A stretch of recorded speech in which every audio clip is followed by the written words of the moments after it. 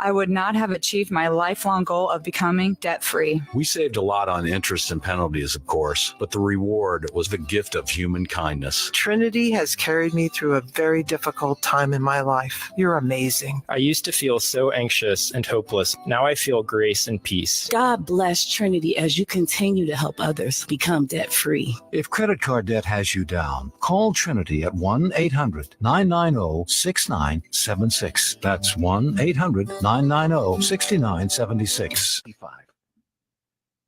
The Biden-endorsed Gaza peace plan appears to have fallen flat on its face in Israel. The Media Line's Michael Friedson has the view from Israel. U.S. Secretary of State Anthony Blinken has resumed pitching the latest proposals for a ceasefire in the Israel-Hamas war, apparently believing he would gain support from Israel's war cabinet by working around Prime Minister Netanyahu.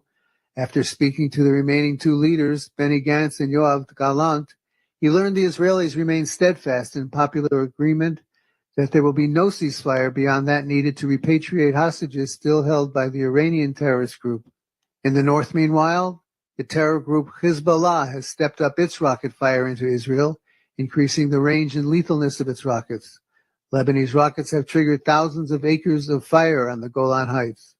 I'm Michael Friedson, Town Hall News, Jerusalem. News and analysis at themedialine.org and townhall.com. One of the most decorated offensive linemen in NFL history has died. The Dallas Cowboys announced the death of Hall of Fame offensive lineman Larry Allen. The team says Allen died suddenly while on vacation in Mexico with his family on Sunday. He was 52. Allen earned 6 All-Pro selections and 11 Pro Bowl nods in his 14-year NFL career and was a member of the Cowboys' Super Bowl 30 winning team in 1996. He was a member of the Hall of Fame's all 1990s and all 2000s teams. Allen spent his first 12 seasons with Dallas and played his last 2 for the San Francisco 49ers. I'm Gethin Coolbaugh. Security in Beijing is tight around Tiananmen Square on this 35th anniversary of the bloody government crackdown on pro-democracy protests that killed hundreds, if not thousands. Police checkpoints and rows of police vehicles line all of the major roads. More on these stories at townhall.com. From the Michaels Flooring Outlet Weather Center. I'm First Alert 4 Chief Meteorologist Steve Templeton. Overnight low 70 degrees, slim chance for a spot shower in the morning, 85 in the afternoon, and a chance for an isolated but strong storm. It's a First Alert weather day between 1 p.m. and 8 p.m. Could have an isolated lower-end severe storm with wind and hail the main threats. So stay alert in the afternoon for a hard-hitting, isolated brief storm. These tend to fade near sunset. That's why around 8 p.m. Threat really starts to diminish. Then Wednesday, a little morning rain around 4 to about 7 a.m., and then it's dry in the afternoon with sunshine and a high of 84. That's the latest from the First Alert 4 Weather Center. I'm Chief Meteorologist Steve Templeton. This hour of News Talk STL brought to you by Chris Cooper and Serenity Wealth Management. Discover little-known strategies that could be the difference between choosing the care you deserve or having someone else decide it for you. Get a free copy of Chris's book at serenityltc.com. If you're considering an annuity as part of your retirement plan, we need to talk. Hi, I'm Bob Stockdale, Senior Vice President Investments with the ClearPath Wealth Management Group at Stifel and host of On the Money Saturday mornings at 9 on News Talk STL 1019. Annuities can be a useful tool for some retirement investors, but not all annuities are created equal. Every week, we meet clients who own complex annuities that don't suit their needs and, in some cases, actively undermine their retirement plan. Before you purchase an annuity, get a second opinion from the ClearPath Wealth Management Group at Stifel. Requesting a consultation is free of charge. To request a free consultation, contact us at clearpathinvesting.com. That's clearpathinvesting.com, or call us at 636-695-2650. That's clearpathinvesting.com or 636-695-2650. Stifel Nicholas and Company Incorporated, member NYSE and SIPC. Free speech is alive and well in America. Thanks for taking my call. Right here. You know what's going on? Have a great awakening. You see through the smoke screen. It's cool to be woke. News Talk STL. Until it's not. News, analysis, opinion. Tuesday, June 4th, 2024. I'm Jessica Rosenthal.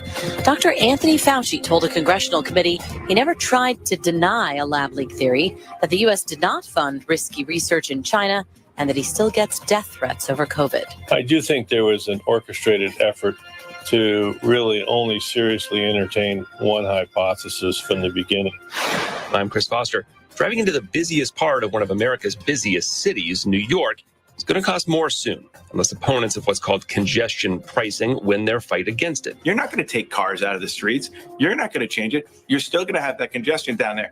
And look, it is so expensive to just get a cup of coffee in Manhattan now. This is just going to be an extra burden.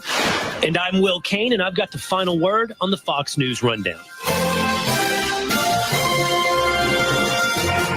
Dr. Anthony Fauci testified before the House Select Subcommittee on the coronavirus. The criticism was heavy from Republicans like committee chair and physician Dr. Brad Wenstrup of Ohio. Dr. Fauci, you oversaw one of the most invasive regimes of domestic policy the U.S. has ever seen, including mask mandates, school closures, coerced vaccination, social distancing of 6 feet, and more.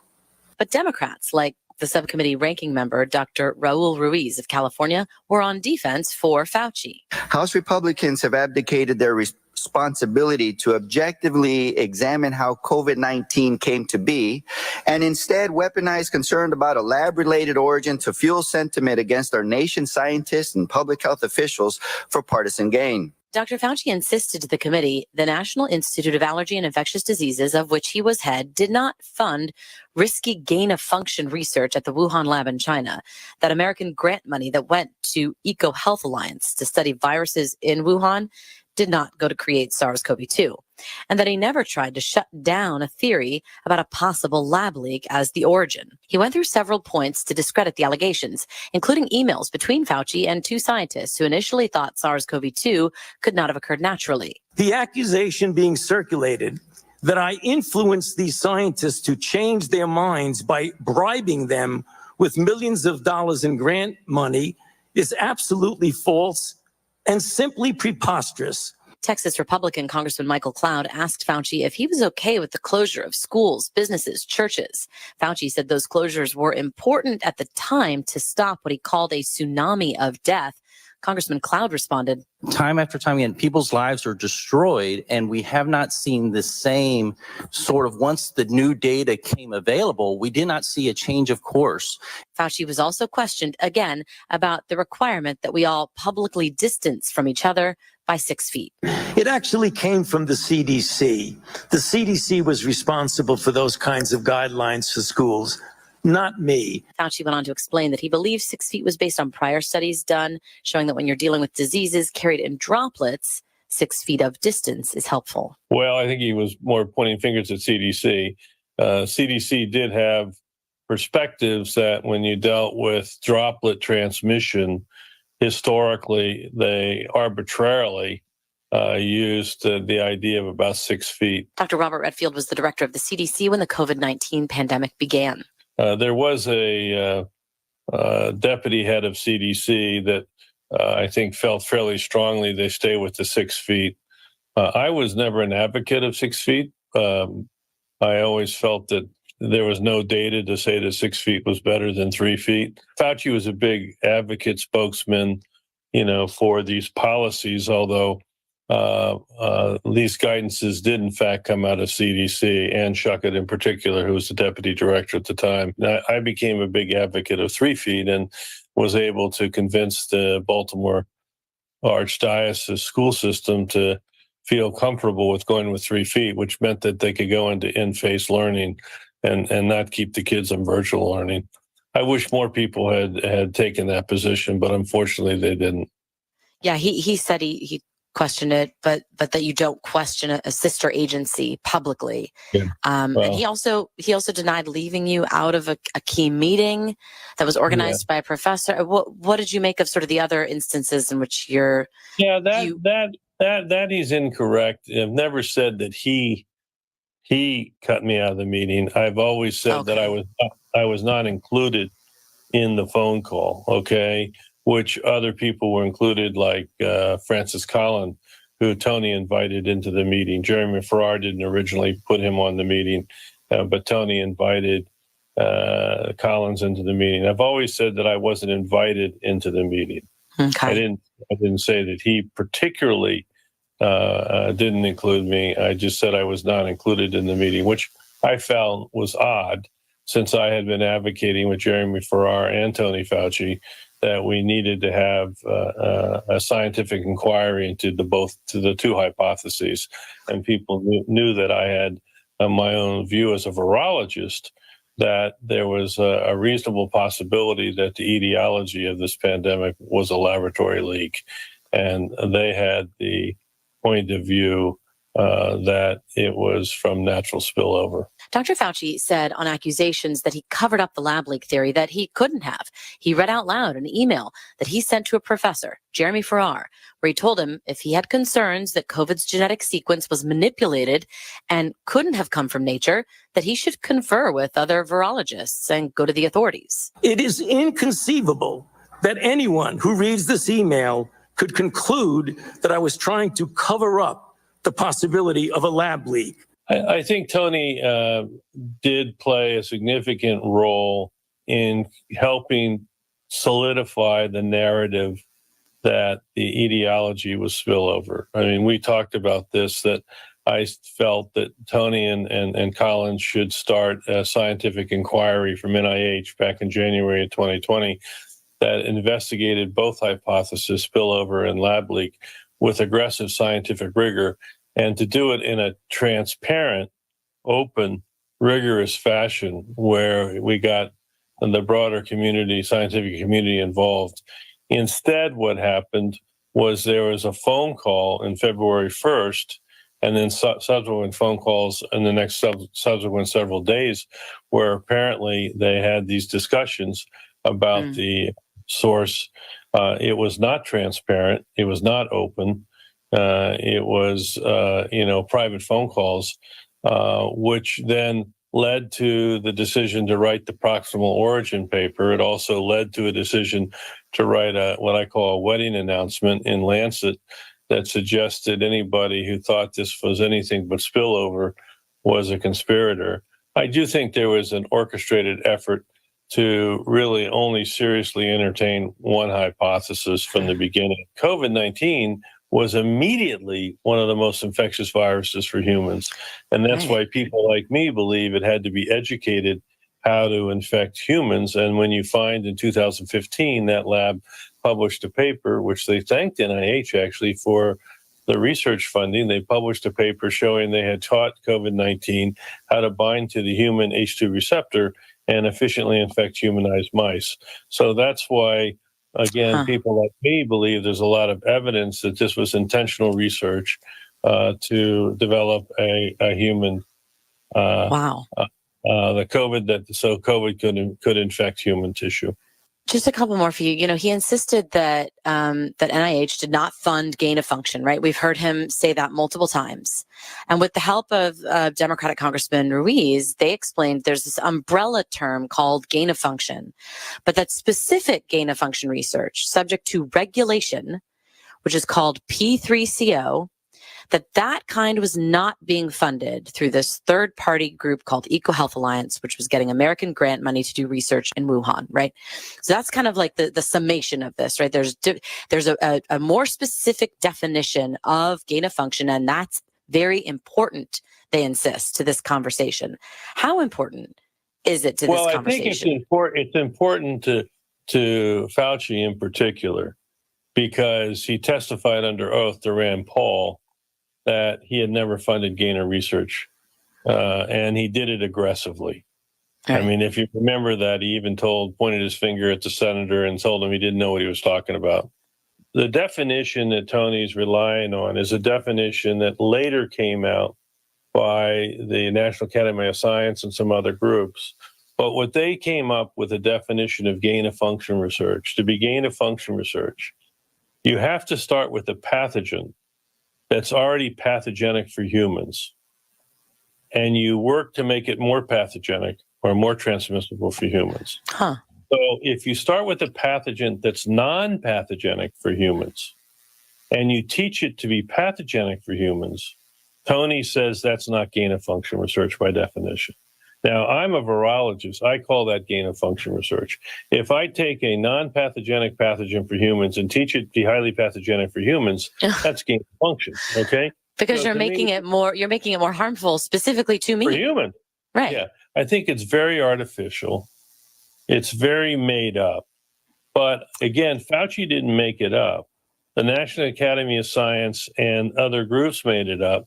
And they made it up, as he pointed out in the hearing, as a definition that would be used to require that type of research to be regulated.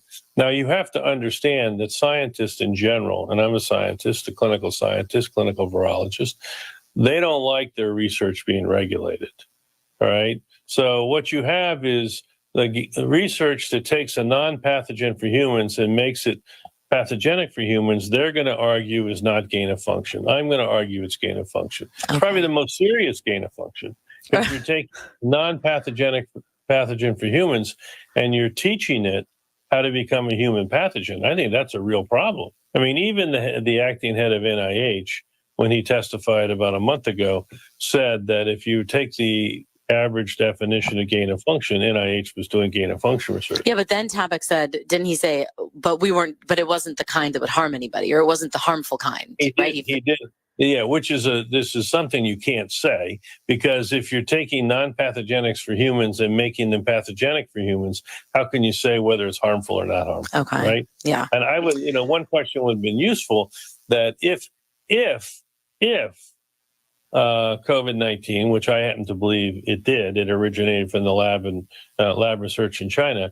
But if COVID-19, which was not a non-pathogenic for humans, and it was manipulated in the laboratory and became pathogenic for humans, wouldn't that be gain of function research? Now, Tony would argue no. Well, then my final question for you on that note is, Dr. Fauci saying that the viruses that we, the U.S., were studying in Wuhan, right? This was the word. These viruses were so phylogenetically so far removed from COVID that it is molecularly impossible for those viruses to have evolved. It's just a virological fact. This was his response during questioning from Arizona Republican Congressman Debbie Lesko, who was like, how could you know if China didn't give us any information about the viruses that were all being studied? And if EcoHealth Alliance wasn't filing reports on time, like how could we know? And this was part of the exchange. We know what viruses they were studying. How? How do you know? You never went there. I'm telling you that the NIH funded research on these viruses. If someone else somewhere in China was doing something else, well, and that's the problem, because NIH didn't go there. You didn't get the reports that were needed. How in the world would you know? Does she have a point, Dr. Redfield? Yeah, I mean, the point that Tony is saying, which is correct, is that the research that they said they funded in the grant, that they described the viruses that they were working with in the grant, those viruses could not be the progenitors of the COVID pandemic. The point is, and even, Daszak commented on his, hearing a couple weeks ago, there's literally tens of thousands of other viruses in that laboratory. It's interesting that laboratory in September of 2019, months before the world was aware of COVID, that laboratory pulled down all the sequence information of all the viruses that they had already sequenced. So you and I don't have access to the thousands of virus sequences that they had available to them in that laboratory. You could ask, why did they do that? It is what gets somebody a little concerned about the other grant, the diffuse grant that, they had put in a year before, which actually describes a virus that's very much like COVID-19 with the furin cleavage site. Now, they argue that no one ever funded that, but it is intriguing that these scientists proposed in 2018 to create a virus that is very similar to the COVID-19 virus that was described in 2019. Dr. Robert Redfield, thank you so much for your time. Yep. All right. God bless you. Take care. This is News Talk STL at 1019, 94.1 and newstalkstl.com. Getting quality employees to fill positions in your company is essential, but finding those people can be a major hassle, unless you use ZipRecruiter. ZipRecruiter makes finding quality people a breeze. And right now you can try it for free at ZipRecruiter.com/free. With ZipRecruiter, one click sends your job to hundreds of top job sites. But more than that, ZipRecruiter's advanced technology identifies the candidates with the skills you need, sends you a list of great matches to review, then actively invites them to apply for your job. And the results speak for themselves. 4 out of 5 employers who post on ZipRecruiter get a quality candidate within the first day. That's right, the first day. Now you can focus on your business and let ZipRecruiter do the work finding the best people for you. See for yourself. Experience the ease, efficiency, and power of ZipRecruiter for free. Just go to ZipRecruiter.com/free. That's ZipRecruiter.com/free. ZipRecruiter.com/free.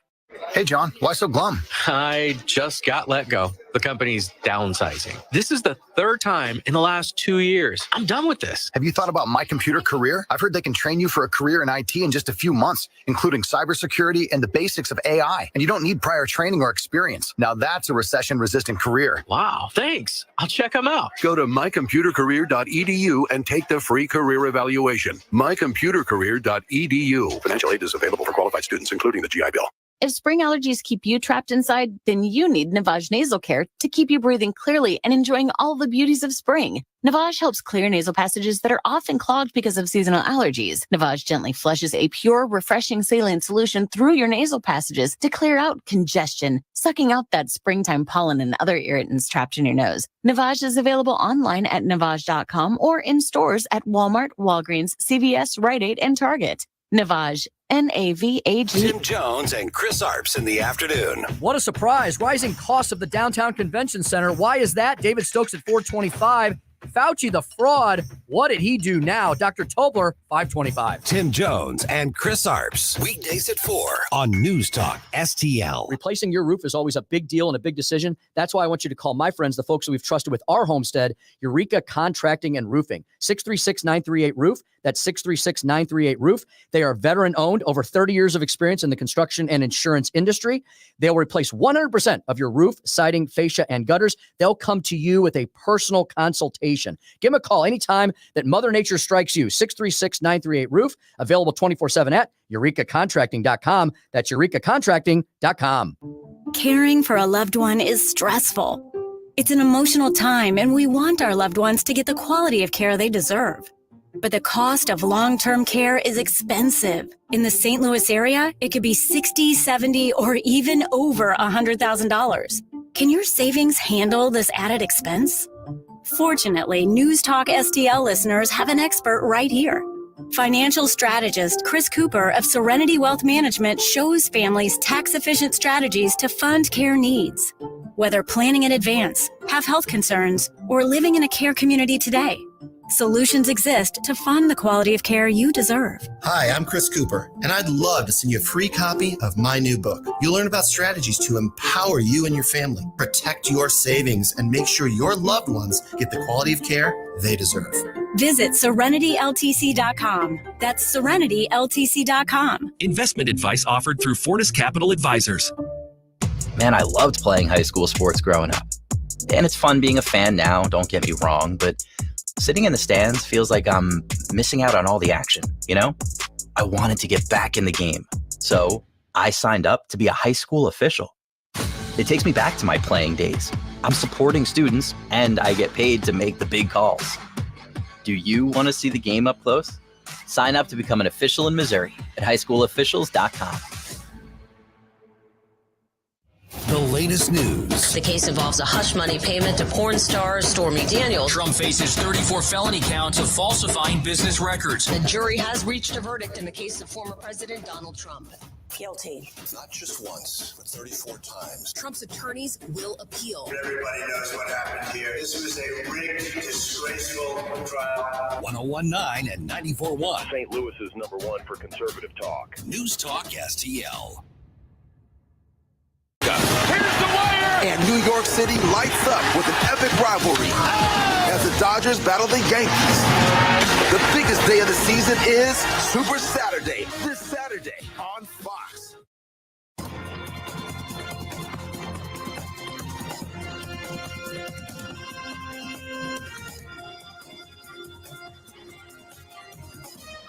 Now, a look at What's happening from the Fox News Rundown? Good morning. It's Tuesday, June 4th. This is the Fox News Rundown. Opening statements expected today in Hunter Biden's gun trial in Delaware. More from Fox's David Spunt. Jury selection began with 250 potential jurors. It was whittled down to 12 jurors plus 4 alternates. We know 6 are men, 6 are women. Hunter Biden and his wife, Melissa, walked out of the courthouse after spending most of the day watching those jurors be picked inside that courtroom. Now, Hunter's charged with 3 felony counts of lying on a federal gun form in 2018 when claiming he was not a drug user. Jurors asked about drug use and gun rights. Hunter's attorney, Abby Lowell, expected to argue that Hunter did not check no to being a drug user on that form. President Biden expected to sign an executive order today limiting asylum seekers from coming into the southern border. The mayors of Brownsville, Texas and Edinburgh, Texas are expected to join President Biden tomorrow when he announces an executive order severely restricting asylum seekers at the border. The executive action would shut off asylum requests and close the border to migrants once a certain threshold of crossings are averaged on a weekly basis. It is similar to a provision that was included in a bipartisan Senate agreement that failed to advance earlier this year. Crossings at the southern border have fallen significantly since last year, but border security has remained a top concern for voters. In Washington, Jared Halpern, Fox News. And voters in Montana, South Dakota, New Mexico, and New Jersey vote today in their state's presidential primaries. I'm Sue Guzman on the Fox News Rundown. This is the Fox News Rundown. This is News Talk STL at 1019, 94.1 and newstalkstl.com. Columbo and Katie. Deny, deny, deny. That is all Dr. Anthony Fauci was doing on Capitol Hill when he was pressed about the COVID-19 lab leak theory. We'll discuss this with Crane Durham on Tuesday. Weekdays at 2 on News Talk STL. Sievers JCB has amazing deals on JCB mini excavators ranging from 2 tons to 10 tons. The choice is yours to take 5 on one of these great offers. Take 0% financing for 5 years or take up to a $5,500 cash rebate and 5-year warranty. See terms and conditions for details. These offers are for a limited time, so head to your nearest Sievers JCB and check out their full line of JCB construction equipment or visit SieversJCB.com. Hello, News Talk STL listeners. This is Marissa Jones with Jones Air and Water Treatment. The Jones family has taken care of your air and water for 29 years, and now we are expanding to take care of your overall nutrition and wellness, too. If you're looking to take the next step towards your nutrition goals, give us a call for your free nutrition consultation today, 636-899-1040, 636-899-1040, or go to joneswater.com. You can be a filter or you can buy a filter. An important message now from all of us at Connor Roofing. So many of our friends and neighbors have storm damage from wind and hail. Please do not get ripped off by an out-of-town storm chaser who knocks on your door. Connor Roofing is a local St. Louis family business with decades of outstanding customer reviews. Connor Roofing has been here and will be here long after the door knockers are gone. If you think you have storm damage, please visit ConnorRoofing.com now. Give us a call. After the storm, remember the name Connor Roofing. You can count on Connor.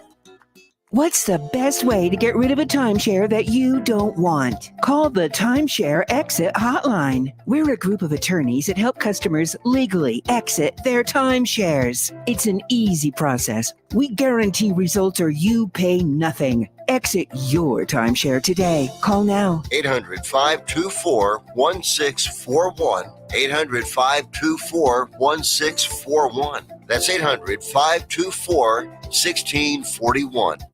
The O'Reilly Update, brought to you by Sievers JCB. Visit them at their St. Peter's location. Bill O'Reilly here, and I'm warming up. Stand by for the O'Reilly Update Morning Edition. But first, are you feeling the impact of the recent changes in the timeshare industry? My friends at Lone Star Transfer are the only company I trust to help you. For more than a decade, they have successfully helped over 20,000 owners get out of their timeshare with an A+ rating at the Better Business Bureau. Customer service is their priority. For a free consultation and a guaranteed solution, 855-551-7066 or go to LoneStarTransfer.com. On this Tuesday, it was interesting to see First Lady Jill Biden say the upcoming presidential vote is about good and evil, and of course, her husband represents good. Mrs. Biden firmly believes that, not because she has evidence on the subjective statement, but because she derives personal benefit from believing it. So allow me to point out a great evil that both Bidens embrace: late-term abortion. China, Russia, Canada, and Spain all support no restrictions on destroying the fetus. In the United States, most places do have protections after fetal viability. But President Biden opposes any constraints whatsoever.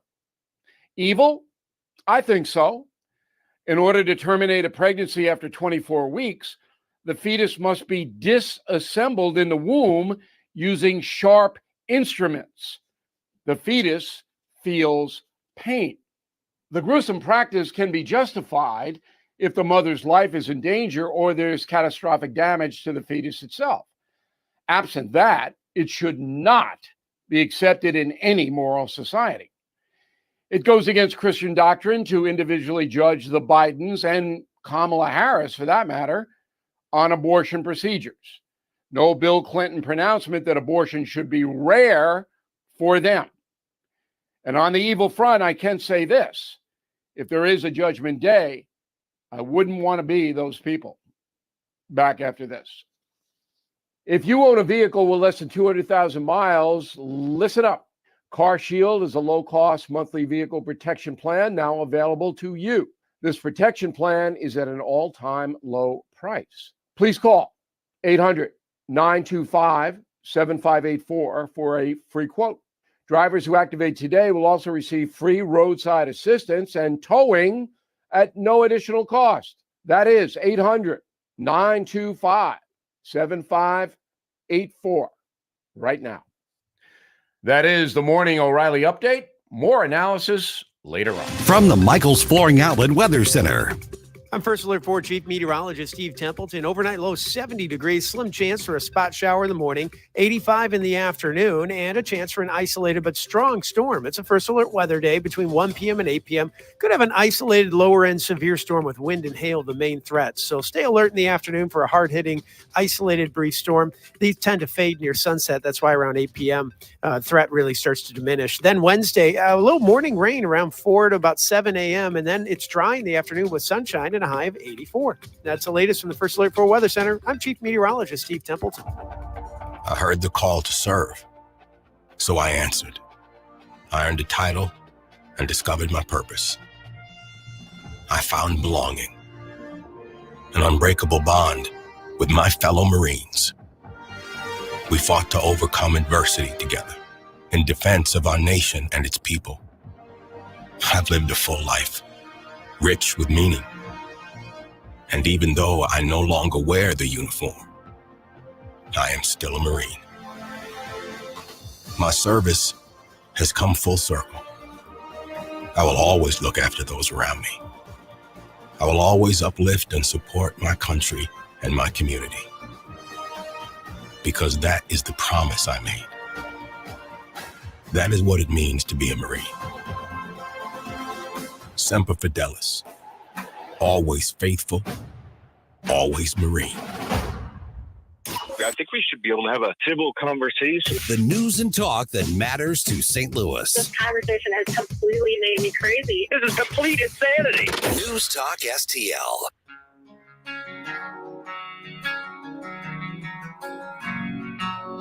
For podcast articles and more, find us on newstalkstl.com.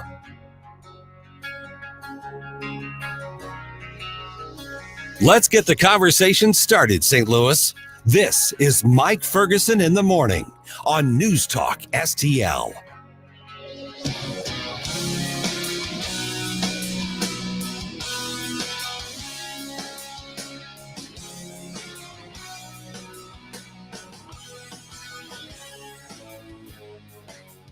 We have heard it said over and over and over in the political debates in Washington, D.C., and to some degree in Jefferson City, Every state is a border state. Well, how about this? Can we boil that down even more? Every county is a border county now. Every region, like the St. Louis region, is a border region. Well, not too long in the future here, we've got an event coming up in Jefferson County being hosted by Sheriff Dave Marshak that focuses on the local effects, the local impact of illegal immigration. And the sheriff's going to be with us right around 7:35. Hey, good morning. Thanks for making News Talk STL part of this Tuesday for you. Now, in the meantime, we talked to our friends over at the Liberty Justice Center on Monday's program, attorney Reilly Stephens. They're suing the state of Illinois over this creepy cameras all over the highway thing they got going on. And you may say, wait a minute, I didn't know they were doing that. Yeah, that's the point. A lot of people don't. Right now, it's in one part of the state, but the state government wants to expand it throughout the land of Lincoln. What is that all about? What does it mean to you? Well, here's the update that Reilly gave us on Monday's program. I think basically at this point, everybody should file a lawsuit against the state of Illinois over something. It's just one of the worst state governments out there. One of the biggest government. I just find a reason. Let's sue them for something. We're in the top three: California, New York, and Illinois. I can guarantee you they done you harm. Yeah. But in all seriousness, this is one of those areas where, this needs to be challenged here. And among the attorneys working on this is Reilly Stephens with the Liberty Justice Center, and he joins us right now. And Reilly, I'm maybe oversimplifying it and making it a little tongue in cheek, but we talk about big brothers watching. We're talking about cameras on the highways and interstates, right? I mean, let's set the table. What is it that we're actually seeing be challenged by you and the legal action that you and your colleagues are taking? Sure. Well, good to be with you this morning. And so you kind of got the gist of it, but basically the idea is that the Illinois State Police have set up, so far it's about 300 cameras around every expressway in Chicago, and they're now expanding that to 20 other counties around the state of Illinois. With hundreds more cameras in other locations. And as you say, essentially, they're taking this data and they are tracking every car that drives by every day, every morning. If you commute to work in the Chicago area, they have every commute you do, every time you go to see your doctor. And they are just holding on to information there. And it's not that they are actively looking for a crime necessarily. It's that they are holding on to where everyone is driven in case they want it later. And they're feeding that into a national database, which is now not just Illinois State Police, but it's thousands and thousands of other law enforcement agencies around the country. It's the states, it's the cities, and it all goes in the same database. And now they know everywhere you've driven. And so we have filed a lawsuit on behalf of two Chicago residents here at the Liberty Justice Center, where we are suing Illinois State Police, saying that this kind of warrantless, suspicious tracking of every citizen in the region and around the country is a Fourth Amendment problem and should be subject to a warrant requirement. Now, if I were to ask the Illinois State Police or the Pritzker administration or somebody just generally who supports this, are they going to tell me, well, this is to help us get emergency vehicles out somewhere? Maybe this is going to eventually help us spot stolen cars or kidnapped. What is the justification that's been given publicly already for installing these cameras? I mean, I think most people would probably agree there's a creepy factor to it, but what are they going to argue is the reason we should be putting up with it that's just a wrong argument in your opinion? What they would say is that it helps them solve crimes, right? And that may well be true at some margin, right? I mean, when you mentioned kind of the kidnapping, and so there's actually two ways that this can work, right? One is a kind of prospective use where, okay, we have the Amber Alert, we have the kidnapped child, we have the fleeing suspect. Can we figure out where they're driving? Can we figure out where they are and find the car, right?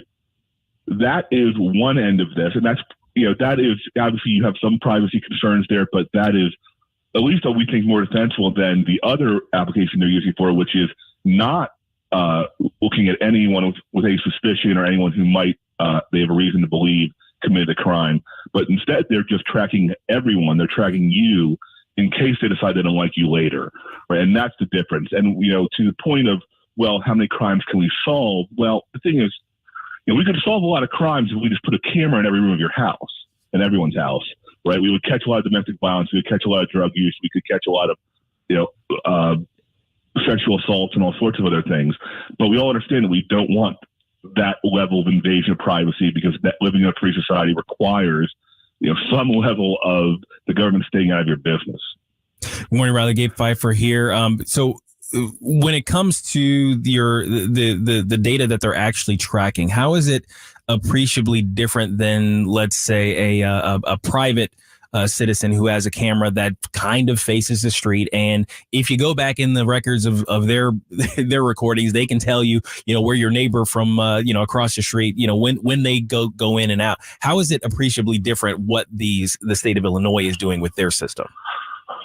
Well, I'd say there's two differences. The first is that it's not one camera in one spot or a couple cameras in a couple spots. It's 100 cameras all around the city of Chicago and soon all around the state, right? So it's not just a one data point of, where did you drive past on one day? It's all of the different places you've driven, and therefore they can map out your route, as it were, right? And so the aggregation of that metadata, right? This is like it's like your cell phone location, right? Your cell phone location, by any particular one location might not mean anything, but if I show that your location is that you're driving around to all these different places where crimes have committed, then you all of a sudden the cops can put together a narrative of what this data means, right? And so there's that.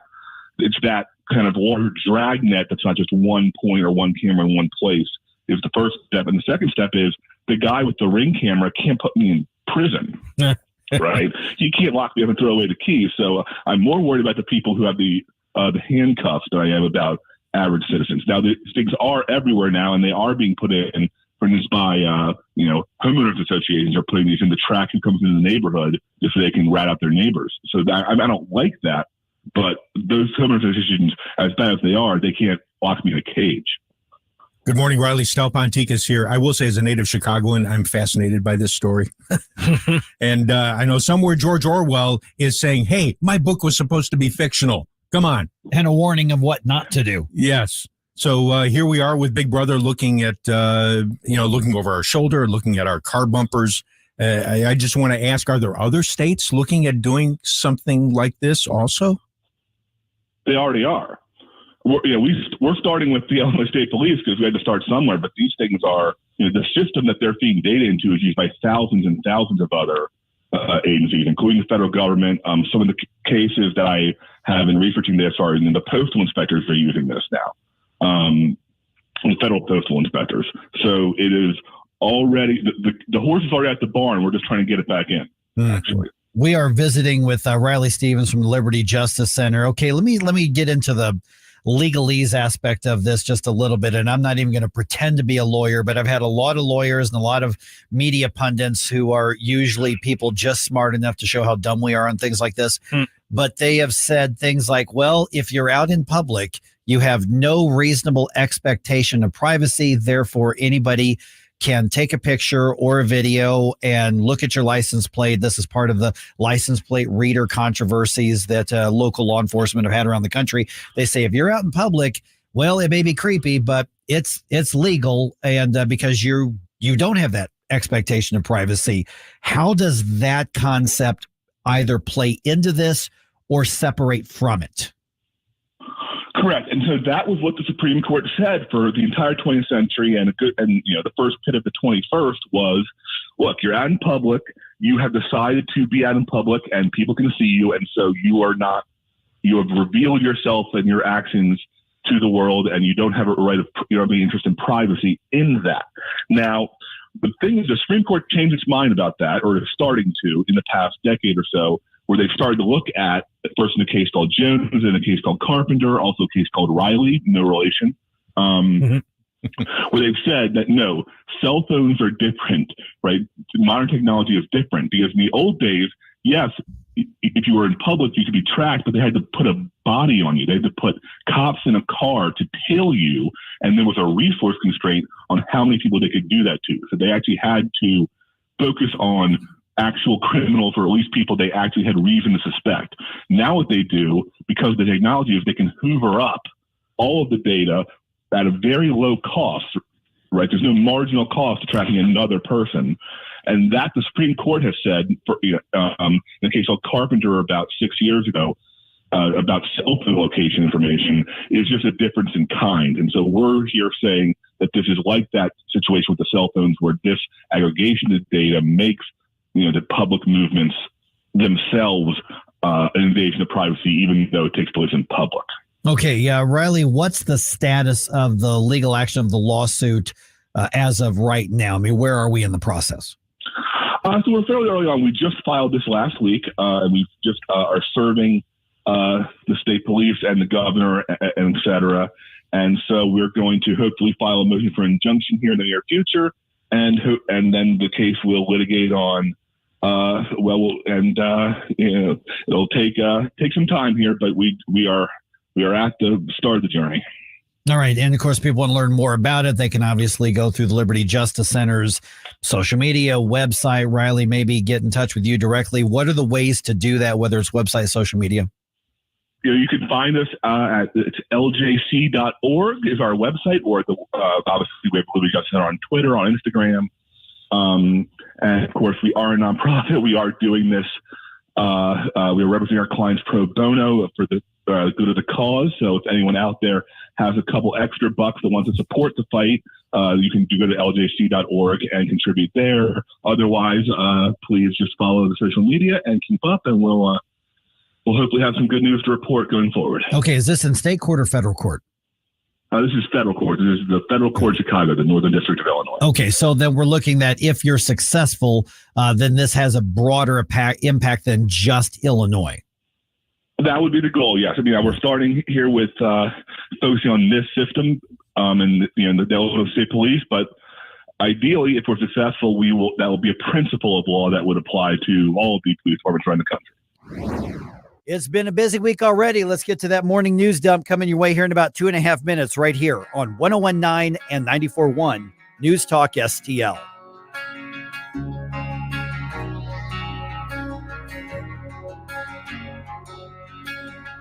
We give you news, analysis, opinion, and more. Only on News Talk STL. Get up, St. Louis. It's Mike Ferguson in the morning.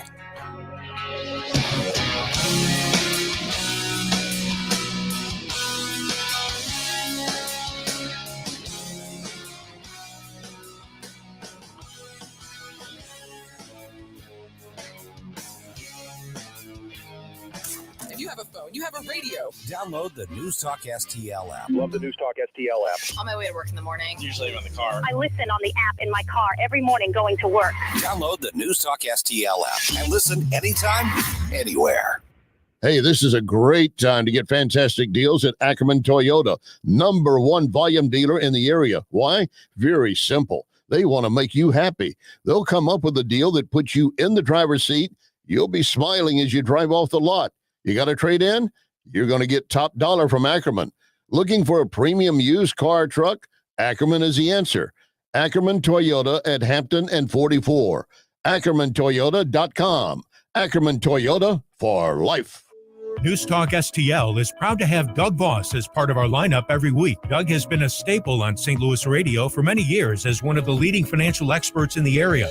You can hear Doug and Safe Money Radio 3 times every weekend on News Talk STL. And in case you miss anything, you can check it all out at DougVossSafeMoneyRadio.com. What else do our listeners need to know, Doug? Simply put, I focus on helping pre-retirees and retirees build, preserve, and protect retirement assets, and I've been helping my clients solve their insurance and financial needs for the past 33 years. I also strive to educate my clients on how to prepare for retirement, minimize the impact of market volatility on their assets, and deal with the challenges of increased longevity. Call me today at 844-676-SAFE. That's 844-676-7233. Doug Voss is a registered representative. Securities offered through DHL Securities, LLLP, member FINRA and SIPC.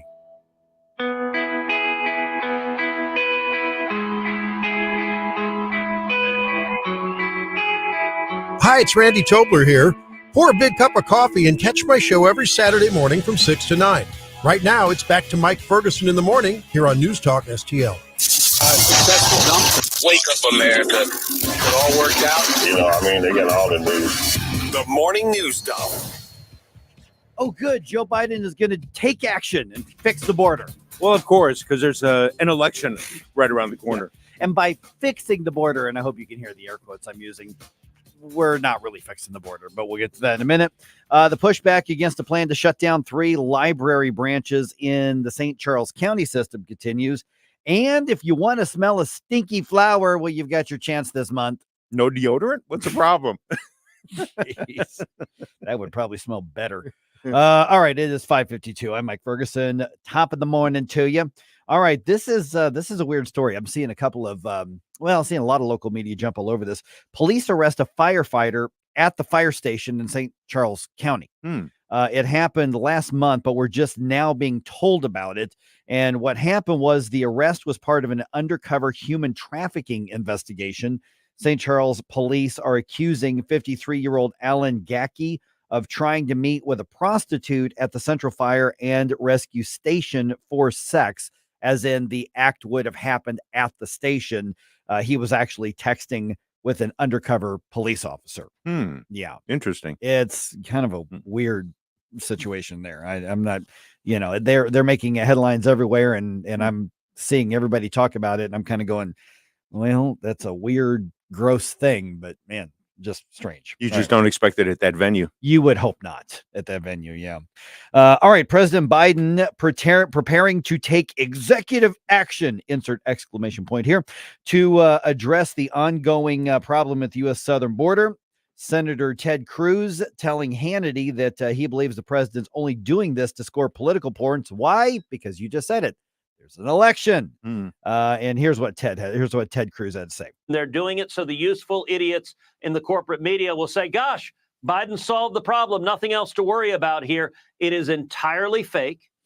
And we have had 11 million people invade this country because Joe Biden and the Democrats want 11 million people to invade this country. And reportedly, the executive order would shut down the border after 2,500 illegal immigrants waltz on through per day, but the estimate is that it's already well over that every single day now. There's all sorts of sleazy stuff going on here with the situation down there. I saw some media just down at the border yesterday, just like walking up to people like, hey, you're an illegal immigrant. Tell us your story. Tell us why you're here. There was actually one illegal immigrant who expressed concern. He's like, I don't know, man, this may not be that safe. I mean, we can just walk right in. There's too many illegal immigrants here. Like, what? Good Lord. All right. Missouri Attorney General Andrew Bailey leading the latest legal challenge to President Biden's latest student loan cancellation effort. That case is being heard in federal court. Actually, it turns out here in St. Louis. Here's Bailey on Fox Business yesterday. President Biden's so desperate, he's going to bend the rules, break the rules, violate the statutes and the Constitution to try to buy votes by, quote unquote, canceling debt. I'm not going to let Joe Biden saddle working Missouri families with Ivy League debt. We know this is going to cost taxpayers $500 billion. Missouri taxpayers north of $40 million. And that's why this lawsuit's so important. There is no congressional authority. There's no statutory authority authorized by Congress for President Biden to, quote unquote, cancel debt. It's a baseless attempt to try to buy votes. 6 other states have joined Missouri's lawsuit in that. Senator Bernie Sanders vowing to boycott an appearance by Israel's prime minister before a joint session of Congress. Let me click it here. There we go. Senator Sanders calls Israeli Prime Minister Netanyahu a war criminal and insists it's what he calls a sad day for the U.S. that the invitation came from both political parties. Israel has come under fire from Sanders and other critics over a large number of civilian deaths in Gaza as the terrorist group Hamas continues to use the population as human shields. The letter inviting Netanyahu last week read, quote, "We join the state of Israel in your struggle against terror, especially as Hamas continues to hold American and Israeli citizens captive and its leaders jeopardize regional stability." Bob Agnew reporting. Bernie, nobody's going to miss you there. You left-wing bigot. All right. A couple dozen library supporters protested at the Spencer Road branch of the St. Charles Library System on Monday, holding up their signs and everything outside the doors. They're opposing a proposal to close 3 other branches, and those closures, you probably heard, would affect the Deer Run, Kisker, and Maclay branches. The St. Charles the St. Charles City Council and the O'Fallon City Council have already passed resolutions opposing that plan. A similar resolution is going to be proposed to the Wentzville Board of Aldermen this month. The county library board is going to meet again to discuss the proposal and the finances involved on June 18th. The Missouri Botanical Garden says you can soon get a whiff of the smell like rotting flesh. Oh, wonderful. If you want, if you're into that sort of thing, no judgments here. A little bit of judgment here. The bizarre part is that people are going to line up to do just that. Millie is this year's corpse flower, they named it, is likely to bloom in about another week. That's when the horrible smell emits and lasts for 2 or 3 days. If you are excited about that, well, you do you, I guess. Then again, the Missouri Botanical Garden also recently suggested recipes for cicada-based snacks, so maybe find your entertainment somewhere else. I'm just saying. And I tease. I kid.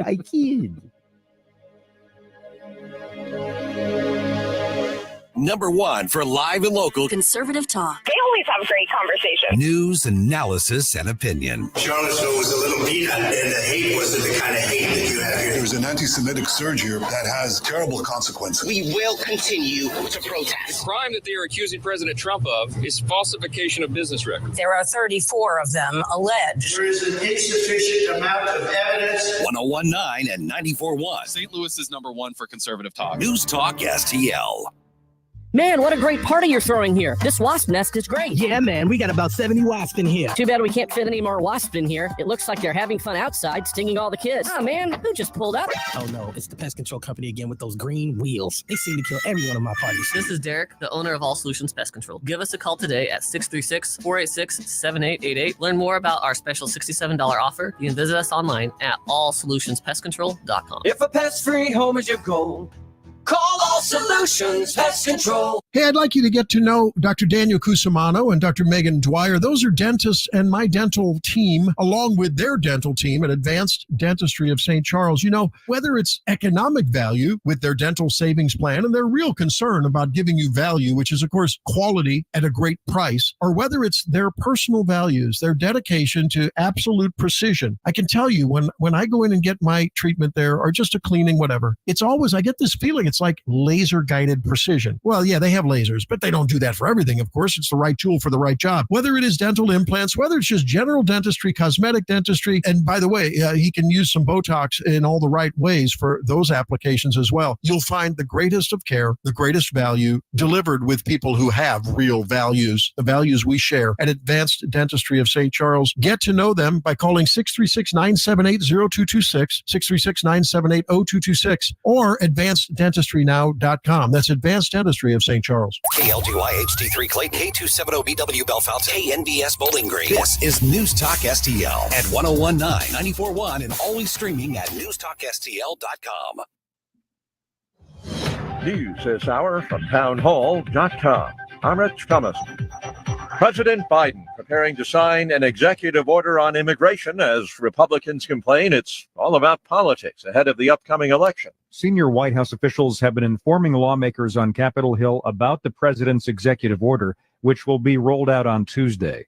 Mayors from several border cities will be in attendance. The president is poised to announce a daily limit on the number of migrants seeking asylum at the southern border. White House correspondent Greg Clutson. Now, the White House previously argued the president could not take unilateral action on the border and already did all he could do to stem the flood of millions of illegal aliens into the country. Hunter Biden back in court today. It's opening statements in the federal firearms trial in Delaware.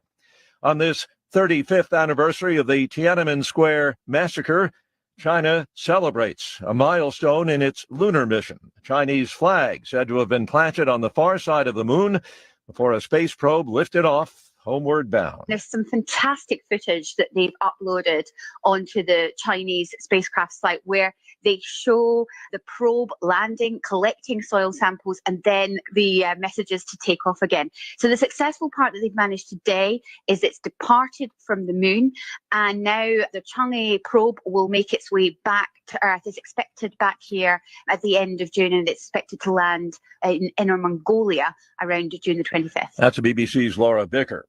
Dangerously high temperatures holding parts of the Southwest in their grip. The forecast calling for the intense triple-digit heat to spread from Texas to California as the week progresses. And wildfires are a problem, especially across parts of Arizona. Watching Wall Street, stock futures in the red so far this morning. And Dow futures down 192 points. NASDAQ futures off 96. More on these stories at townhall.com. See, if something costs less, but people are happier with it, that sounds like something to look into, and that is MediShare. And maybe you've heard switching to MediShare to pay for healthcare can save many families up to $500 a month, and that's huge. But it's also true people are way more satisfied after making the switch too. The member satisfaction rate for MediShare is double that of the typical health insurance plan. Double. MediShare works too. It's been around for 30 years. Members have shared more than $5 billion of each other's bills.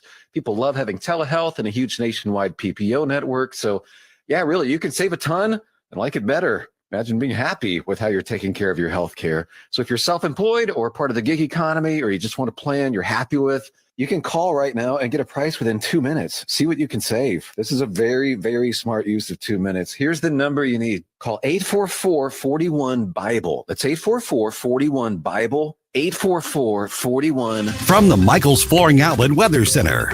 Isolated thunderstorms in the forecast today, and if you get caught under one, count on heavy downpours, the chance of strong winds, even some small hail. Outside of those storms, it's a warm and humid day, up to about 85 for the high. After a break in the rain around bedtime, a cold front slides through overnight tonight and early Wednesday. That's one more round of rain and storms, down to 70 for the low tonight. But once that rain moves out tomorrow morning, humidity drops and the sun comes out. Tomorrow's high at 84. That's your first alert forecast. I'm meteorologist Matt Chambers. This hour of News Talk STL is brought to you by Rodney and Jen Wallner and the entire Wallner home selling team at Berkshire Hathaway. Call them today at 314-810-SOLD. 314-810-SOLD. Greece is cheap, but the airfare costs a fortune. Paris? Not much closer. And again, airfare. What about Puerto Vallarta? Let's face it, flying anywhere is just too expensive. Wait, what's this?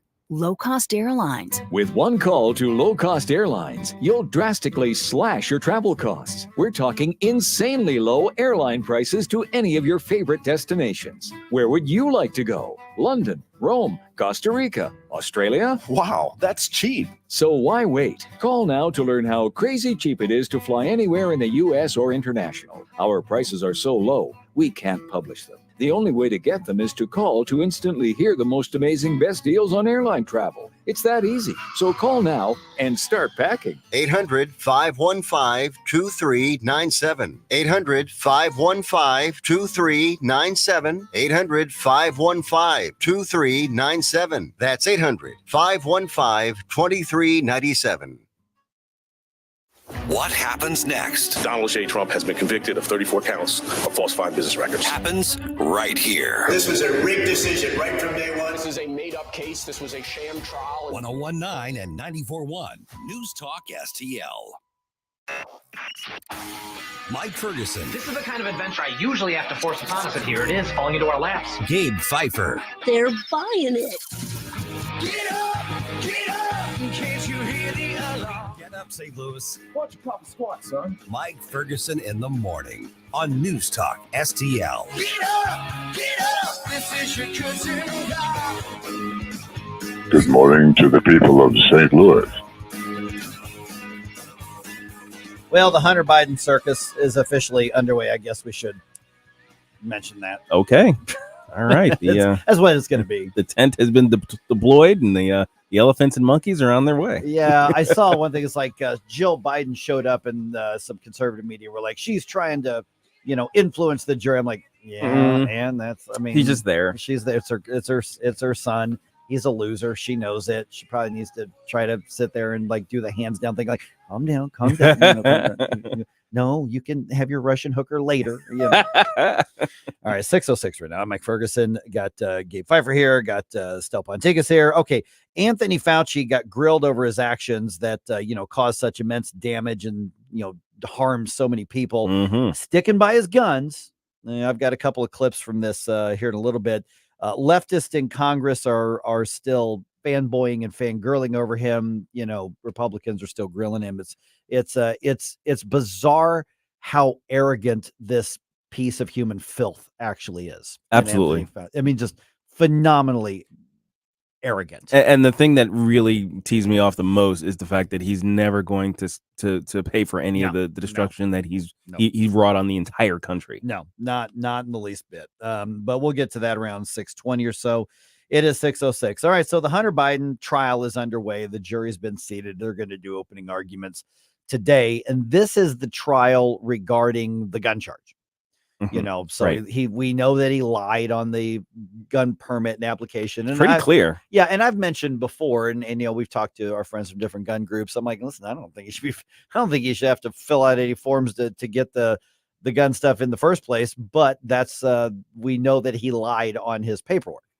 And that's not even questionable because he tried to plead guilty to all sorts of things. And, basically they tried to do a sweetheart deal and, whether it's a tax stuff and they wanted to just dismiss this and make it all go away. They did. Did you hear the comment he made yesterday, by the way? Somebody must have gotten to that paper and filled it out because I don't recall checking off that box that it was mine. Okay. To be fair, he might have been completely high out of his mind on crack at the time. The entire time. My understanding is that messes with your memory, your lucidity of the situation. He didn't even know he bought a gun. And that picture of him naked holding it, and with the hookers all around. Jeez. This thing is such a mess, and it's funny how the left is trying to redefine everything. It's like they're just going after Hunter to try to get to Joe Biden. Well, to some degree, yeah, sure. That's true. Well, sure. I think it is true.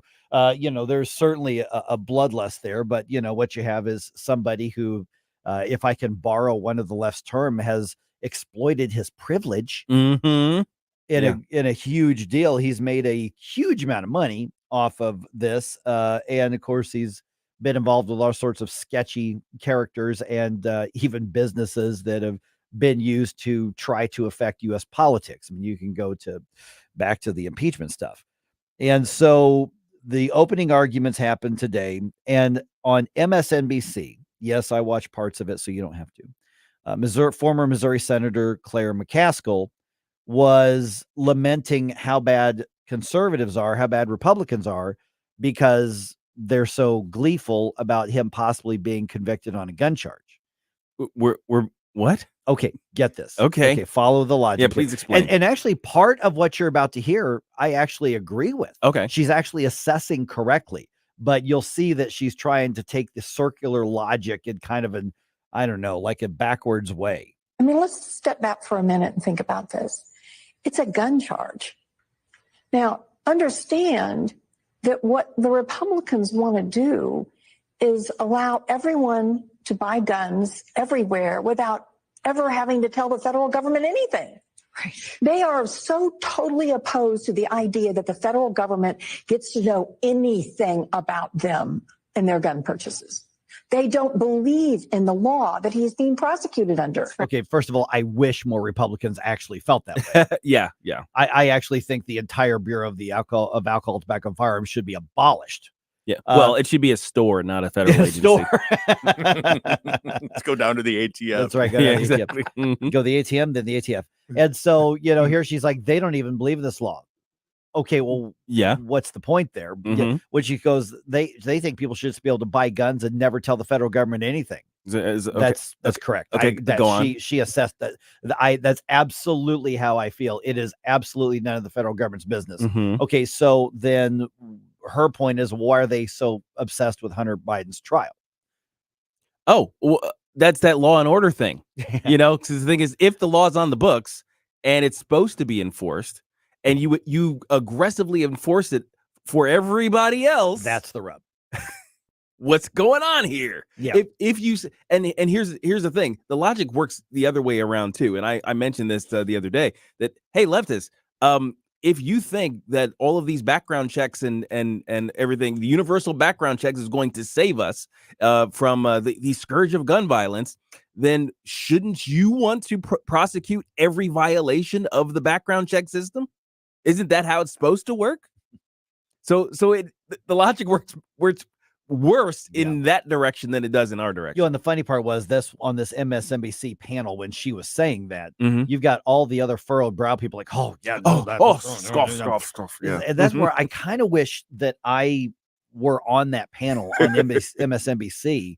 Because a lot of those panel, shows, I mean, well, it wouldn't make any difference in my career. Nobody's watching it anyway. No. So I would sit there and go, yeah, actually, I agree that it's none of the government's business the Second Amendment, and I could try to explain all that, but I would sit there and go, yeah, if you want to take this off the table and say he should be prosecuted for it, fantastic. Then let's eliminate all of these unconstitutional laws in the first place. Right. So she's trying to flip it, into a gun rights argument where you have the left wanting to, in Illinois, register your weapons, which we know historically has been a precursor to confiscation. Right. So to sit there and go, well, these Republicans don't even like this law, so why are they upset that he's being prosecuted?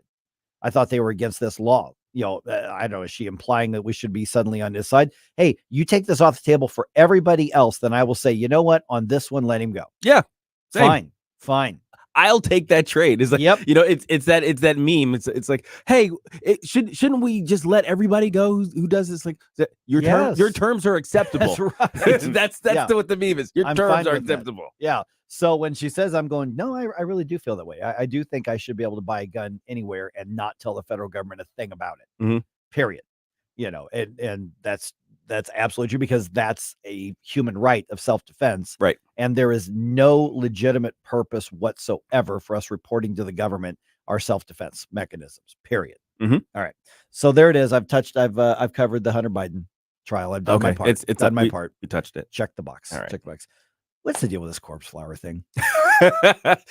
This was one of the not today Satan's, like maybe last year or 2 years ago. Every year it comes up because Botanical Gardens has a couple of them or something like that. And whenever it blooms, I'm not sure it blooms every year, but whenever it does bloom, they make a big deal about it. They get a new one. Like this is their 15th corpse flower.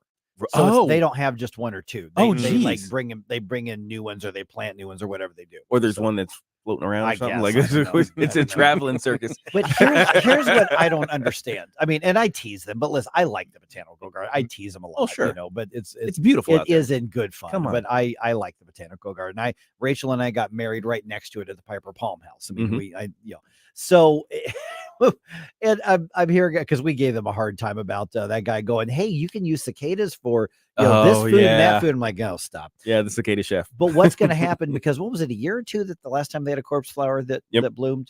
I remember us talking about that, and there was a line. For people to walk by. They're like, they have to go in and get a whiff of something that you are told in advance smells like rotting flesh. Yes. There's a reason it's called the corpse flower. It smells like a corpse. Because that's what it smells like. And people are like, ooh, I got to go smell that. And I'm thinking, take a picture. They're like, it's such a beautiful flower. Well, take a picture or go before or after it has its bloom so you don't have to smell it. I don't get it. Are they expecting visitors to say that's so aromatic? Yeah, I don't know.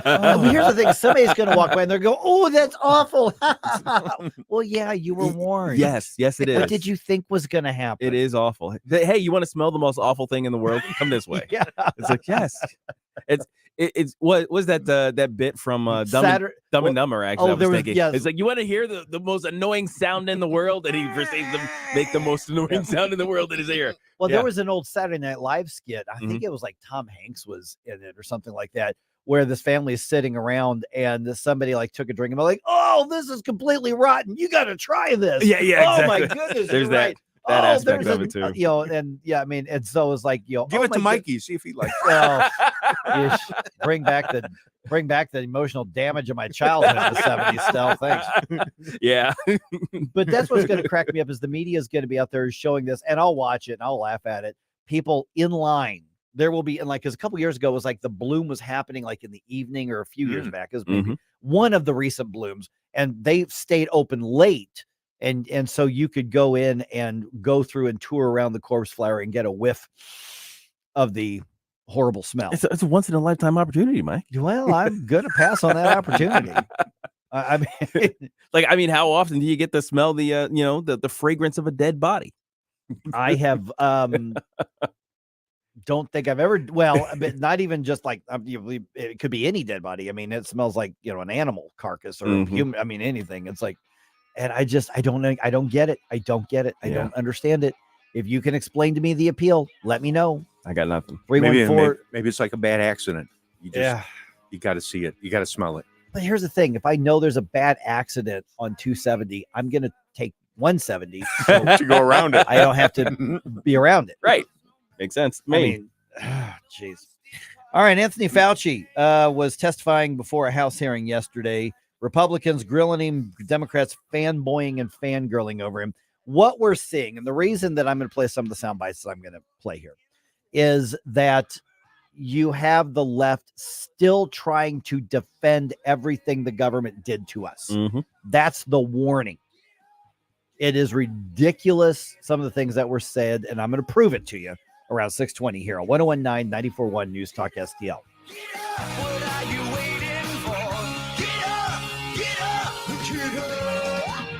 Like and subscribe to us on Rumble. News Talk STL. Mike Ferguson in the morning. You want to give me more information? You want to take the place of what I trust? Tiny colored box, you look for some answers. The false impressions, well, baby, they will last forever. Are you concerned about the future of America, the economy, the courts, threats to our freedoms? Tim Jones here. Join News Talk STL for Saving America 2024, June 25th at the St. Charles Funny Bone. Hear from renowned experts Joel Griffith and Zach Smith of the Heritage Foundation as they analyze the critical issues facing our nation and provide insight into securing America's prosperity. Secure your tickets now at newstalkstl.com before they sell out. Brought to you by West and Mid-Rivers News Magazines and the St. Louis Young Republicans. Does your life insurance plan include living benefits, hearing, diabetic supplies, teledoc service, discounts on urns, caskets, tombstones? Larry Connors here. I suggest you call Benjamin Schaefer at Senior Memorial.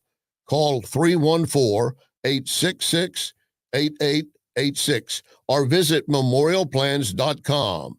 Memorialplans.com. Senior Memorial Heritage Protection. I'm Dr. TJ, owner of the Institute of Natural Health, co-owner of Optimal Nutraceuticals, and the host of Wellness 101. Wellness 101 is designed to cut through the nonsense and provide you common sense, science-based information regarding health and wellness. On the show, we discuss topics like thyroid health, gut health, hormone optimization, and many others. Our show airs Saturdays at 10 a.m. and 2 p.m. and Sundays at 11 a.m. and 3 p.m. right here on News Talk STL. For more information, visit us at inhstl.com. That's inhstl.com. This hour of Mike Ferguson in the morning is brought to you by Stifel. Request a portfolio review from your Stifel financial advisor at stifel.com. That's STIFEL.com. Hi, it's Dan Bongino here, and I'm proud to be on News Talk STL every weekday from 11 to 2. Right now, you're listening to Mike Ferguson in the morning. It's funny how I find myself. All right, Anthony Fauci called back to you at Washington, D.C. I think it's the first time he's been in the halls of government since he retired back in 22. Anthony Fauci, by the way, when he retired, just so you know, Anthony Fauci was the single highest paid employee in the federal government. Mm-hmm. Unelected, too. Yeah. He'd been there for how many decades? 30 or 40 years. Yeah. I mean, he'd been there for a long time. Republicans grilled him. Democrats fanboyed and fangirled over him. And that's not even the thing. When I was putting this together, I started putting it together yesterday, I thought it was going to be a Republican versus Democrat, conservative versus liberal kind of thing. Mm-hmm. But no, it dawned on me that it was a circling of the wagons of the left. They're still wanting to defend what he did. The smartest thing for the Democrats to do in this election year would have been to join in on the grilling. Yes. Maybe try to make it more sympathetic, try to say, well, we're just not going to make it a partisan thing, but we want to ask you about this. But they went out of their way to just fawn over Anthony Fauci, who has caused so much destruction. And what you're about to hear with something he says, just blatant lies once again. And the fact that they're buying into this, to me, is a good reminder that the left absolutely hates it when we block them from taking control of our lives. Yes. And that's what jumped out to me. So a couple of exchanges here. One of them is Congressman Rich McCormick. He's a Republican out of Georgia. He's also a medical doctor. He is an actual physician. Okay. And so I don't have time to play the entire thing. It was like a 6-minute exchange, and it was absolutely very, very pointed. So here's part of the exchange. So what he does is he's saying that he sets up and then plays an audio clip, and that's where we're going to start. And that audio clip is Anthony Fauci being interviewed for an audio book. And so he sets up, plays this audio clip of Fauci, and then dives right in. So the first words you're going to hear are Anthony Fauci, then Congressman McCormick, and then Anthony Fauci responding. You think can be done about it? I have to say that I don't see a big solution other than some sort of mandatory vaccination. I know federal officials don't like to use that term. Once people feel empowered and protected legally, you are going to have schools, universities, and colleges are going to say, you want to come to this college, buddy? You're going to get vaccinated. Lady, you're going to get vaccinated. Yeah. Big corporations like Amazon and Facebook and all of those others are going to say, you want to work for us, you get vaccinated. And it's been proven that when you make it difficult for people in their lives, they lose their ideological bullshit and they get vaccinated. Thank you. Are all objections to COVID vaccinations ideological bullshit, Dr. Fauci? No, they're not, and Thank that's you. not what I was referring to. Well, in reference to making it hard for people to get education, traveling, working, I'd say it very much was in context. And I take great offense to this. Yeah, I mean, Anthony Fauci, well, that wasn't what I was talking about. That was clearly what he was talking Oh my about. gosh. Well, he even started his response with, once these people feel that as though they are protected under the law. Like that's what he said. Basically, once the federal government gets involved and says, okay, you can't sue these entities for firing you or preventing you from doing the thing without, under a vaccination mandate, then they're going to start doing the vaccination mandates. That's the point of what he was saying. So for him to immediately say, to deny it, to say, no, that's not what I meant. We clearly heard what you meant, sir. We have ears and brains. Right. Well, and his authoritarian approach that, the fact that somebody would have a principled or informed or even uninformed or even any sort of reason to object, to say, I do not want to do this. I do not want to partake, but I still want to live my life. And his argument is that's BS. Yeah. BS if people want to think for themselves, if people want to live on their own terms. That's BS. You do what you're told. He actually said that in other interviews. It's time to do what you're told. Yes. So Congressman, I believe this is Robert Garcia, a Democrat, was on the same thing, and he had a chance to question him as well. And when I say fanboying over Fauci, get this. And do you think the American public should listen to America's brightest and best doctors and scientists, or instead listen? Okay, Gabe, I know. I see that look. Just understand. Hold on. Rest assured, it gets worse. Okay, it gets worse. You're giving us a side eye. The look that I just got. Okay, I'm just saying. If you were watching on video right now, that's a meme right there. I'm sorry. There's a meme right there. I'm sorry. Yeah, that's gonna get clipped. That's gonna be like there's gonna be like a meme, and it's just gonna say "bruh." Yes, that's what I was saying. All right, let's do this again here. Just trust me. I'll Hang try with to- me, Gabe, all because right. it does get worse. And do you think the American public should listen to America's brightest and best doctors and scientists, or instead listen to podcasters, conspiracy theorists, and unhinged Facebook memes? Listening to people who you've just described is going to do nothing but harm people because they will deprive themselves of life-saving interventions, which has happened. And some have done studies. Peter Hotez. Okay, by the way, just so you know, this is the part where it gets worse. Oh. Just to let you know here. So I'm just gonna warn yourself. Which has happened. And some have done studies. Peter Hotez has done an analysis of this and shows that in people who refuse to get vaccinated for any variety of reasons, probably responsible for an additional 200,000 to 300,000 deaths in this country. Thank you, sir, and your entire team for saving lives in this country. And I'm sorry you have to continue going on with these attacks. That's absolute bullcrap. It sure is. That study Hotez guy, what a clown. That study is bullcrap. I'll tell you that much. Well, and that's the other thing too. They always want to go to, well, here's the medical intervention thing versus the the people who choose not to do. You know what? even this whole situation goes beyond that. It goes towards the entire effect on society that was perpetrated by their policies. It's not just, hey, if you get the disease versus if you don't get the disease. And there are things that we knew early on, like basically within a month of that first 2 weeks to slow the spread, we had a lot more data that showed exactly the opposite of what they were telling us for the following 3 years. There are some people who are still hanging on to these false narratives. None of that stuff turned out to be true. If you listen to Joe Rogan, one of the conspiracy theorist podcasts, versus Anthony Fauci, you probably would have came out better. Mm-hmm. And you know what came out during those early days? The Great Barrington Declaration. Yeah. And that was signed by thousands of doctors worldwide. Oh, yeah. Yeah. So the thing is, whenever they do this whole appeal to authority that the guy has, are we just going to listen to some of the world's best and brightest white coats? It's like, well, we could listen to your white coats or we can listen to our white coats. Which white coats do you want us to pay attention to? That's the thing about science. It's not a singular monolithic thing. That only happens in bureaucracies. A bureaucracy gets to declare that we are the experts of all time, and our opinion is sacrosanct, and you must else obey. is a dissent. Everybody else is a dissent from the norm. And you get to do that because you wield the power of government, not because you wield the power of the truth. Okay, so this non-scientific person right here, when he says unvaccinated people caused the death of 200,000 to 300,000 Americans alone. Okay, wait a minute. They had to backtrack and admit that vaccines did not prevent infection. Right. They had to admit, because originally that was the claim. And then they had to backtrack and say, well, it's to reduce symptoms, which there's evidence that's true. There is evidence that is true. That is, I have no problem with that argument. Particularly with people with the comorbidities. Yeah.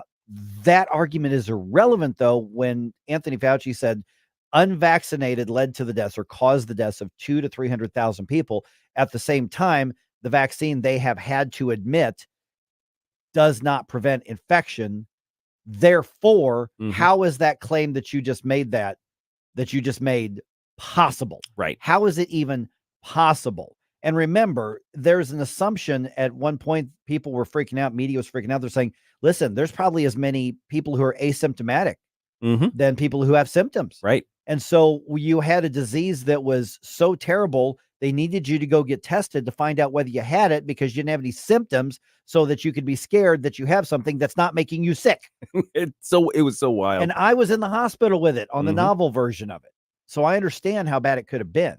And if you remember, some of the civil policy was based on the idea that the vaccine did prevent the ability for people to spread, whether they were symptomatic or asymptomatic. So the idea was that you can have that the vaccinated people could just go around, do whatever, they didn't have to abide by some of the distancing rules and the masking and all these other things. They could go out and do things while the rest of us unvaccinated peons had to stay indoors and cover ourselves because we're shame we are unclean. We had to declare ourselves as we walk through the streets. So the thing is, how about the fact that because the vaccine didn't prevent infection, all of the people who thought they were protected from infection went out and infected one another. That's also a possibility because of the way it was administered. Right. For Bilbo Bot on Rumble, he says, what I find to be even worse is those on that Fauci panel that kept pushing the blatant lies in the face of all that we've learned, which is that's what I am most bothered by. Yes. Is we're going to stick to our guns no matter what, even though overwhelming evidence shows us that we did everything wrong. And in the meantime, we decided that we're going to take away people's rights, freedoms, education opportunities, destroy livelihoods, destroy businesses, destroy commerce. And both sides are doing this. I mean, there was an interview Donald Trump did the other day. He goes, we would have had a depression during COVID unless we threw a bunch of money at him. That's not true. Right. Because the shutdown started during the Trump administration. And so you've got people on this panel right here that were simply trying, and I mean the leftists, the Democrats on this, the leftists who were basically saying we've got to somehow retroactively claim he was right, even though we've already admitted he was wrong. Yeah. Even though he's been painted into a corner saying he was wrong, still trying to say that, well, no, we were actually right. When he was called out on but the vaccines don't prevent infection, he goes, well, that's complicated. No, it's not. It's not complicated. It's not. That's one of the simplest things. The smartest thing and most honest thing they could have done at the time is to say these are new vaccines. We don't know. They were made under Operation Warp Speed, and so they're new. Early indicators are that it lessens symptoms, and if you have one of these comorbidities, they may lessen symptoms for you. Okay, take your chance. Do whatever you want. But we now know masks made no difference. We know that they pulled the 6-foot rule out of their backside. Entirely. Yeah. I mean, they've admitted it's like, well, it just sounded good, so we just said it. It sounded really. I mean, Collins, that's Francis, pretty much a Francis verbatim. Collins literally said that. He goes, we just made it up. And there was another member of that committee who said, I wanted it to go down to 3 feet, but nobody else would listen to me. Right. And I think he said he got the Baltimore school system to change it to 3 feet so they could have some kids actually come back in class instead of doing the Zoom stuff. And he said nobody else would listen. Here's the bottom line. It was always about control. Yep. Yes. It was always about fear. It was always about taking over our lives, and our entire country let them do it. And if we let them do it once, they know that there's a chance that we'll do it again. Yeah. That's why we have to keep this front and center. That's I will why not comply. Yeah, that's why this hearing was actually important. There's a lot of circus stuff and stupidity that happened from both sides. Well, there was some stupid questioning on both sides. Well, basically, we dug up the corpse of and decided to smell it like and the it flower. Stinks. And it stinks. And it stinks. Yes. All right, just ahead here, things are shaking out in the 3rd congressional district race. One candidate drops out, and that means another candidate is actually getting some support from aforementioned candidate who is leaving the race. We'll talk to him just ahead here on 101.9 and 94.1 News Talk STL. Follow us on Rumble at News Talk STL. Get up. It's Mike Ferguson in the morning.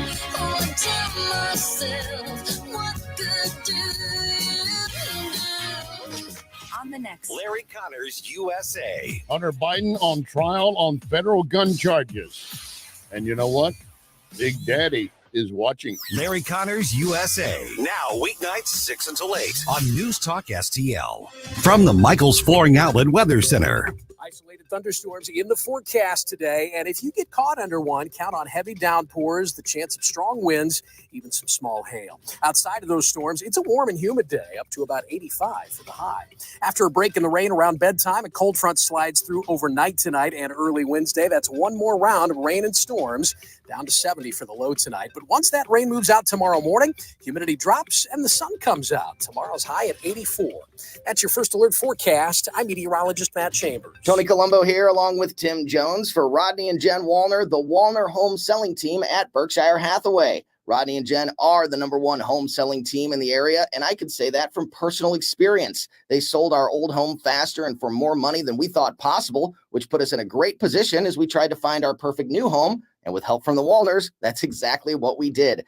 Christine and I couldn't be happier with our experience working with Rodney and Jen Wallner. And Tim, the numbers speak for themselves. That's right, Tony. Everybody knows the Wallners sell 15 times more homes per year than the typical realtor. And if you're looking to sell your home, right now they have so many qualified buyers, they'll guarantee to obtain you an offer. They're licensed in both Missouri and Illinois, so no matter where you are in the St. Louis region, you can put the Wallners experience and work ethic to work for you. If you've been thinking about selling your home, don't wait. Call Rodney and Jen Wallner now at 314-810-SOLD. That's 314-810-SOLD. 314-810-SOLD for the Wallner home selling team. Tim Jones here with Dr. Pat Fader of Comprehensive Chiropractic. Doc, I hear you all have a new treatment program for everyone's chronic knee pain. Tim, that's right. We are helping patients with chronic knee pain by addressing the root cause of their condition. And what makes your program so unique? Well, Tim, many programs focus on just one component of the problem, the structural component. Our program focuses on the metabolic and neurological component to complete the picture and improve our patients' outcomes. We get to the root cause of what is driving inflammation in a person's body and address it directly. For your chronic knee pain and more, visit cchiropractic.com. All information, make an appointment at cchiropractic.com. Give the nation some information about what's going on here. It's always an honest and open conversation. News, analysis, opinion. It's important where you get your news. 101.9 and 94.1. #1 for conservative talk. I love these people. News Talk STL. Bill O'Reilly here. Check out the O'Reilly Update this afternoon at 3:45. Right now, it's back to Mike Ferguson in the morning on News Talk STL. Does she walk? Does she talk? Does she come? All right, the field of candidates in the race for Congress in Missouri's 3rd District is reducing by one. That candidate now backing one of his former opponents. Going to talk to him in just a second here. By the way, News Talk STL's upcoming, our next station event, Saving America 2024, the economy and the courts. What an interesting combination. Yeah. So we're teaming up with the Heritage Foundation here. Joel Griffith and Zach Smith going to be with us on June 25th, which is Tuesday. And we're going to be at the Funny Bone in St. Charles. And if you want to be there, we'd love to have you there. It's free, but you do have to have a ticket because, limited spacing. If you've been to our events, you know that a lot of people come out to them. And so make sure that you can be there. We're all going to be there. We'd love to say hi. I love it when we can do these and get out there and see everybody, and people want to say hi and fist bump and cheers and get a picture. It's great. It's fantastic. So look at newstalkstl.com to get your tickets and get more information on the event. Here's the thing is that I like being the show and the station for the smart people. Yeah. Because we actually get to promote events where we are having these serious in-depth conversations. And we get smart people to come out. It's so much fun. So much fun. So be there June 25th at the Funny Bone in St. Charles, but get your tickets, which are free, newstalkstl.com. All right, joined now by Brandon Wilkinson, who up until just a couple days ago or a day ago or so was running for Congress among the candidates in that 3rd district race. And Brandon, you've decided this isn't your year, or you're going to do something different, and you're actually getting behind Bob Onder. So first of all, back up, because I think, there are so many candidates who have jumped in that race, which is very typical anytime there's an open seat in the 3rd district. When Blaine Luetkemeyer first got elected, I think there were 182 candidates in there or something like that. Becomes a bit of a scrum there. It basically was a battle royale. And so what made you want to get into the race? And then what made you decide that this is the time to get out and back Bob? Well, I actually entered in 2020.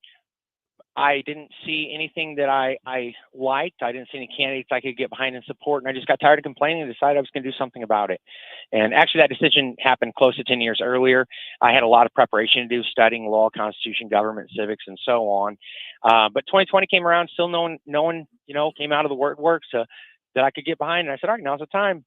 So I launched in 2020. We said, we're not going to win. I'm not rich. I'm not famous. No one knows who I am. This is going to take time. It's going to take a few cycles, but I'm willing to put the legwork out. So I ran in 2020, and that was a 5-way race. I got 50% more vote than the other 3 challengers combined with no money. And I started blowing up on social media.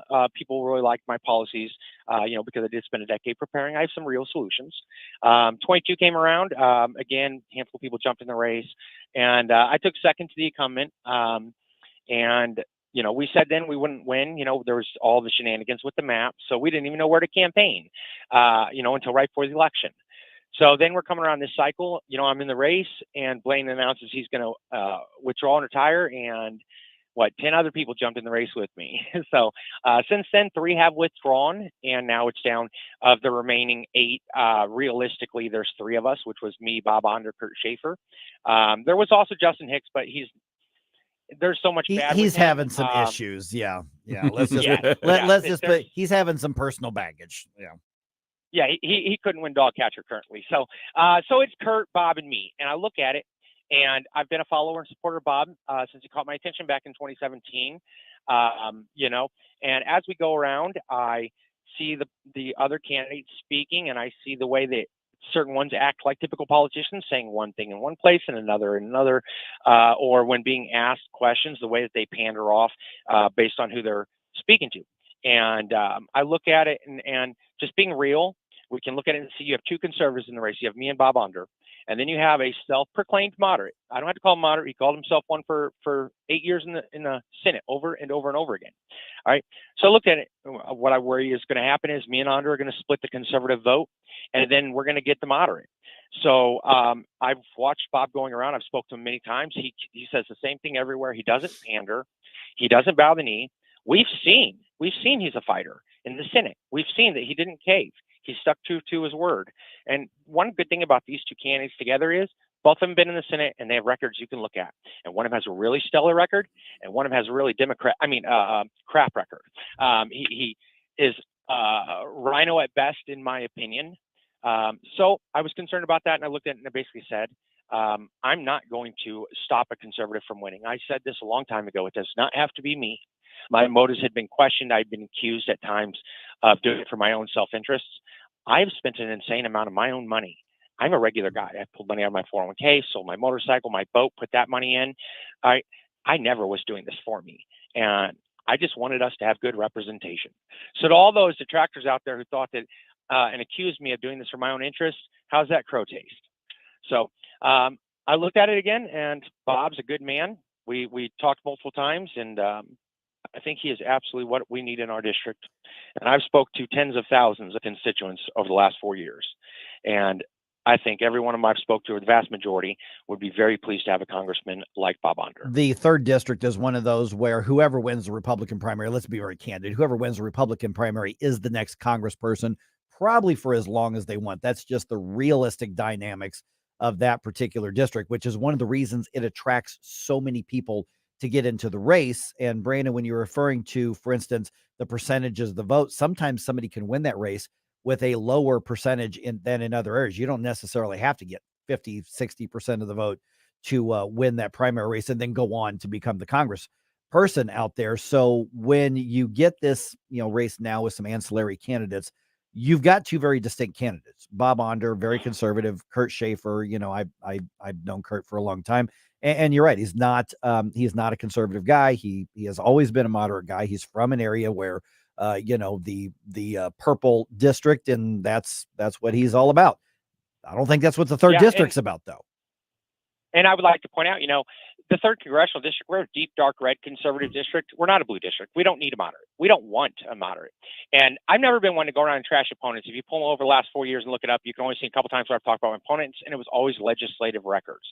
So I want to address something legislative that I know every listener out there is going to have a problem with. Kurt Schaefer not only supported, but voted for and helped pass the law that allowed China, our greatest geopolitical enemy, to buy our farmland. Who's his loyalty to? Is it to Missouri and the 3rd congressional district, or is it to China and Xi Jinping and the Chinese Communist Party?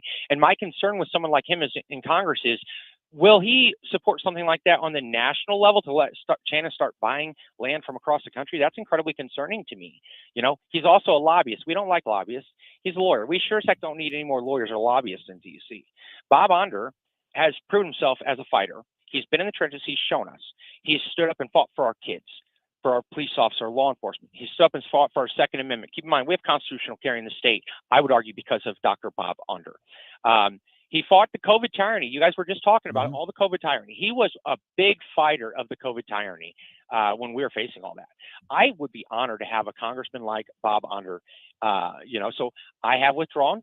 I am supporting him 100%. I'm going to use all of my expertise, skills in any way, shape, and form that I can help Bob. I'm going to donate to him, and I would urge everyone out there, if you finally want to have real representation in Missouri's 3rd congressional district, a congressman who will be your voice and actually listen to you, Dr. Onder is the man for the job. His website is bobondermo.com.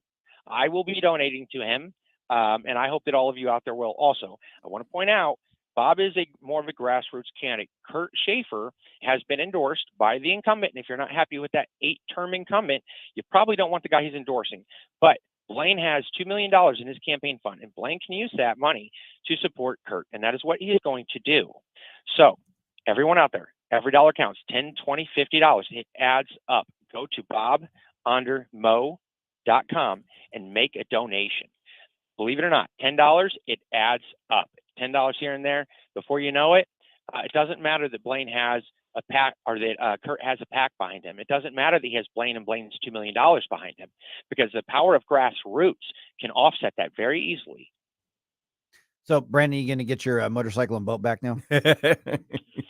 I'm boat shopping right now. There you go. There you go. Nice. There you go. On Saturday. All right. One more thing real quick. If I could do one quick endorsement. I saw that you have my good friend, not my good friend, my friend Dave Marshak coming on in about an hour. He is my sheriff, And why not do it right here now? I was going to be endorsing him. Dave Marshak is a damn fine man. He has been an excellent sheriff, and I look at how good our sheriff's department has become since he took over in 2016, and I would not even consider replacing him with anyone out there, let alone an unknown, someone who we don't know how will do. Dave Marshak is an excellent sheriff, and I will be honored to cast my vote for him again. All right. Yeah, appreciate that. He's going to be here at 7:35, which is going to be fascinating because he's got an event coming up regarding the impact of illegal immigration on the St. Louis area and Jefferson County in particular. I've heard nothing but good things about the guy, so I'm looking forward to this. So, all right, Brandon Wilkinson, thanks so much for being on and giving us kind of an explainer on the changes that are happening right now. All right. Thank you so much for having me. All right. You got it. All right. 314-912-1019. That's the number to get involved. All right. We had some people who really want to respond to that. He was talking about, Brandon was talking about the COVID tyranny. Yeah. We were just talking about. There were some people who really had something to say about that. Let's bring that back at 7:05. Absolutely. I've got some news to dump on you here right around 6:51. And then at 7:35, Sheriff Marshak's going to be with us. Local sheriffs don't usually tread into some of those national debates. And he's saying this is affecting us. Yeah. Yeah. They usually don't have to, but in this case, it's different. So we're going to find out what this is all about here in just a little bit. So basically, we have got a whole lot of stuff over the next 45 minutes to cover. And of course, your voice in that is crucial. So let me know, 314-912-1019, or shoot us notes on social media right here, 1019-941 News Talk STL.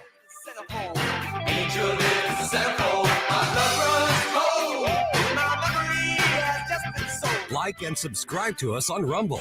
News Talk STL. Mike Ferguson in the morning.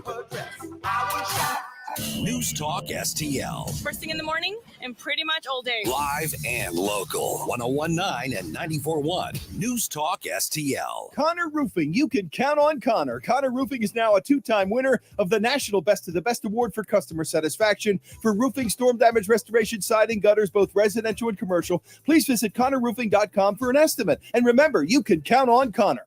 To all our incredible supporters, we at the David Dorn Foundation say thank you. Your 5-star online reviews that you recently posted are beacons of encouragement on our mission to assist first responders. And a shout out to Steve Katraba, who reviewed us with these powerful words. The Dorn Foundation continues to fill a need in the public safety community and thereby to the public.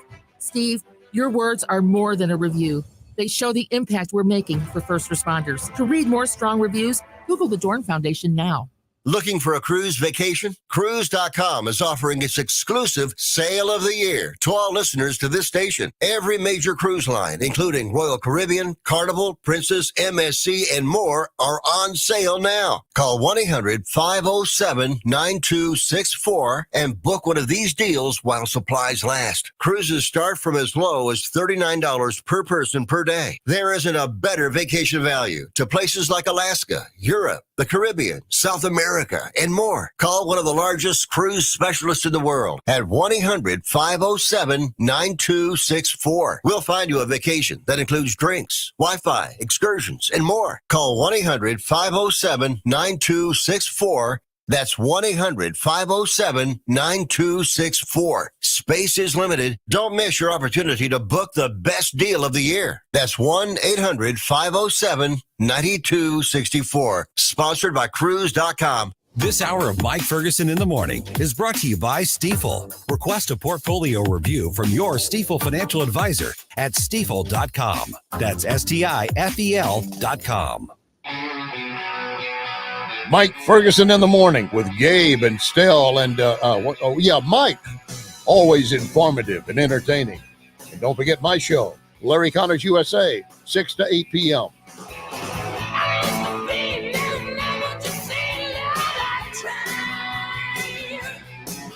The morning news dump. Are you joking? Is this a joke? Listen, folks, the morning news dump. Oh, goody. Joe Biden's going to take action, ! And fix the border, ! Executive order? Yes, that's what we're going to executive order our way out of this. Get him, Joe. Duct tape won't work. No. Dark Brandon has arrived. They keep trying to make Dark Brandon a thing. It's going to be one of those days, isn't it? All right, the pushback against the plan to shut down 3 libraries in St. Charles County continues. And if you want to smell a stinky flower, where you're going to get your chance this month, I don't know why you would, but do your thing. I still don't get it. Do your thing there.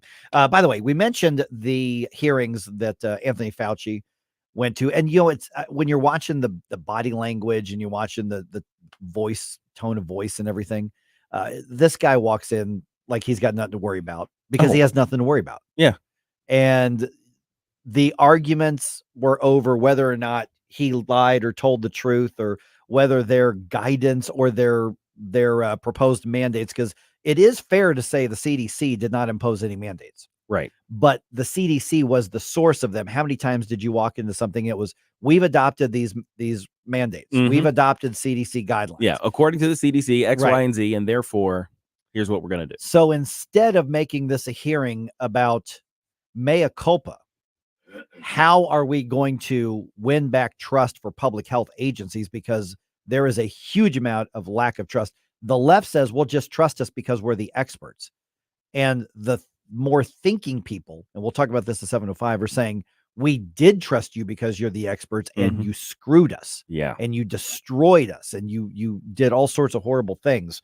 And your answer is, well, it's bad that you don't trust us. And what's bad is you don't trust us, instead of it's bad that we have lost your trust and we haven't tried to earn it back.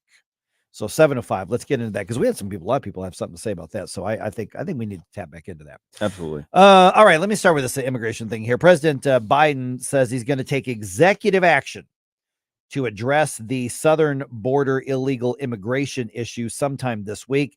Senator Ted Cruz was on Fox last night. He was on Hannity again, and he says, oh, you know what else happens to be happening right now? An election. He's not buying it at all. They're doing it so the useful idiots in the corporate media will say, gosh, Biden solved the problem. Nothing else to worry about here. It is entirely fake.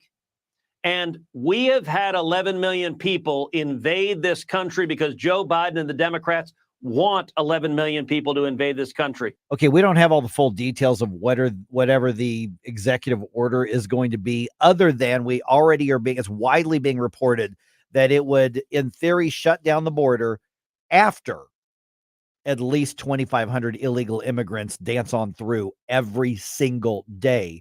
So far, the plan, that what we know of the plan, is that it prioritizes the illegal immigration. Yeah. Literally prioritizes that. Yeah. It's like, how best can we process these 2,500 people a day? That's really what's in its intent on. And it's like, okay, we could handle 2,500 a day is basically what they're saying. And that's all they want to do. They just want to pass them through. And that's not even into the system. That's just after 2,500 get in illegally, then we're going to try to address it. Yeah, which makes no sense whatsoever. And that's in addition to the fact that I don't know if you guys saw this, kind of a stroke of the pen thing where they're just dismissing these asylum cases. That's right. For like 350,000. Yeah. And what that means is the case goes away, and the people who had the summons to come back they're in the wind. They're in the interior of the country. So they basically de facto made them gave them amnesty. Right. Exactly. All right, Missouri Attorney General Andrew Bailey leading the latest legal challenge to President Biden's latest student loan cancellation effort. And the case is actually being heard in federal court in St. Louis this time. Here's Bailey, who was on Fox Business Network yesterday. President Biden's so desperate, he's going to bend the rules. Oh, what happened? I don't know what happened. Violate the statutes and the Constitution to try to buy votes by, quote unquote, canceling debt. I'm not going to let Joe Biden saddle working Missouri families with Ivy League debt. We know this is going to cost taxpayers $500 billion. Missouri taxpayers north of $40 million. And that's why this lawsuit's so important. There is no congressional authority. There's no statutory authority authorized by Congress for President Biden to, quote unquote, cancel debt. It's a baseless attempt to try to buy votes. 6 other states have joined Missouri's lawsuit. Yes, the blatant disregard of the Supreme Court's judgment on that, in addition to the whole border stuff. Remember, guys, this is the no one is above the law party. You beat me to it. Yeah, no one's above the law except me. Except me and the illegals that I just pardoned. Senator Bernie Sanders vowing to boycott an appearance by Israel's prime minister before a joint session of Congress. Senator Sanders calls Israeli Prime Minister Netanyahu a war criminal and insists it's what he calls a sad day for the U.S. that the invitation came from both political parties. Israel has come under fire from Sanders and other critics over a large number of civilian deaths in Gaza as the terrorist group Hamas continues to use the population as human shields. The letter inviting Netanyahu last week read, quote, "We join the state of Israel in your struggle against terror, especially as Hamas continues to hold American and Israeli citizens captive and its leaders jeopardize regional stability." Bob Agnew reporting. We're not going to miss you, bigot Bernie. No. Go ahead and stay home. We don't Seriously. care. We don't care. Okay, a couple dozen library supporters protested at the Spencer Road branch of the St. Charles Library System on Monday. They are opposing that proposal to close 3 other branches. I'm sure you've heard about this. Those closures would affect the Deer Run, Kisker, and Maclay branches. The St. Charles City Council and the O'Fallon City Council have already passed resolutions opposing that plan. A similar resolution is going to be proposed to the Wentzville Board of Aldermen later this month. The library board itself is going to meet again to discuss the proposal and the finances involved on June 18th. Yeah, the last time we talked about that, it was because of the very sloppy rollout, the short timeline, and all of those things that went into those discussions. I'm still curious how they're spending an extra, tens of thousands of dollars a month on access to digital media. That was kind of the crux of the argument here, is that the increase in their usage of that was getting out of pocket. So I'm just wondering, you could just get a Kindle. Right. Well, what they're cheap. Yeah, what they're saying is that when you download like an ebook, there's only so many times that is good, and if somebody wants to check it out again, you have to re-download it and repay for it. Yeah, see, That's what they're arguing. And I mentioned this to a friend of mine, and they're like, I think they're out of Maryland. This friend, and he's like, our system has a digital thing, but it's free. It's like it's not. It seems to be. It's cheap. They just host it. All right, the Missouri Botanical Garden says you can soon get a whiff of the smell of rotting flesh. The bizarre part is that people are going to line up to do that. Oh, yes. And they're really excited to do so. Millie is this year's corpse flower, is likely to bloom in about another week, and that is when the horrible smell emits and lasts for 2 to 3 days. So if you're excited about that, well, boo-boo, you do you. Then again, the Missouri Botanical Garden also recently suggested recipes for cicada-based snacks. So consider the source. Cardinals lost to the Astros last night. They were winning through most of the game and gave up 4 runs in the 7th inning. Final score was 7-4. That stinks too. Yeah. Hi, it's Dr. Randy Tobler, along with daughter Sammy Tobler-Gregory, a team member here at our family-owned Body of Health Direct Primary Care Practice. Sammy, what are patients telling you about their experience at Body of Health? I can't tell you how many patients I've had come to me and tell me they just so appreciate getting to sit across the table with their doctor and chat about whatever's going on with their healthcare needs for however long they need. Want to learn more about healthcare the way it ought to be? Schedule a discovery call at bodyofhealth.com. That's bodyofhealth.com. At Social Security, we are always thinking of ways to save you time and make things easier. That's why we created My Social Security. A My Social Security account allows you to access your earnings history and benefits information, request a replacement Social Security card, get a proof of income letter, estimate and apply for benefits, and more. Save time. Go online. Open a My Social Security account at ssa.gov/myaccount. Social Security. Securing today and tomorrow. Produced at U.S. taxpayer expense. KLGY HD3 Clayton, K270BW Bellefonte, KNBS Bowling Green. This is News Talk STL at 1019, 94.1, and always streaming at newstalkstl.com. News this hour from townhall.com. I'm Rich Thomason. After presiding over a massive influx of millions of illegal aliens into the country, and now that an election is looming, President Biden plans executive action aimed at cracking down on asylum claims at the southern border. The president is preparing to sign off on an executive order that would shut down entries to the U.S.-Mexico border once the number of daily encounters hits 2,500. The impact could be immediate, since daily figures of migrants seeking asylum are already higher than that level. Mayors from border cities have been invited to the White House for an unveiling of the plan.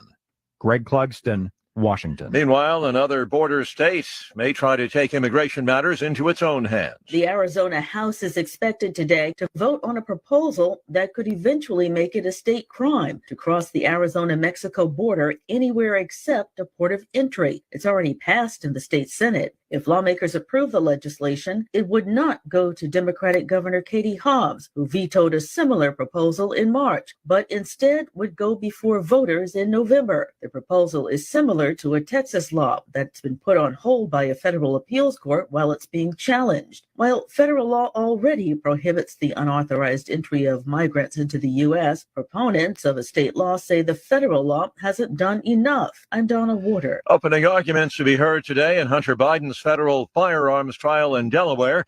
Air conditioners working overtime across the Southwest as a searing heat wave expands from Texas to California. And China says its spacecraft unfurled the country's red and gold flag on the far side of the moon before lifting off with rock and soil samples to bring back to Earth. On Wall Street this morning, the Dow futures are down 123 points. NASDAQ futures off 70, S&P futures 21 points lower. More on these stories at townhall.com. If something costs less, but people are happier with it, that sounds like something to look into, and that is MediShare. And maybe you've heard switching to MediShare to pay for healthcare can save many families up to $500 a month, and that's huge. But it's also true people are way more satisfied after making the switch too. The member satisfaction rate for MediShare is double that of the typical health insurance plan. Double. MediShare works too. It's been around for 30 years. Members have shared more than $5 billion of each other's bills.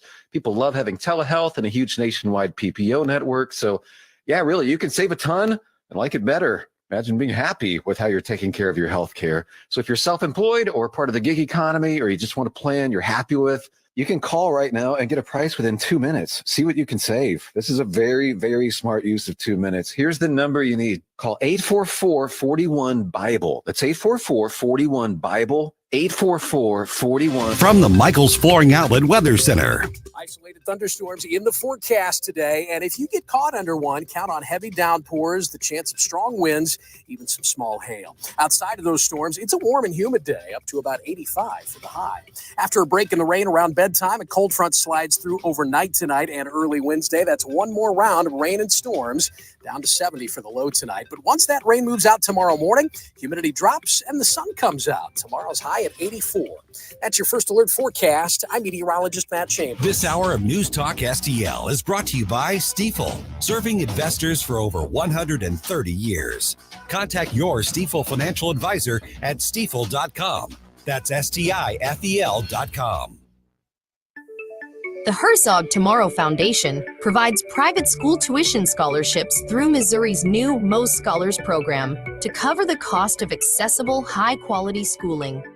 Hi, this is Mayela Esser with the Herzog Tomorrow Foundation. Our private school tuition scholarships wouldn't be possible without the support of generous Missouri taxpayers. If you're a Missouri taxpayer interested in redirecting your tax dollars and sending them to Missouri students in need of a better education, please contact me at herzogmostscholars.org. Better education for students creates a better tomorrow for all. Learn how you can help provide a better education for Missouri students at herzogmostscholars.org. That's herzogmostscholars.org. Also, sign up for The Lion, an initiative of the Herzog Foundation that carries articles covering a wide range of issues facing American families and culture. herzogfoundation.com. That's herzogfoundation.com. This hour of Mike Ferguson in the Morning brought to you by Window World. Simply the best for less. 314-993-1800 or visit windowworld.com. Mike Ferguson. You play ball like a girl! Gabe Pfeiffer. I triple dog dare you! Get up! Get up! Can't you hear the alarm? Get up, St. Louis. So it's time to get out of bed. Pour yourself the greatest cup of Kofifi the world has ever seen. Rise up with one voice, drain the swamp, and take back our country. Today's the day we're going to do it, and it's time to do it right now, believe me. Mike Ferguson in the Morning on News Talk STL. Get up! Get up! This is your cousin. You're not supposed to spill the coffee. I almost did. That was close. I got the sheriff coming in here in a half an hour. I don't want to be all like coffee spilled. You know, you can tell how full and how hot the coffee is in my cup by how much energy I put into my dance.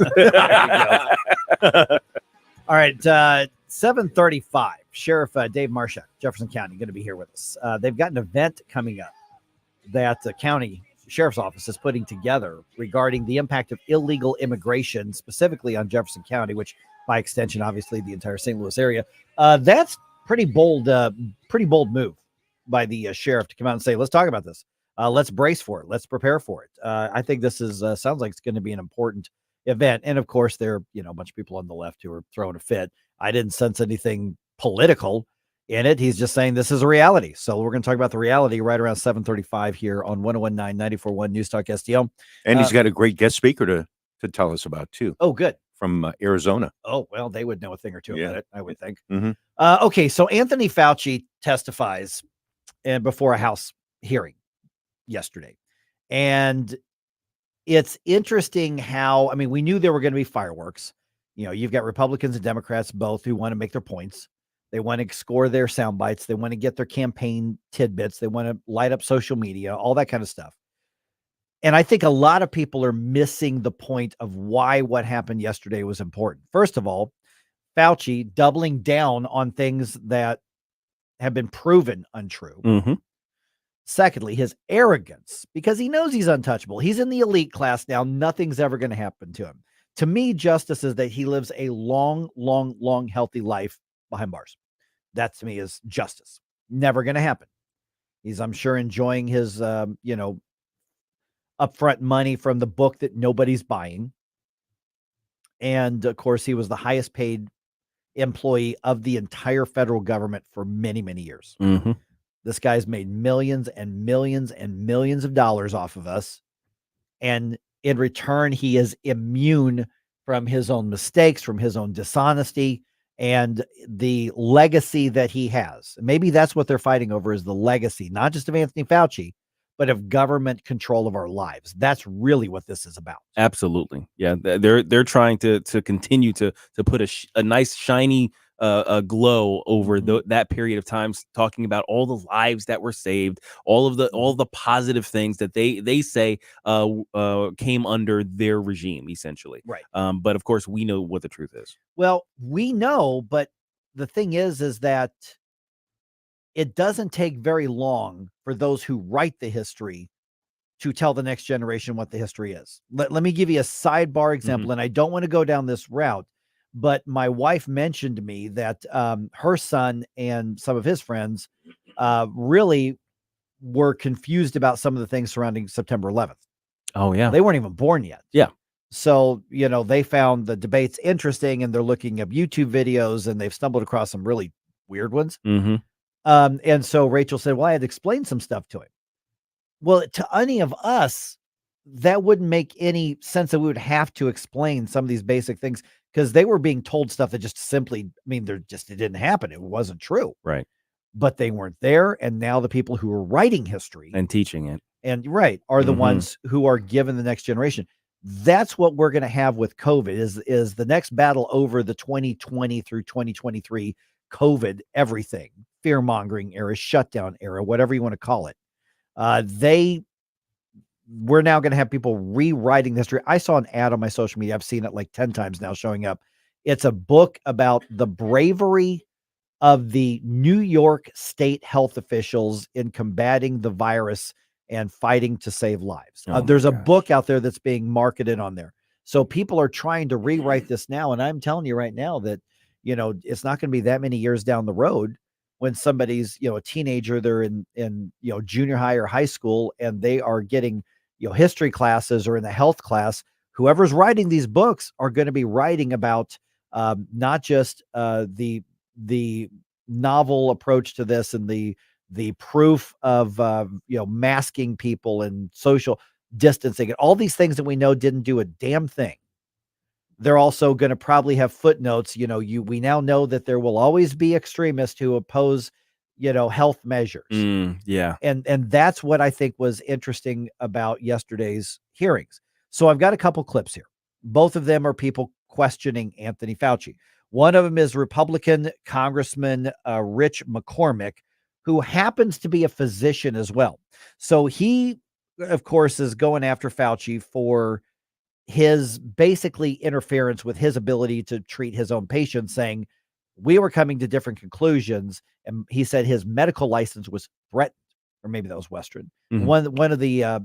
One of the members of Congress, who is a physician, said, I dissented because I found fault with what was being mandated to us, what was being told to us, what the guidelines were, and I had my medical license threatened over this.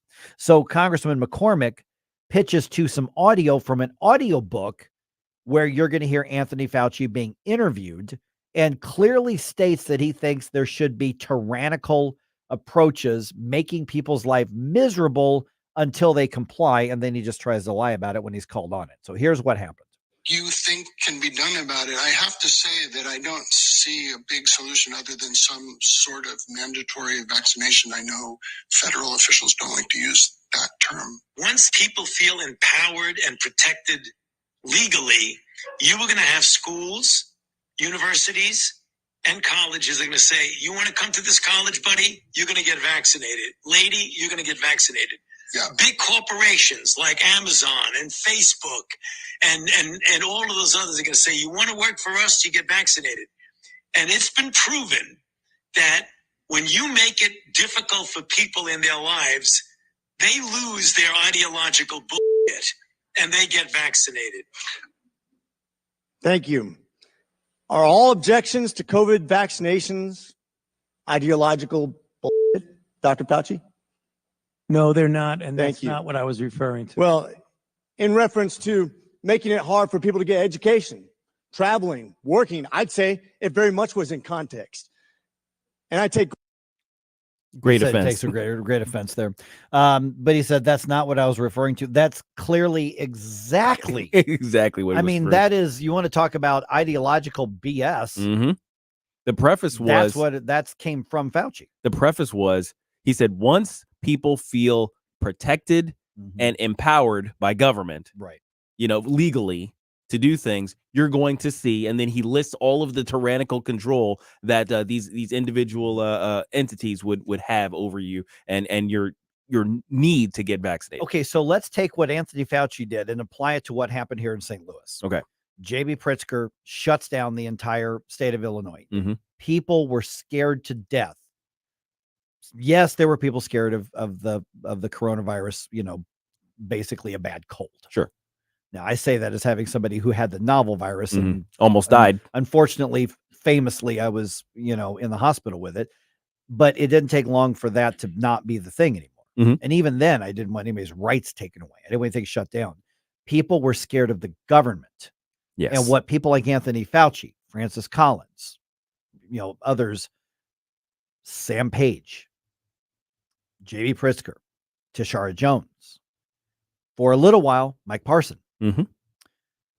They are fine with the fear of a tyrannical government if it gives them the results they want. And their argument was, well, we have to take over complete control of your lives.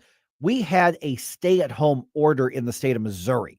Yes. Now, I will give Mike Parson credit for changing his mind and saying that was wrong. We should have done that, but Yeah. he did it. Yeah. Sam Page tried to do it and issue a countywide stay-at-home order, and basically we all flipped him off. Mm-hmm.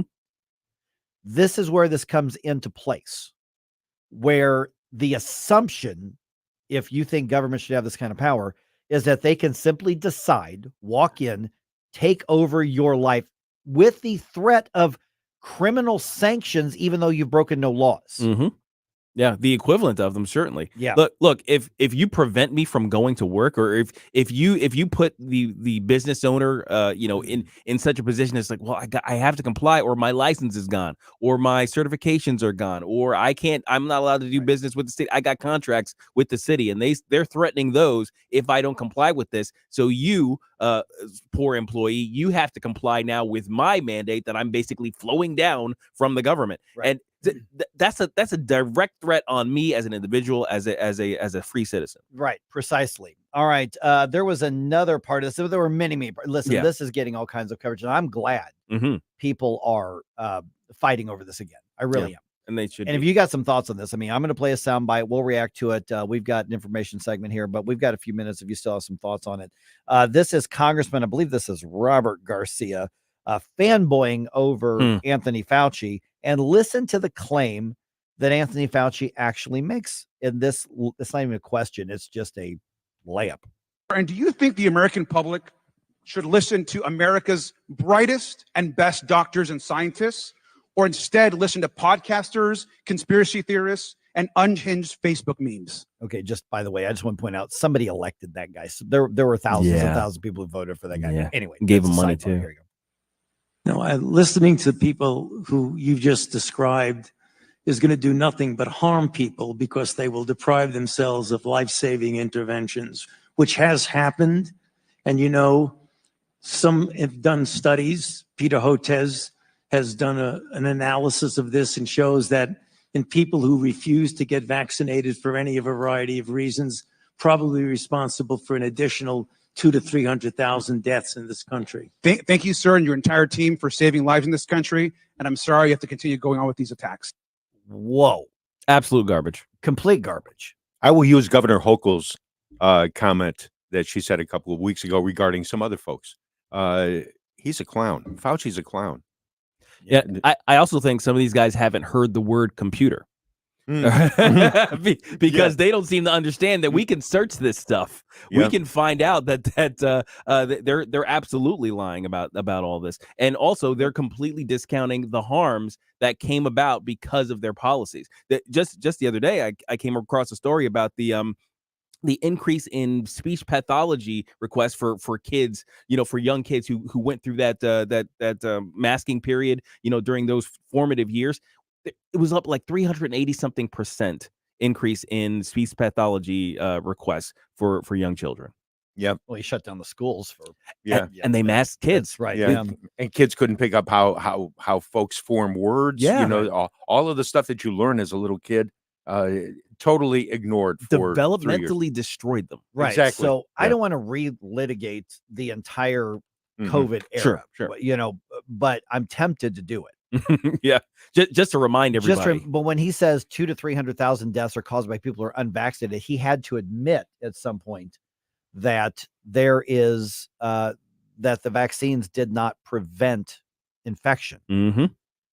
They had to admit that. So when he says, well, the unvaccinated caused 200,000 to 300,000 deaths in this country, there is absolutely no basis for that whatsoever. No, you can't do that study unless the vaccine actually did what you claimed it did. Yeah. And they had the audacity and the gall all the time to say, these are just guidelines. Right. We're not telling you what to do. These are just suggestions, as though they're suggestions. Try to get on a plane or a train while that was happening. Exactly. And see what happens there. All right. 314-912-1019. Got some thoughts on this. Looks like some people have some thoughts on that. We'll get to that. We got just ahead. And then Sheriff Dave Marshak can be with us at 7:35 here on 1019-94.1 News Talk STL. Don't try to make me stop. Inspiration. Like us on Facebook at News Talk STL. And all at once depart, no destination. Get up. It's Mike Ferguson in the morning. Stop it right now. I have had enough of this. Turn my eyes to your indifference. Stop it right now before you blow us all away. You want to do that? Get up, get up. Can't you hear the alarm? Hey, it's Columbo for Capriotti's Sandwich Shop. Capriotti's is famous for setting themselves apart due to their dedication to superior quality and ingredients like slow-roasted, hand-pulled whole turkey and American Wagyu straight from Snake River Farms. That dedication to superior quality is evident from the very first bite into a Capriotti sandwich. Visit Capriotti's Sandwich Shop 7 days a week at the corner of Manchester and McKnight in Rock Hill, and get more info, including how to impress at your next event with their great catering at capriottis.com. St. Louis, you're invited to a free live event with Secretary of State Jay Ashcroft as he unfolds his bold red print plan to hire 1,000 law enforcement personnel to restore order in St. Louis when elected as Missouri's next governor. Don't miss this opportunity on Thursday, June 6th at 7 p.m. at 3710 Hampton Avenue to ask questions from the man on the brink of making history. Get details at stlouisrepublicans.com. Paid for by St. Louis City Republican PAC, Curtis Farber, Treasurer.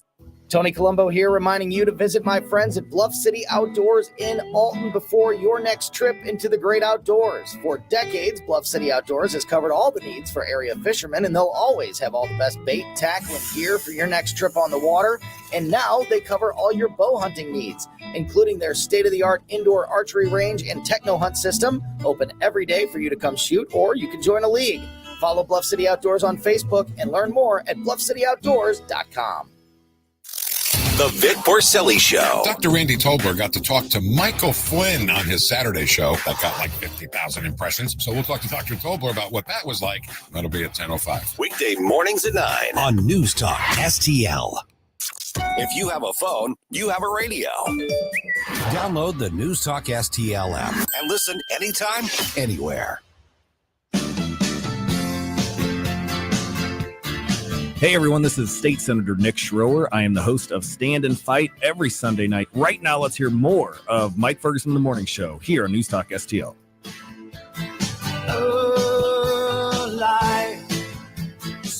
Looking forward to this conversation with Sheriff Dave Marshak here in a few minutes. But in the meantime, got a lot of people have some thoughts on the Anthony Fauci situation. So far, I have not heard anybody running to Anthony Fauci's defense. Yeah, not really. Let's just put it that way. Well, Scooter says that he thinks that his impression was that the Democrats were apologizing for MTG's strange line of questioning. I'm not sure that was entirely what their offense was about, Scooter there, but okay. There were a lot of them. I mean, I think Marjorie Taylor Greene's an idiot myself, but she's kind of an embarrassment. But she's more of a social media influencer than anything else. But there were a lot of like the actual doctors who were saying, listen, this is what you did to us. Mm-hmm. Look at what you did. And to our patients also. Yeah. Well, excuse me, but how many other Republicans are standing up to Fauci like MTG is? I don't see many others. All of them pushing back. All of them. Who's not? Not in the strong way that she is with her questions and her comments during the hearing. Yeah, I mean, they're all standing up to him. I mean, they're all grilling him. They are grilling him. Here him. are the facts. Look at what you did. They're just doing it in a smarter way than her. Maybe different way than would you like. Smarter. Sometimes I think that woman's got an IQ of about 60. Out there. All right, who we got first here? Mike. Hey, Mike, you're on News Talk STL. What do you think? Thanks for having me on. First of all, I'm a Democrat. I've actually called him before. I'm actually a state representative in the state of Missouri, and I just want to make a couple comments on Fauci and the things that you're saying. I first of all, I do appreciate your show. I disagree with pretty much everything that you say, but I think that this show actually gives a little more insight into smaller news stories, which I appreciate. Thank you very much for that. Thanks for listening. But I'm really having a hard time what you're saying about Fauci. Mm-hmm. I think the thing that, well, first of all, we have to remember that it was President Trump that kept Fauci in that position. Okay, so that's absolutely true. And President Trump, called for the. We didn't lose him, did we? Okay. Sorry. Mike, go back just a little bit. We lost you there for a second.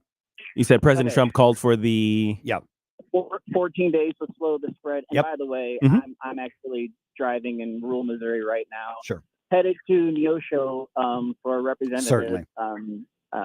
Ben Baker's daughter. Yeah, that funeral's later today. But I just had to point out a couple things because and just the fact that Donald Trump never fired Fauci and I want people to understand that this was a new virus. Now I understand there's maybe 20% of the population that think that Fauci created this virus and it was him that was behind it, releasing it with Bill Gates and things like that. But I think that it likely came from the Wuhan lab. Mm-hmm. I think there were mistakes made. But I think that when you have a new virus, things are going to change And so I believe that Fauci and Dr. Birx and even in a way Donald Trump was doing the best that they possibly could with the knowledge that they had.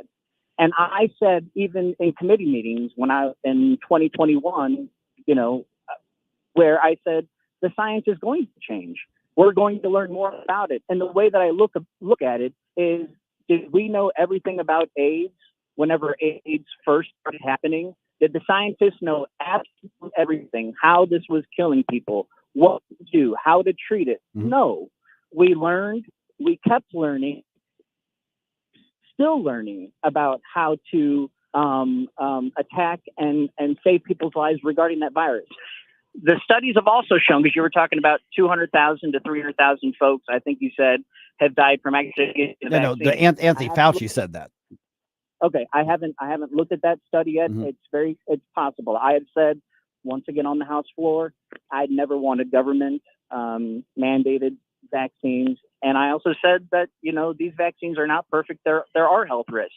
What I also have seen studies of is that if we did nothing, if we did no shutdowns, if we did no 6-foot distancing, if we wore no N95 masks or KN95 masks, and if we took no vaccines, and if we all just did completely nothing, which so many Republicans wish we would have done, we would have had 2 to 3 million more dead Americans. Okay. And you also have to remember that, I just want to say one more thing, and then you can, come back at me. Yeah, because I'm running about 3 minutes until we get the next thing. I just want to make sure that we get the exchange in.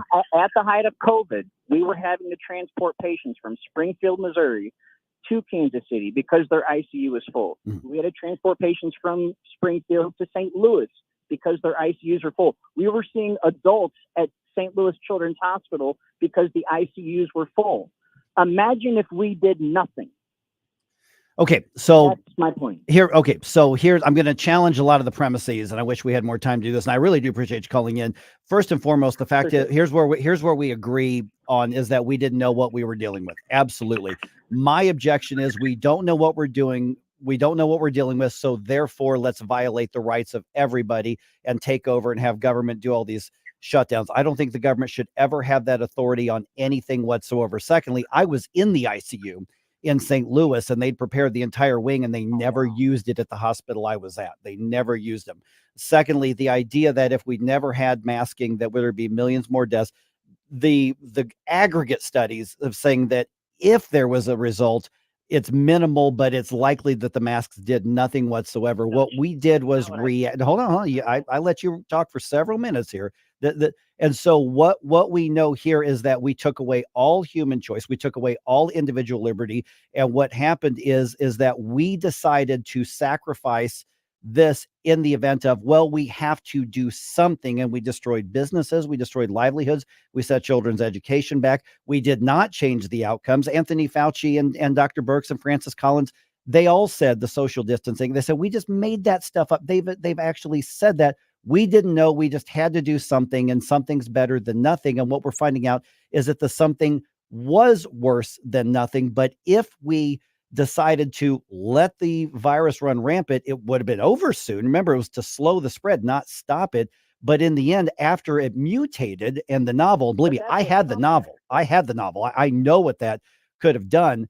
But the idea that there would have been millions of people dead is just not supported by any data or any sort of any factor. I just want to correct one thing that you said, because you were just equating to the 2 or 3 million more people that would have died from masks, and that's not what I said. What I said is when we take everything that we did, social distancing, closing certain businesses down when there was a height of COVID, wearing a mask, getting a vaccine, that if we had done nothing, which some Republicans want, there would be 2 to 3 more million Americans dead. And look, it's devastating to me what happened to the kids in schools. And there's no question that there was overreach. There's no question.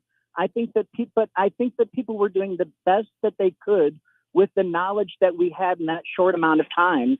And for some reason, you hear Republicans talk about Fauci like he is this evil, terrible person. And I just disagree with that.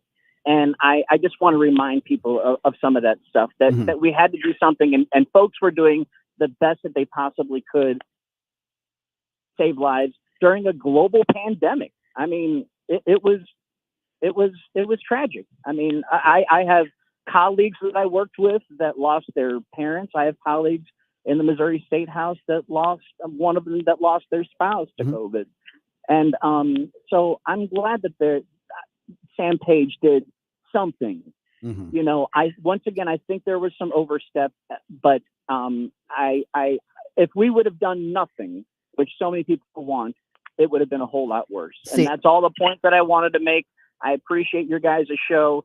I'm going to keep listening to it. And okay. Yeah. All right. Well, thank you for calling in. Thanks, Thank you Michael. for the exchange. Yep. I pride myself on being able to have the exchanges. Okay. So first of all, I will just flat out say, I think Anthony Fauci is an evil human being. I just do. So the other part of this is with the shutdowns and being glad that Sam Page did what he did. There was I don't even care if there was a scientific basis for it.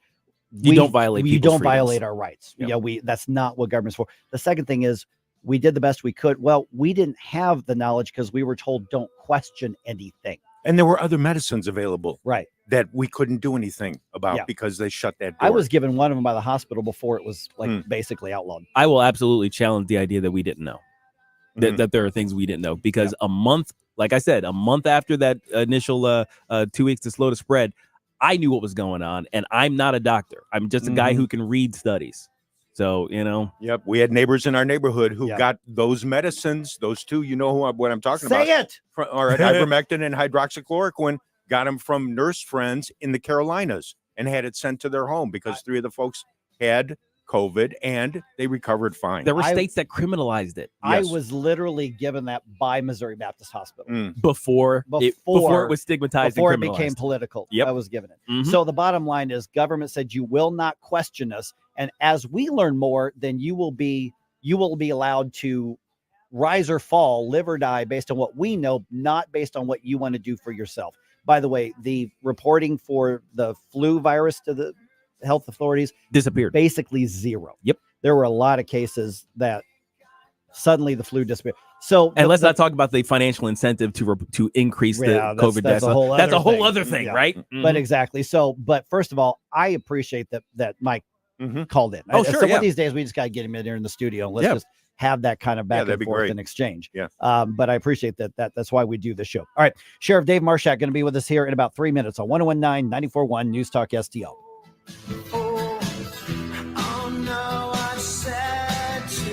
Like and subscribe to us on Rumble. News Talk STL. Mike Ferguson in the morning. Consider this. Hint of the century. From the Michaels Flooring Outlet Weather Center. Isolated thunderstorms in the forecast today, and if you get caught under one, count on heavy downpours, the chance of strong winds, even some small hail. Outside of those storms, it's a warm and humid day, up to about 85 for the high. After a break in the rain around bedtime, a cold front slides through overnight tonight and early Wednesday. That's one more round of rain and storms, down to 70 for the low tonight. But once that rain moves out tomorrow morning, humidity drops and the sun comes out. Tomorrow's high at 84. That's your first alert forecast. I'm meteorologist Matt Chambers. Steph's Pizza is on the move to Lake St. Louis. That's right. You can now get the legendary Steph's Pizza and Pasta in Lake St. Louis, 111 Pond Fort Trail. Steph's Pizza, where Mondays you get a large pizza for the price of a small, and it just got more convenient for pickup or delivery in Lake St. Louis. Steph's Pizza in the Chesterfield Valley on Long Road, in St. Peter's on Jungerman, and now in Lake St. Louis at 111 Pond Fort Trail. Check them out at Steph'sPizza.com. Tonight's a good night for Steph's Pizza. This is Larry Connor's commentary on News Talk STL. In case you didn't know it, I don't know how you could miss it, but this is Pride Month. So numerous corporations stumbling over themselves to declare they honor the LGBTQ plus community. That means many employees at those companies are caught in a dilemma. They need their jobs, but they don't share those views or lifestyle. I have gay friends. None of them are holding big celebrations during this month. One of them said, I just want to live my life. Some I know are conservative in politics. But President Biden made a big deal proclaiming Pride Month, specifically addressing transgender children. A child is not transgender until they are groomed to believe you don't like your life, the way you look, Change your gender, just like changing your clothing. That's simple, right? Well, take note of this. In Philadelphia, LGBTQ was holding a Pride Month parade, but got blocked by protesters. Protesters shouting slogans. Protesters shouting, support PLO, Hamas, Sharia law. It is safe to say that LGBTQ parades will not be taking place in Gaza or any other Muslim countries. Get more Larry Connors on Larry Connors USA. Tonight at 6 on News Talk STL. What's the key to maximizing the value of your outdoor space? Satisfaction. And getting a fence or deck that exceeds expectations with the highest quality American-made material. And working with a team that cares about your project as much as you do. And adding safety and security for your family and pets to play, relax, and entertain. At STL Fenceworks, satisfaction is our core value. Doing it right the first time, standing above the competition. At STLFenceworks.com, your satisfaction is our passion. Mike Ferguson here. Retirement should be a time you can relax. No more stress from work. But there's one thing you can't forget about when retiring. That's your money. Do you have enough saved to fund your income for life and keep up with inflation? How will you claim your Social Security benefits? And what about long-term care? The ClearPath Wealth Management Group at Stifel is here to help answer all of these questions. You can hear their latest views on the markets and investing during On the Money, hosted by Stifel financial advisors Bob Stockdale and Eric Robert, every Saturday morning at 9, right here on News Talk STL. They can help you get organized, guide you through critical retirement decisions, and create an investment portfolio designed around your needs. To schedule your free retirement plan consultation, go to clearpathinvesting.com. That's clearpathinvesting.com.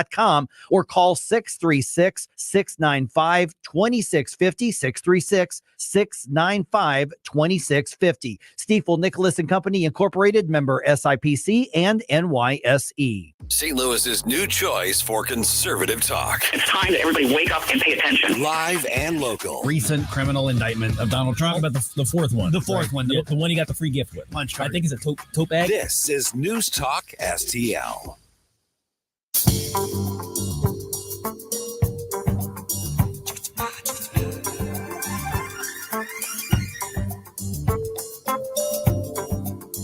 Dan Bongino here. Keep it on News Talk STL because my show starts at 11 a.m. Right now, it's back to Mike Ferguson in the morning. There have been times in my life. Okay, we've been talking, obviously, for years about the border crisis, and the Biden administration says there's going to be an executive order this week. They're going to address it. Yeah. Oh, great. Can't wait to find out what's going on with that. Here we go. But there's an effect on this. You know, I think I want to give credit where credit's due. When we talk about every state's a border state, I think Eric Schmidt kind of coined that phrase during the campaign a couple years ago. I'm not sure, but he was the first one I heard say it. I think so. But you can drill that down even more. And actually coming up in Jefferson County, every county is a border county. There's an event coming up. It is June 20th. So it's called Border Crisis, Why Jefferson County is Now a Border County, and it's being hosted by the Sheriff's Office. So we've got the Sheriff right here, Sheriff Dave Marshak with us. Thank you so much for coming in. I really appreciate you being here. And there's a lot of people who want to make this political, want to make it all about politics, want to make it Republican, Democrat, want to make it whatever the case is. But when you say why Jefferson County is now a border county, lay the foundation, Sheriff. What does that mean that people in Jefferson County need to know? Well, so a couple things. I mean, politics is ingrained in everything, right? Sure. At some level. And so, but I think what we're seeing in Jefferson County and why this isn't so important, about 3 months ago, we had a busload of migrants dropped off at the Love's gas station over in Herculean in Missouri.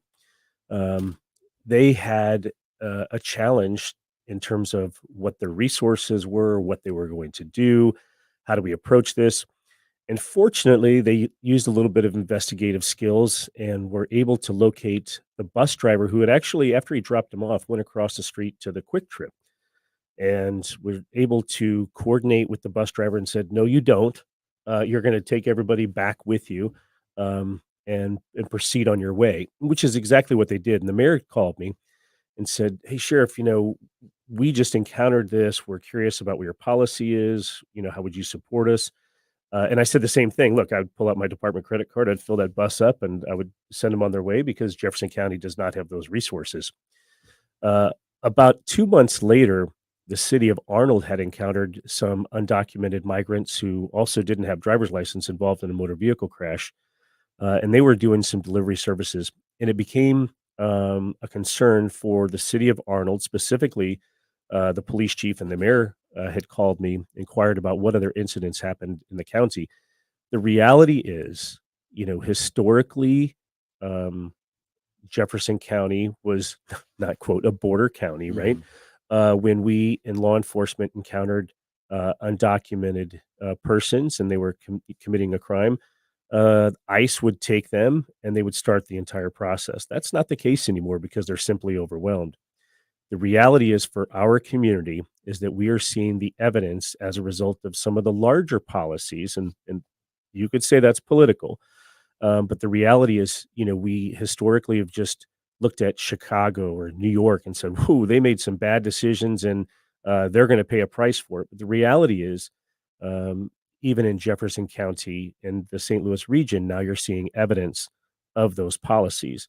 And for us, this is a concern for our community. And it's important that we at least talk about it.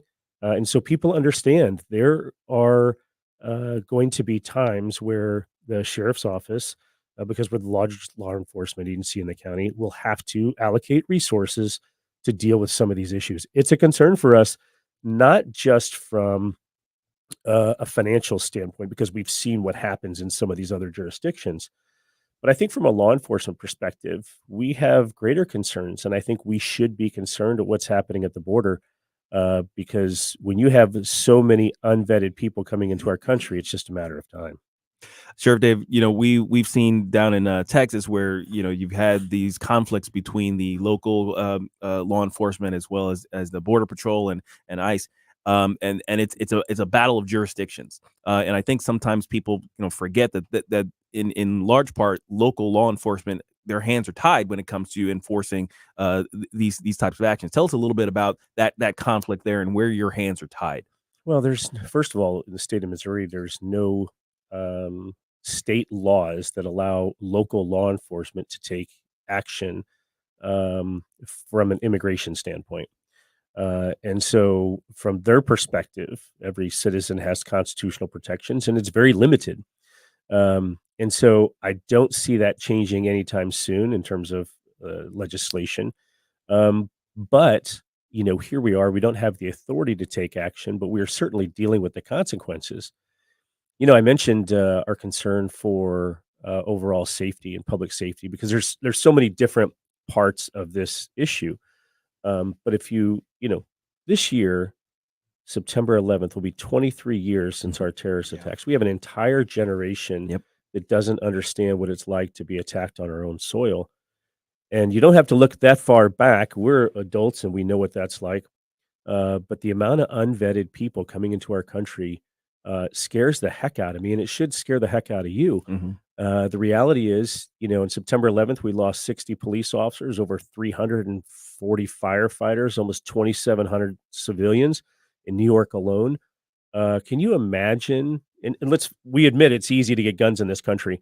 Can you imagine what 100 or 200, 300 people actively shooting in it would shut our economy down like 9/11 didn't. I don't know. It scares the heck out of me, and it scares those in law enforcement. And having them do it in different cities around the country. Exactly. Can you imagine what that? And I think we have a generation that hasn't really thought about what it's like to be attacked on our own soil. So not just from an immigrant standpoint, but also the unvetted people. Last year in 2023, in the first 10 months, the FBI encountered more than 150 people on the terrorism watch list. That should scare the heck out of everybody. So what's going to happen on June 20th? Let's talk about that. So we brought Sheriff Mark Daniels in to talk about and educate our community in terms of what that looks like. Right now on the southern border, and he is truly a border county, has a different perspective in terms of just what that looks like. He also served under President Trump's National Border Security Council, was subsequently kicked off under the Biden administration. I think he's like a lot of sheriffs that shoot truth bullets and offers a different perspective in terms of the realities of what's going on. Look, right now, you're not hearing about it, and we're going to hear about it today, right? Because of of Biden's announcement. But you haven't seen much of this in the local media lately, and I think they've kind of kept it hush. But everybody else knows it's a problem. And you look at, for instance, with the city of St. Louis saying to Chicago, "You're overwhelmed up there. Hey, send some of them our way." Well, you can't make this up. Yeah, you're not in the city, but man, you're a stone's throw away from it. You know that's going to have an effect on the entire region, which is why I wanted to talk to you about this. Is this event that you're having is looking what the effect is going to be on Jefferson County, but you could replicate this in St. Charles County, and Warren County, and Franklin County, and St. Louis County. You could replicate it everywhere because it is affecting the entire region. It is, and the reality for us is this is an educational position that's been a concern for our community. We've had some of the local media from St. Louis inquire about it, and I know from some of the questions they asked, they weren't happy about our hosting such an event. But the reality is, I think an educated community is a good community, and it's important. And again, when we're talking about allocating resources to these types of events, our community wants to know. It's not for every community. I don't see St. Louis City hosting such an event. But I will tell you that for our region, it's important. And I think for law enforcement leaders throughout the region, it continues to be a concern. Speaking of the regional aspect, we have I-44 and I-55 feeding into our metro area. I live in Franklin County, and I'm hearing stories of issues in St. Clair, Sullivan, and Washington with these folks showing up just totally out of the blue. And you will, right? Like this problem's not stopping until we address the problem. As a community, I think, we're going to have to deal with some of the consequences that on a broader scale that we haven't had much influence on. As I shared with you before, look, from a historical perspective in law enforcement, there were times in which we encountered illegal immigrants on Interstate 55, and everybody, as soon as the law enforcement officer pulled them over, they'd jump out of the van and we corral everybody up, and we'd call ICE, and they were able and willing and had the resources and allocated the resources to take care of this. That is not the situation anymore. You call them and they're like, unless it's a class A or B felony, meaning homicide, assault first, they're not taking enforcement action because their hands are either tied or they don't have the allocated resources. So I think we have to recognize the larger issue. Now, that doesn't change how you bring the case to the prosecuting attorney. In the case you stop somebody, they're an illegal immigrant. I mean, that doesn't, or does it change how the process works? Yeah. I mean, it's not up to you to decide who's prosecuted with what, but you're the one that prepares it for the prosecutors to try to bring the criminals to justice. On a local level, there are some challenges, just because they don't have documents on them, and we don't want to live in a police state, right, where you're carrying documents all the time. So I think the challenge for law enforcement is working with federal partners to figure out who is who, because there are some nuances in terms of the law, in terms of requirements to the State Department for nationals and that sort of thing. So there are some small nuances, but when it comes to keeping Jefferson County and the region safe, law enforcement's prepared to do that. All right. And this event, Border Crisis, Why Jefferson County is Now a Border County, hosted by obviously you and your office, Sheriff Mark Daniels from Cochise County, Arizona. County. I had to bring the thing. Yeah. up So if you're, Yeah. excuse me, if you're interested, just reach out to us. We're pretty easy to find. Our assistant, Angela, can help you out at 636-797-5028. But again, we have all the information shared on Facebook and Twitter. We're proud to host it, and I think it'll be an informational, educational opportunity to learn about what's going down on the border and how it impacts us. All right, June 20th starts at 6:00. This is going to be at the Fox C6 Service Center on Jeffco Boulevard there in Arnold. Is this something you need to RSVP to? Is it open to the public? Yeah, it is open to the public. There is no cost to attend. And we do ask that you pre-register just because we make sure we have enough seats there for you. But I think it's going to be, again, an educational opportunity, insightful, and then also scare the heck out of you. Yeah. And unfortunately, a productive way. So, Sheriff Dave Marshak, thank you so much. Really have a good day. Thanks for having so me. much, Sheriff. Thank All you, right, sir. Got some thoughts on it? Let's talk 314-912-1019. This is 1019 and 94.1 News Talk STL.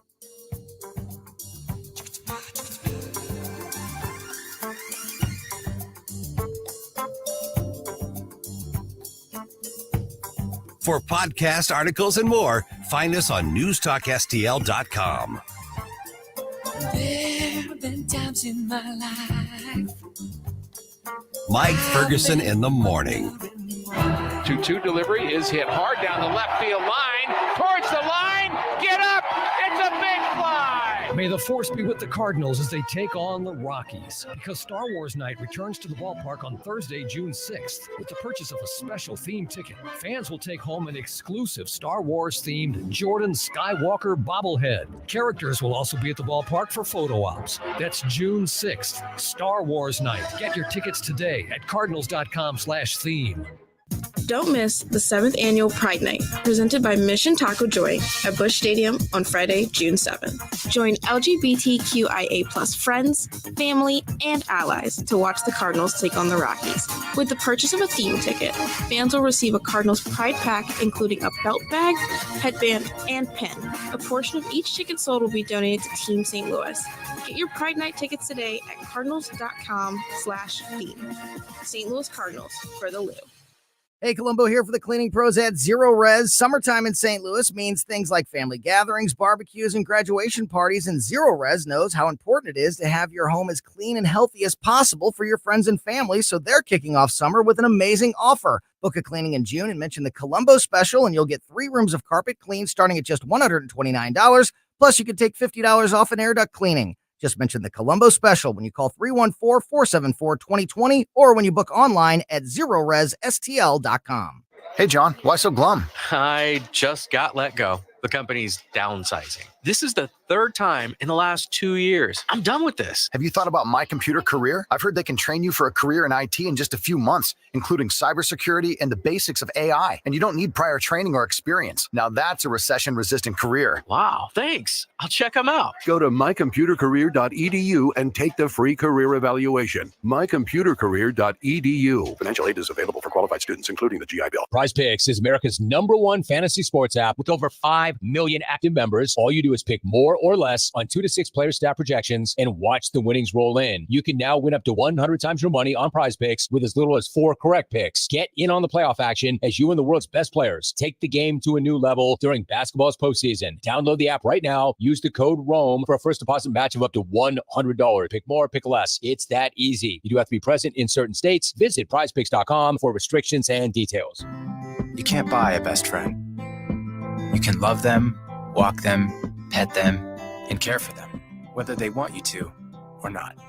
You can take a picture or 50.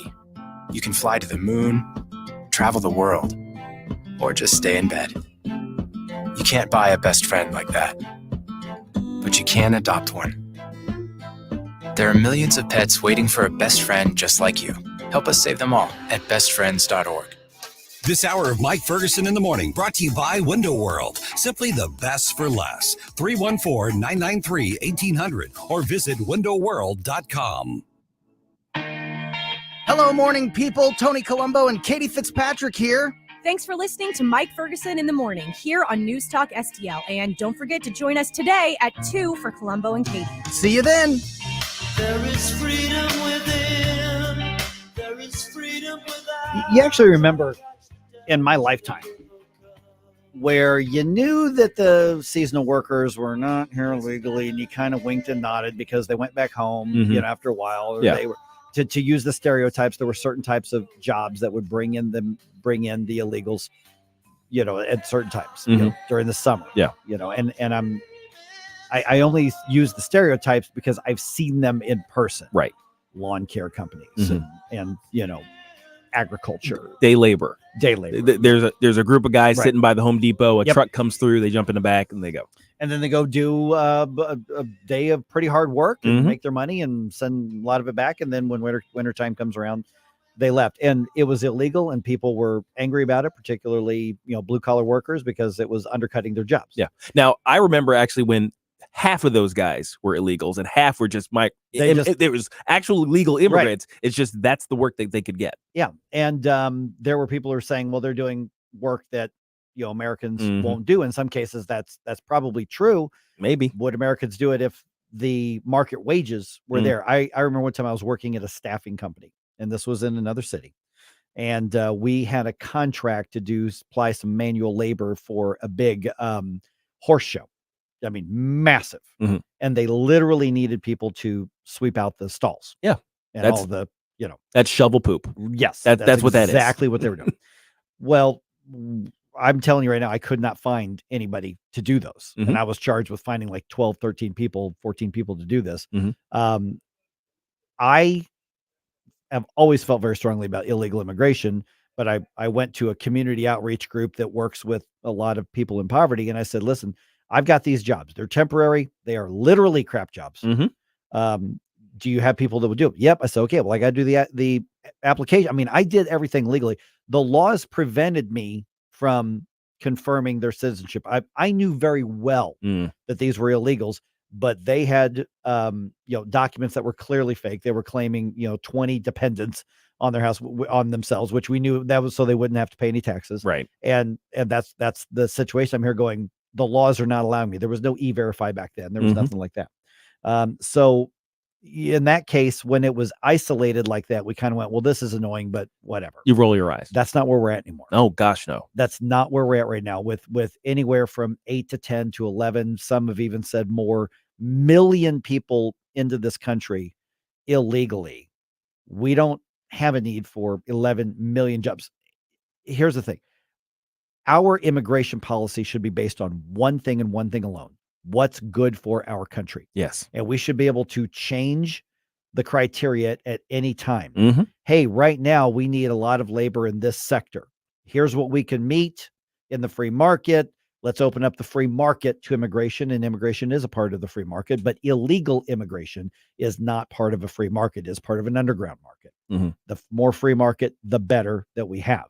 And this is where I differ from my libertarian friends, is that they are terrible on immigration policy. Oh gosh, The open borders basically nonsense open borders. is just complete nonsense. So what's happened here is that now we've got a full-on economic invasion.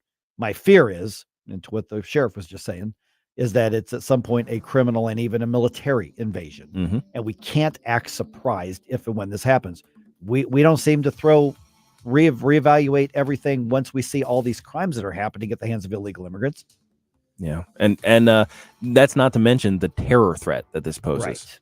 That's a Precisely. huge one Precisely. right All right. There's a Freedom Caucus in Illinois. We're getting the update from the Illinois side now. Man, a lot of freedoming going on right now.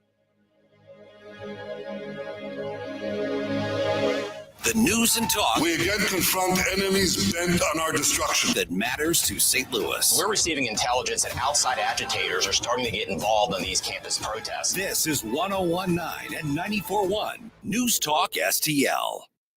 Tim Jones here, inviting you to join the Veterans Committee of the Eureka Pacific Elks Lodge 2644 as they host a cornhole tournament and BB gun shoot at the lodge on Saturday, June 22nd. For more information, visit eurekapacificelks.org.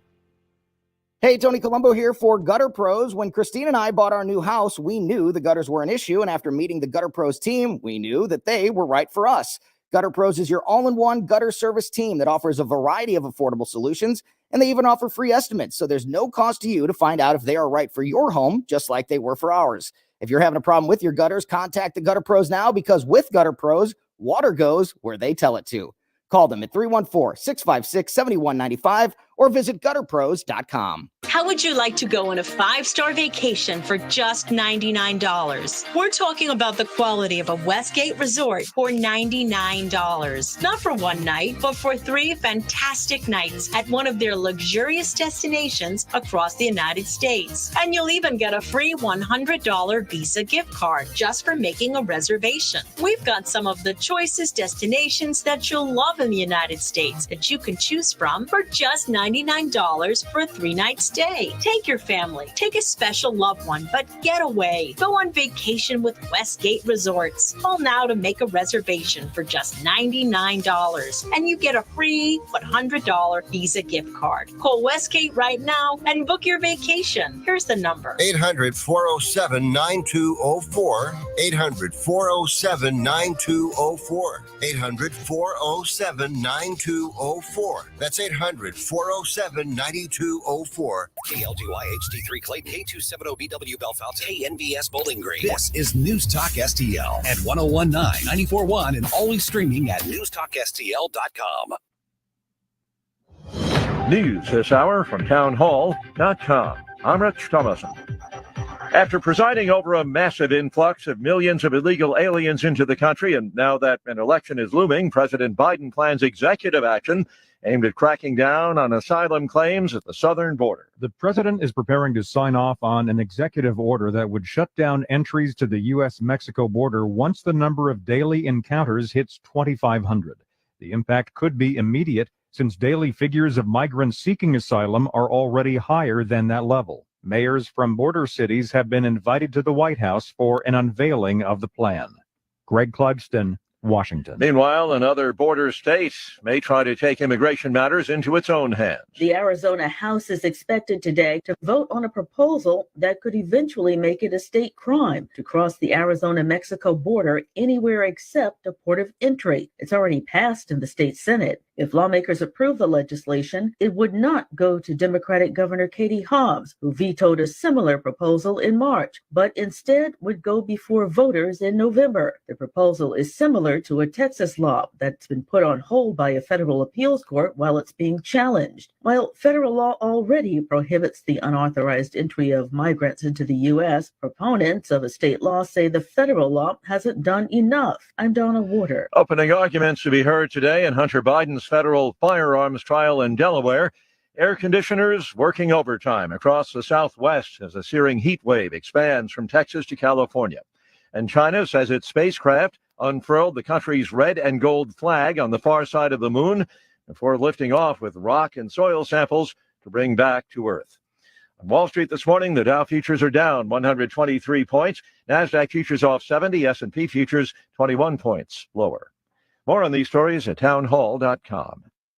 There's a special alert to all Americans who own a vehicle with less than 200,000 miles with an auto warranty about to expire or with no warranty coverage at all. Due to a decline in the economy, CarShield is announcing a low-cost month-to-month vehicle protection plan that is now available to the public to save any driver out-of-pocket expenses on future auto repairs. Call now to find out how you can pay almost nothing for covered auto repairs. Yes, you heard that correctly. Pay almost nothing for covered auto repairs. An open phone line has been established for all drivers to call for a free quick quote. Call 800-932-8603 now. Drivers who are covered will not have to pay for covered repairs again. This protection plan is at an all-time low. Additionally, drivers who activate this vehicle protection today will also receive free roadside assistance, free towing, and car rental options at no additional cost. Call us for your free quick quote today. 800-932-8603. That's 800-932-8603. What do you have to lose? Call 800-932-8603. Again. From the Michaels Flooring Outlet Weather Center. Isolated thunderstorms in the forecast today, and if you get caught under one, count on heavy downpours, the chance of strong winds, even some small hail. Outside of those storms, it's a warm and humid day, up to about 85 for the high. After a break in the rain around bedtime, a cold front slides through overnight tonight and early Wednesday. That's one more round of rain and storms, down to 70 for the low tonight. But once that rain moves out tomorrow morning, humidity drops and the sun comes out. Tomorrow's high at 84. That's your first alert forecast. I'm meteorologist Matt Chambers. This hour of News Talk STL brought to you by Senior Memorial. Give Benjamin Schaefer a call at 314-866-8886 or visit memorialplans.com. Senior Memorial Heritage Protection. Do you own a timeshare? Well, face the facts. You made a mistake. You made a bad purchase. A timeshare is not an investment. It's a money pit that continues forever. If you use your timeshare, that's great. But if you don't, and you want to legally get out of your contract, call my friends right now at the Timeshare Exit Hotline. They're an experienced team of lawyers who help good people like you get out of a timeshare contract that they just don't want. Don't throw away your money on maintenance fees. Use it for things you really want. We can help you end your timeshare contract and stop the money drain immediately. If you're ready to move on with your timeshare, call our team right now. Cancel your timeshare now with this free call. 800-524-1641. 800-524-1641. 800-524-1641. That's 800-524-1641. Mike Ferguson. We the people. Gabe Pfeiffer. It's not rocket science. Rocket science. Get up, can't you hear the alarm? Mike Ferguson in the morning on News Talk STL. Okay, we are covering a huge amount of ground today. So much going on. My goodness. Let's talk about Illinois here for a few minutes. There's the spring session of the legislature just kind of wrapped up, and they go a very different schedule than the Missouri side does. But the budget that they were passing, not only is it ridiculous, but the way that it was done shows you just how little the hard left really, really cares about input from the entire state. Mike Ferguson here, got Gabe here, got Stell here. It is 8:05. I'm now joined by State Representative Brad Holbrook. And Brad, good talk to you again. Thanks for, well, I think we had Brad on here. Do we not have Brad on here? Oh, no. Guess we lost him. That's okay. We'll call Brad back here. We'll get Brad on here. But for instance, when you look at how they were shoving, they've got a timeline that they need to get their annual budget and stuff done. But the way that it was done, the ridiculousness of it being done, had to do with the Democrats literally changing the rules in order to get done what they wanted to get done. And it was just crazy. I mean, it would be one of those things where if we like made up an accusation, nobody would believe it. Sure. That kind of thing. So we've got Representative Brad Holbrook with us right now. Brad, good to chat with you again. Appreciate you being back on the program. First of all, let me start with, I want to get to the ridiculousness of how all of this massive spending in the budget was kind of shoved through literally at 3 or 4 o'clock in the morning or something like that. But there just doesn't seem to be any end to how much money the governor and the legislature, the hard left in the legislature wants to spend in Illinois. So if you're a taxpayer right now in Illinois, you're feeling a big pain in your wallet. This is why, right? That's right. In the wee hours of Wednesday morning, AM hours, there was a $1.2 billion tax hike that was shoved through. Now, granted, there was some breaks and some credits in there for a net out of $750 to $800 million, but it was a $1.2 billion tax hike in the wee hours of the morning. A tax hike in an already high tax state. Right. I mean, we're, kind of teeter-tottering 1-2 on overall tax burden in the nation. So, again, they just have this insatiable desire to spend more than the previous year. Of course, the coronavirus dollars that have flowed in from the feds have bumped those numbers way up. But now those numbers are going away, and the governor and the majority party is looking for new sources of revenue. That's where this $1.2 billion increase comes in multiple different locations. And so it's kind of crazy, when you look back since Governor Pritzker's been in office in 5 years, he's spending nearly $14-15 billion more in 5 years, a 32% increase since he came into office. Morning, Brad. Gabe Pfeiffer here. So tell us a little bit about what sort of programs this is supposed to be going to support. Like why this huge increase in the tax burden on citizens? What are they getting out of this? Yeah, and real quick, what are the taxes? Are these sales, income, proper? Where are the taxes coming from? Also that. Yeah.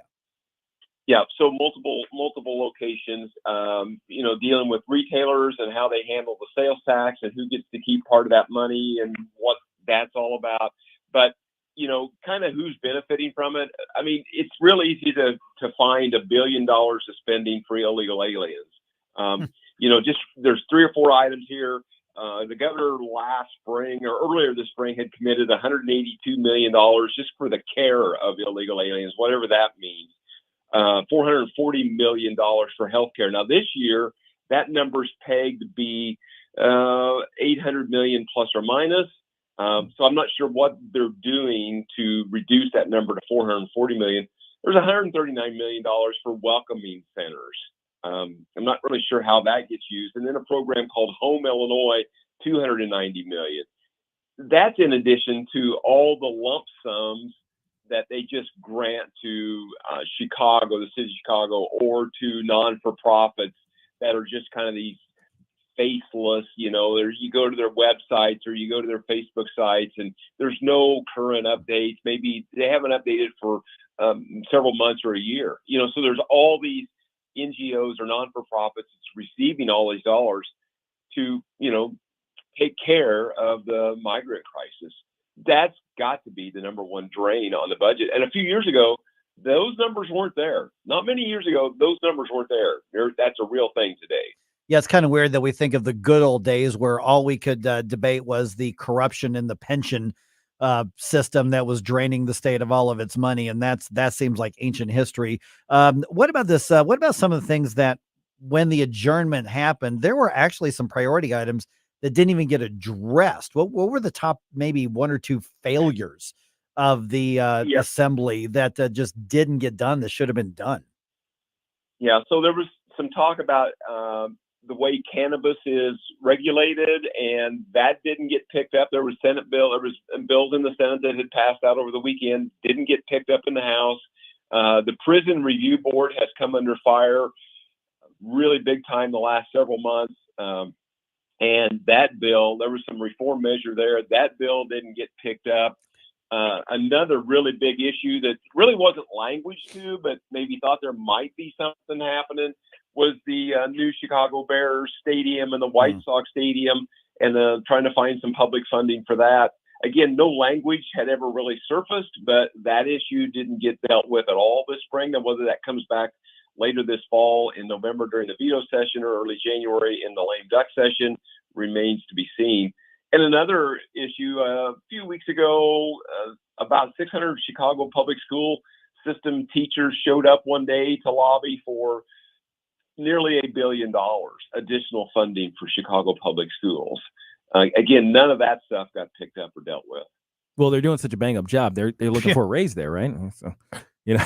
Yeah. Well, I mean, it's just report after report about outcomes and the proficiency scores, and you know, they're just kind of proficiency deniers. They make up all these excuses why the Illinois State Board of Education report card, you know, the reports on the student outcomes, why it's so low. They've got 24 reasons why it's so low. Well, one of the reasons they say, well, the formula's all goofed up. I'm like, well, we'll just change the formula then and let it reflect what it really means. Well, you know, and then they just kind of move on. Now, I'm sorry. Go ahead. No, that's it. But I was going to say that Mike brought this up previously, but there seemed to have been some shenanigans in getting this passed. There were some rule changes. Yeah. What all happened there? Yeah. So in about 3:30, there had been, I think we were on the fifth piece of legislation since we had gavelled back in after midnight Wednesday morning, and it was the revenue package. So that was that $1.2 billion tax increase, fee changes, and so it takes 60 votes in the Illinois House to pass anything, and so it got 60 votes. Well, we called for a vote verification, means we call out all the members that voted yes.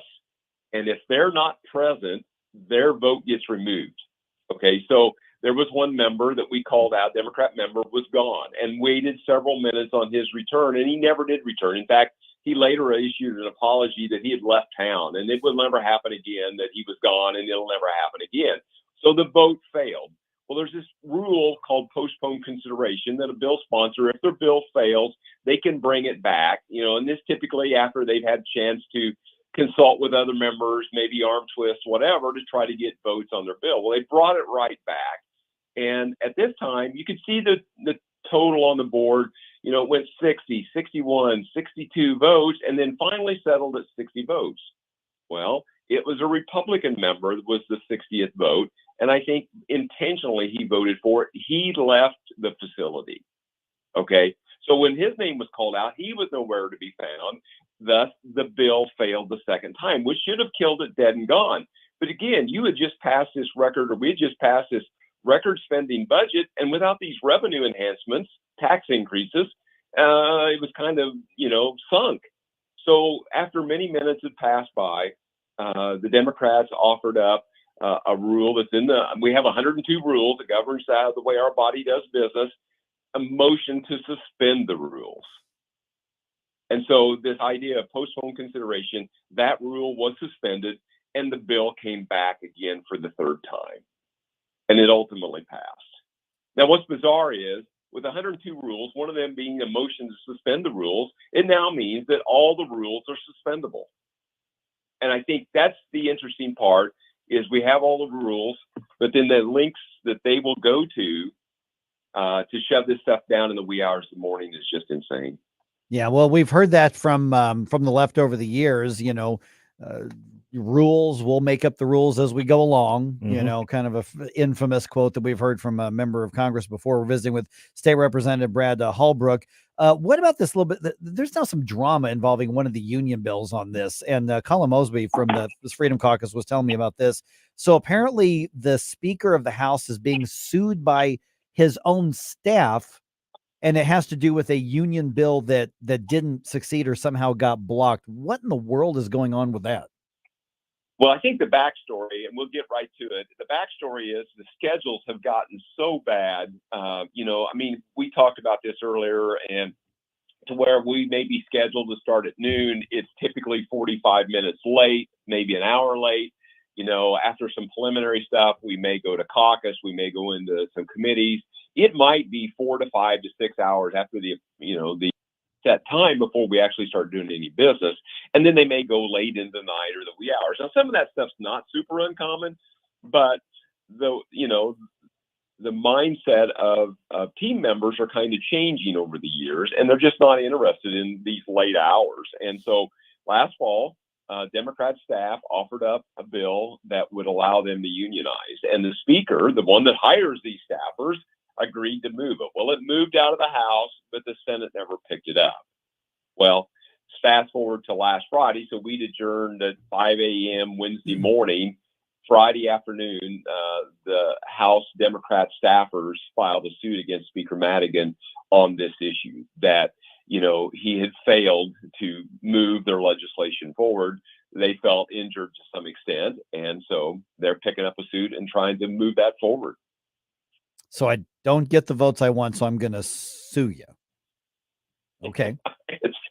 Yeah, we changed the rules to get the outcome we want, and then others, it's like, well, if you guys don't do what we want, we're going to sue you. And I think it's kind of interesting, that the Democrat supermajorities of the General Assembly will pass bill after bill, and the other party has to take them to court because these bills, the Safety Act, the gun ban, the attack on free speech last year, all these things are unconstitutional, but yet to maintain our constitutionality rights, we have to go to court to sue to maintain that stuff. So I think it's kind of interesting now that the Democrats' own staff has decided to sue them over this matter. Oh my goodness. It's amazing. All right. And so what's next? Obviously the spring session is over. What's next when it comes to either trying to stop the bad stuff or trying to get some good stuff through? So you've got a little bit of a breather here, but what are we working on right now, especially those of you in the Freedom Caucus?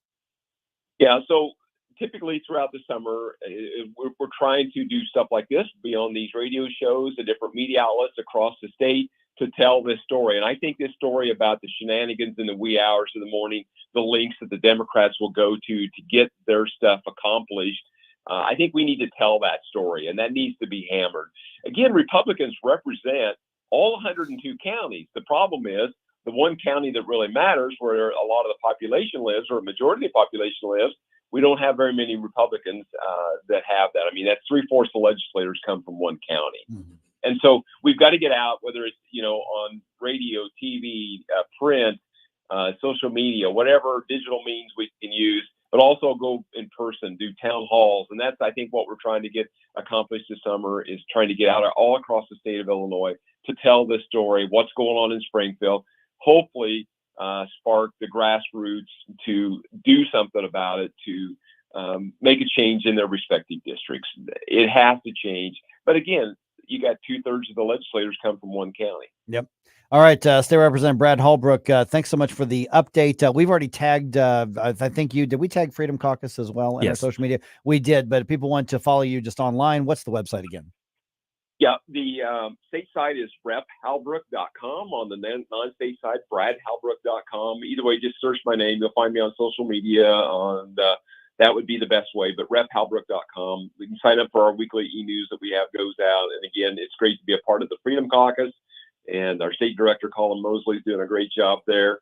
But IllinoisFreedomCaucus.org, we got a Substack newsletter that goes out every week or so there also. All right. And if you decide to have one of those town halls here on the east side of the area, let us know. We'll work with you on it. Excellent. Appreciate the time. Thanks, Brad. Thanks, Brad. We'll talk to you soon. Yeah, bye. All right, 314-912-1019. I guess that's the benefit of you've got overwhelming control. Just change the rules to fit what you need. Yeah, just do what you do. It's amazing what happens in states controlled by Democrats versus states supposedly controlled by Republicans. Have you noticed that difference across the river? Yeah, precisely. All right, let's dump some news on you here, and then we got a special thing coming up next week. We're going to tell you about it at 8:35. I'm excited about this. Mm-hmm. So that's as much teasing as I can do, because that's coming at 8:35 here on 1019-94.1 News Talk STL. I've had enough of this. We give you news, analysis, opinion, and more. Only on News Talk STL. Get up. It's Mike Ferguson in the morning. Get up, can't you hear the alarm? Get up, this is your cousin. Get up, what are you waiting for? Get up, get up. Springtime in St. Louis means one thing. That's right. Golf is back, baby. Whether you're a beginner or a scratch golfer, you're sure to enjoy your golf experience at Sugar Creek Golf Course. Sugar Creek is a scenic and challenging course and well suited to golfers of all abilities. Located in High Ridge, just 10 minutes from 270 and Gravois. At Sugar Creek Golf Course, our courteous and professional staff has one goal: to make sure your golf experience is enjoyable. To book your tee time or to learn more about the special event and banquet facilities, simply visit sugarcreekgolfcourse.com. To all our incredible supporters, we at the David Dorn Foundation say thank you. Your 5-star online reviews that you recently posted are beacons of encouragement on our mission to assist first responders. And a shout out to Steve Katraba, who reviewed us with these powerful words: the Dorn Foundation continues to fill a need in the public safety community and thereby to the public. Steve, your words are more than a review. They show the impact we're making for first responders. To read more strong reviews, Google the Dorn Foundation now. Do you owe the IRS $10,000 or more in back taxes? Are you being audited or investigated? Has the IRS sent you a letter demanding payment? You may not owe what they claim. Make this free call to the tax doctor now. Let them negotiate with the IRS on your behalf. 800-240-4586. 800-240-4586. That's 800-240-4586. And then the media. 1019 and 94.1. They lying about what's going on in America. They lying about it. News Talk STL. Hi, it's Vic Porcelli. And Ken. Hi, Ken. Hey, Vic. Ken and I are on every Monday through Friday, 9 to 11, right here on News Talk STL. Right now, you're listening to Mike Ferguson in the morning on 1019 and 94.1 News Talk STL. Whoosh, my morning, people.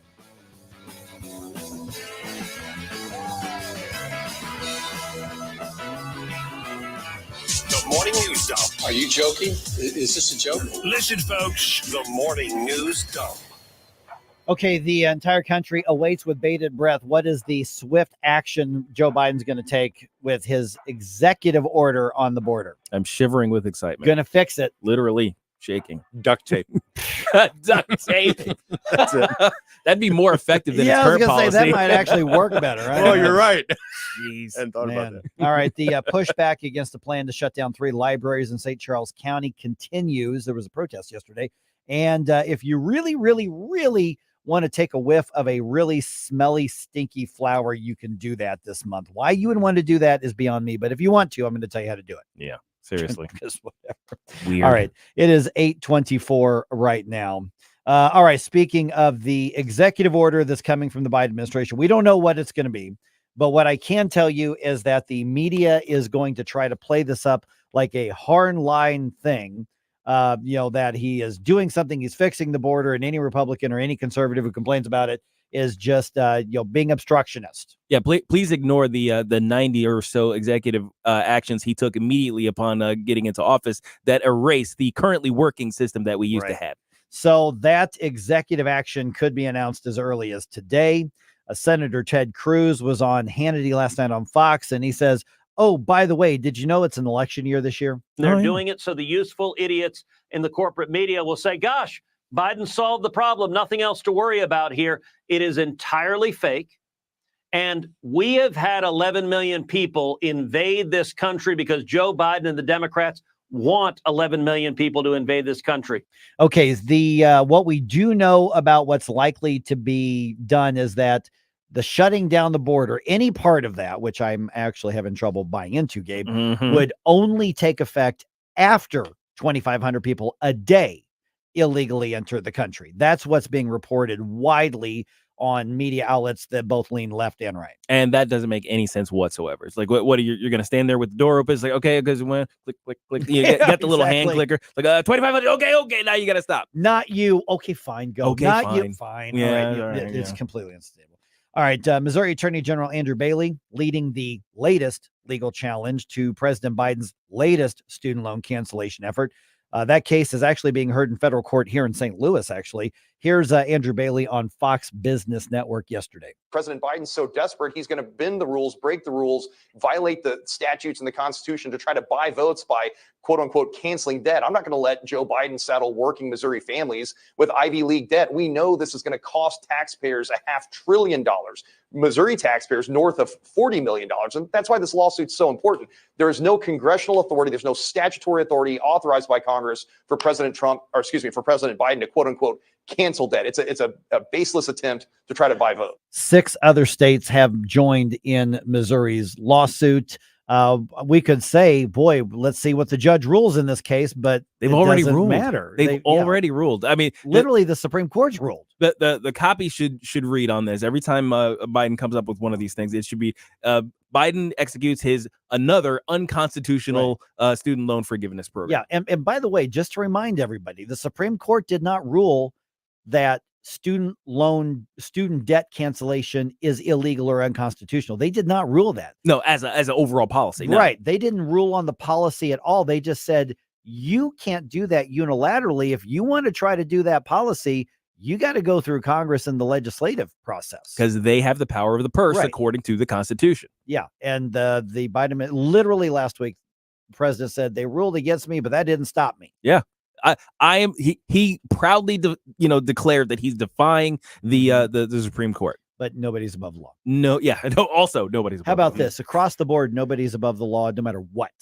That would be nice. How about that? If let's that be actually was a consistent thing to everybody, and that's good for our side too. Yeah. All right. Senator Bernie Sanders vowing to boycott an appearance by Israel's prime minister before a joint session of Congress. Senator Sanders calls Israeli Prime Minister Netanyahu a war criminal and insists it's what he calls a sad day for the U.S. that the invitation came from both political parties. Israel has come under fire from Sanders and other critics over a large number of civilian deaths in Gaza as the terrorist group Hamas continues to use the population as human shields. The letter inviting Netanyahu last week read, quote, "We join the state of Israel in your struggle against terror, especially as Hamas continues to hold American and Israeli citizens captive and its leaders jeopardize regional stability." Bob Agnew reporting. I don't think we're going to miss bigot burning. No, don't let the door hit you on your communist red behind. Right.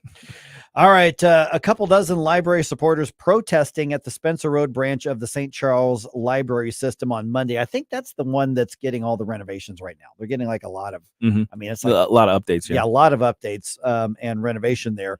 And so the protesters were not protesting that library branch, just to let you know. They weren't against that library branch, but they were saying, hey, you're spending a lot of money here, but you're also talking about closing other branches. And what they're opposing is the proposal to close 3 other branches, including Deer Run, as you probably know, Kisker and Maclay. The St. Charles City Council and the O'Fallon City Council have already passed resolutions opposing the plan. Similar resolutions are going to be proposed at the Wentzville Board of Aldermen this month. And from what I'm being told, it looks like that's probably going to go through as well. The library board is going to meet again to discuss the proposal and the finances involved on June 18th. They could probably fix their finances without closing libraries, but that's just a hunch. But if they can't, then you got to have a very brutal conversation. It does have to be on the chopping block if that's necessary. You can't keep that off the table. Because one of the things that's come up is they've said, okay, well, maybe we need to raise taxes. And there are people who say, okay, let's talk about it. I would be opposed to that no matter what. Same. Personally. All right. Missouri Botanical Garden says you can soon get a whiff of the smell of rotting flesh. This every year or two, this happens at the Botanical Garden, and everybody loves it. The bizarre part is that people are going to line up to do that. They are literally going to line up to go, ooh, I can't wait to see the corpse flower and get a whiff of what a rotting carcass would smell like. See, Gabe's got some cologne that could take care of it. Yeah, exactly. When I come in here, I'm looking good and smelling fine. Baby. Yeah. It's Pfeiffer time. It's Pfeiffer time. That's right. Okay. They've named this year's corpse flower Millie, and Millie is likely to bloom in about another week. I don't know if Millie is named after a victim on CSI or what. I don't know. Oh, Millie. So whenever that horrible smell emits, it will last for 2 or 3 days. And if you are excited about that, well, boo, you do you. Then again, the Missouri Botanical Garden, when we look back at the recent advice they've given us, they also suggested recipes for cicada-based snacks, including cicada kebabs as well. Yeah. Now, I tease them. I give them a hard. This isn't good fun. I like the Botanical Garden. I can only imagine standing in line. It's like, oh, what a fascinating aroma. Now, would you like some lunch? I hear the cicada. That's right, exactly. The cicada corn dogs are delicious. Yes. You smell that. That is the aura of raccoon what? After it has been run over. All right. Sports. One thing here. The good news is that the Cardinals had the lead over the Astros for 7.5 innings last night. Oh, man. Almost. Bad news is that you need to have that lead after 9 innings. And that didn't happen. You missed it by that much. Yeah, I missed it by that much. Astros had a 4-run 8th inning, including a couple of home runs to come from behind and win the game 7-4. Game 2 of the series is tonight at 7:10. Redbirds are tied with the Cubs now for second place in the division. Both teams are 7 games back from the Brewers. All right, we got a fun thing coming up here. We're going to tell you about an 8:34 announcement coming your way here in just about 4 minutes. On 101.9, 94.1, News Talk STL, no corpse flowers involved. STL at 101.9, 94.1, 99.1 HD3, and newstalkstl.com. In the morning, don't say you love me, 'cause I'll only kick you out of the door. From the Michaels Flooring Outlet Weather Center. Isolated thunderstorms in the forecast today, and if you get caught under one, count on heavy downpours, the chance of strong winds, even some small hail. Outside of those storms, it's a warm and humid day, up to about 85 for the high. After a break in the rain around bedtime, a cold front slides through overnight tonight and early Wednesday. That's one more round of rain and storms, down to 70 for the low tonight. But once that rain moves out tomorrow morning, humidity drops and the sun comes out. Tomorrow's high at 84. That's your first alert forecast. I'm meteorologist Matt Chambers. Fox News commentary. China is cracking down on wealth-flaunting social media behavior. I'm Tommy Lahren. More next. Something amazing is happening when power outages strike. Teams are powering through them. That's because CDW Solutions architects are building more resilient IT and electrical infrastructures with Schneider Electric.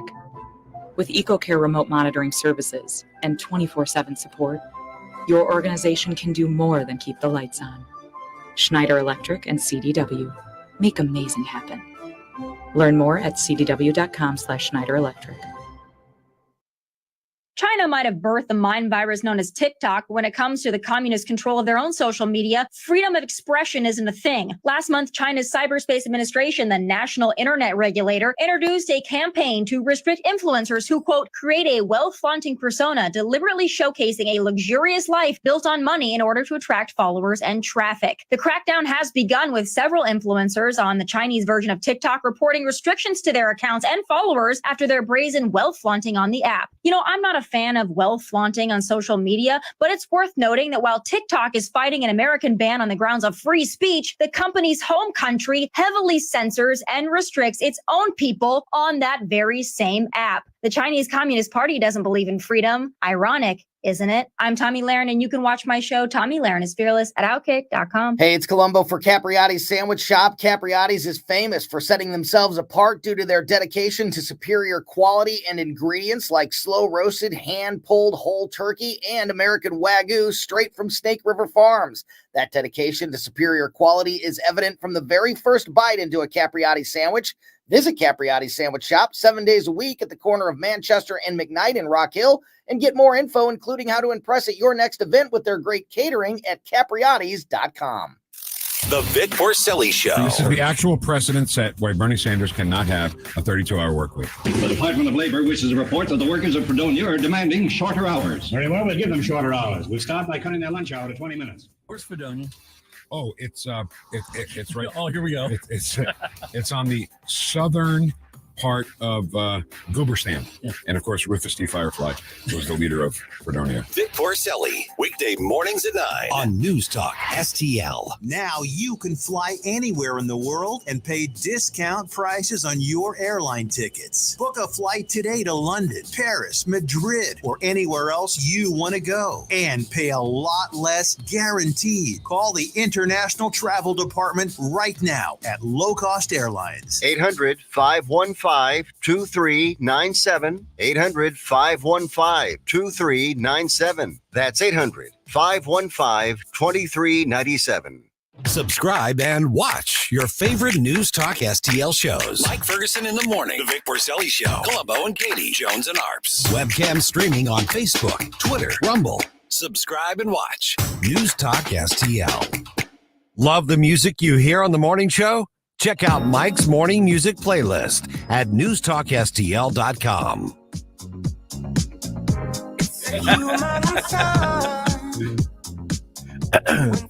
Ooh, sorry. That's a hot mic. Okay. It's like, calm down over there. Yeah, sorry. I'm having too much fun. That's what it is. Okay, so a few weeks ago, really just 2 weeks ago, we said, hey, we'd love to get the morning show out. Mm-hmm. You know, we want to come to you, especially someplace. It could be any day. We recommended Fridays, but any day of the week we can come out and do the show from your community. Yeah, I mean, our studios are nice. I mean, this is a nice spot, but Yeah, absolutely. I would love to get out and meet more people and stuff like that. The emails and the phones started ringing right away. Yeah. Which is awesome. Yes, thank you guys. Listen, let me give you a little behind the scenes. Doing a live remote, doing a show live, there's a lot of logistics that goes into it. There's a lot of technical stuff. Now, it's not as hard now as it used to be because, obviously technology is fewer pieces of equipment. We don't have to drive a truck out anymore. Right. I used to work in the business when you had like a microwave signal that you would send in. Oh, a Marty unit. A Marty unit. That's and right. the actual dish. And I was at a TV station once where we had to figure out how to angle the signal off the thing on the top of the truck to bounce off one building to get around another to hit our tower. That's right. That sounds awesome. To get back to the station. To get back to the station. To go and then back out to the tower. Yeah. To go back when over I was, the air. Right. I was live. I was what we called field producing back there for a TV station back then. And now we just turn on a phone. Now we just literally I'm plug kidding. us in. But the first one we're going to do is next week. Mhm. And I'm joined now by Christine Eoff from Sugar Creek Golf Course. And we're coming out to your hood next week. This is going to be a blast. Yes, I am looking forward to it. It's great that you guys are going to come out to the community. Mhm. I know it's hard for people, to get to events, but this one is going to be bright and early on Tuesday, June 11th. It's a great day to come out. We will have you guys live broadcasting with us, and we have several of our local candidates that are running coming out, and it's going to be a great time to hear what they're running, their platform that they're running on, and also get an opportunity to really ask the questions that might be important to you. So we have for the House races, we have Joe Maddox, Cecily Williams, Renee Reuter, Dom Lawson, Bill Lucas. Senate, we have Mike Henderson. And then our local county council, we will have Billy Crow, Leslie Cheek, Brad Baszler, and then, of course, Sheriff Dave Marshak that you guys just got to talk to. He will be out there as well. So we will also include, we have a complimentary breakfast. So you can come on out, you can meet everybody, you can say hi and get a great breakfast. See, I don't think Gabe, I don't think you knew that part. I did not know that. Mike saw my eyes light up because whenever you mentioned food, I was like, okay, I know, right? Gabe's in now. Yeah. I always feel a get together, unless there's food, it probably should have just been an email. That's pretty awesome. So all those candidates, they're just going to kind of be milling around. It's just kind of like a casual thing. It's not going to be an official, town hall type of thing. You're just going to be able to walk up and ask a question. Yes, ask a question, questions that are important to you. So, it'll be a very relaxed environment. The golf course will be hopping. We have a senior league on Tuesday mornings as well. So they are all excited, looking forward to that. So come if you want, you can hit some range balls after you get done. So bring your clubs. But yeah, I think it'll be a great time, and I'm looking forward. This is your opportunity to learn before you go out to the polls in August to make that choice, the informed choice for you. So yeah, we're just super excited. And while these candidates are on, obviously we're going to have our streams up and everything like that. Send us questions. Yes, absolutely. As well. And also, but I want to make it just kind of reiterate what you just said, Christine, is that come on out. I mean, there's a lot of times we'll do a remote somewhere, but we're kind of cordoned off in one area. We're saying, come on out, say hi, high five us, fist bump us, flip me off, whatever it is that you're going to react to, whatever we're saying here. But come on now, this is truly going to be open to people. And there is something unique about the breakfast as well, correct? There is. So Adult and Teen Challenge of St. Louis, it is a faith-based drug and alcohol rehab program that is completely free for anybody that would need that service. They are going to be catering that for us. And Chef JJ is amazing, does a great breakfast. So we look forward to you guys coming out and just talking to them if you're interested or have someone that may be interested. But and then another thing is, of course, our special News Talk shirt and hat that is exclusively available at Sugar Creek. So that will be there for you to purchase as well. So looking forward to seeing those shirts on everybody. I can vouch for that shirt. That's a really nice shirt. It is a nice shirt. Yes, yeah. absolutely. And the hat for those bad hair days. Gabe, you know how those bad hair days. Oh, yeah, I know. Well, I can never do anything with it. Just put the hat on. No one will notice. Exactly. Okay, so now we're talking about in High Ridge, the Sugar Creek golf course is where this is going to be. So we're going to be in the clubhouse, we are going to be area. In the clubhouse. Yes. So right when you walk in the doors, you will see us. All right. So we've already met so many people, like when we go out to Johnny's. Yes. So we're like 7 minutes from Johnny's. Yeah. And so you can come in and get your game of golf in. Of course, sounds like there's a league's going to be there anyway. I'm looking forward to it because I'm hoping to just get to meet a lot of people. We get a lot of, emails and calls and messages and everything. And we've had a lot of people respond and say, hey, if you're going to come out and do the show, what about here? And so we've got a few other things in the works as well. I think this is going to be the perfect one for the first one for the summer. Yes, I am so honored that you guys are going to come out. It is going to be a great time, and come on out. That's so cool. And Tuesday sounds like the day to take off from work. Like if I was if I was not working, I would take off and I'd go get breakfast. I'd hit a few rounds or something like that. Head to Johnny's for lunch. That sounds like a day. Oh my gosh. Right? Yes. And we'll be happy to go to lunch with you at Johnny's. There you go. Their food is great. Oh, they've got great food over there. Great food. And here's the thing with all the candidates who are going to be coming by and stopping in, because we're going to be there from 5:30 to 9. We're doing the full show out there. The great environment about this is a lot of times people get so focused on who we're going to vote for in the U.S. Senate race, for the governor's race, for the presidential race, and all this. We're talking about people who truly have an impact right here in not just the region. And we're going to be obviously working in, topics that are statewide and regional and national. We're not going to neglect all that. We're going to do the whole show from there. And so it's crucial that these conversations happen in a much more organic way. And that's what's going to happen. Yes, definitely. It is important. It starts within the community, and you need to take the time to see those specifically, county council. They make a lot of decisions for our county. They impact, the growth of the county, and it's imperative that we vote and that you vote for a candidate that you feel, would represent you and your desires for the county. So we encourage you to come on out. I mean, even if it's for free, the free complimentary breakfast, just come out and say good morning to us. We'd love to just shake your hand and let you walk around, check things out, and then you can be on your way. I mean, you can do it right before work. Yes, we're there super bright and early. So pretty awesome. Come in, get a picture, tag us, hashtag. We'll come up with a hashtag. Yeah, that works out well. It's going to be a lot of fun. And you just said complimentary breakfast. Again, see, I was about to ask him, okay, so let's plan. How much is it going to cost? And you're saying, no, there it is. Nope, There it is. all included. Nice. You won us over. Now you mentioned Tuesday is senior league play. Yes, now what other sort of things are out there? I don't know if a lot of our listeners know much about Sugar Creek. So tell us a little bit about that. Yeah, so we are a public 18-hole golf course. We do have a driving range. So if you just want to come out and hit some balls, it's a great range. You just come up to the clubhouse, get your bag of balls, and head down to the driving range. But the 18 holes, it is a beautiful golf course. On hole 5, on a very clear day, you can actually stand and see the arch. Oh, wow. So we are that's cool. 30 From minutes High Ridge? away. Yes, because Wow. High Ridge, we're one of the high points Yeah. in Missouri. But you can actually see the arch. So if you think about that being 35 minutes away on a clear day, you can see it. So that that is just amazing. That sounds Sometimes when I used to beverage card, I'd sit up there and kind of just stare Just in gaze awe. at it. It's it's just you think about that and you're like, wow. So See, that's what's funny is for those of us, who are St. Louisans, there's an old joke that says if you're a St. Louisan, at some point you're going to catch yourself going, oh, look, there's the arch. Yep. Even if you've seen it a million times Mhm. before. I did that. I was playing a baseball game in Sauget last weekend. And I'm driving in and there's the field. I'm driving around. I look up. I'm like, oh, there's the arch.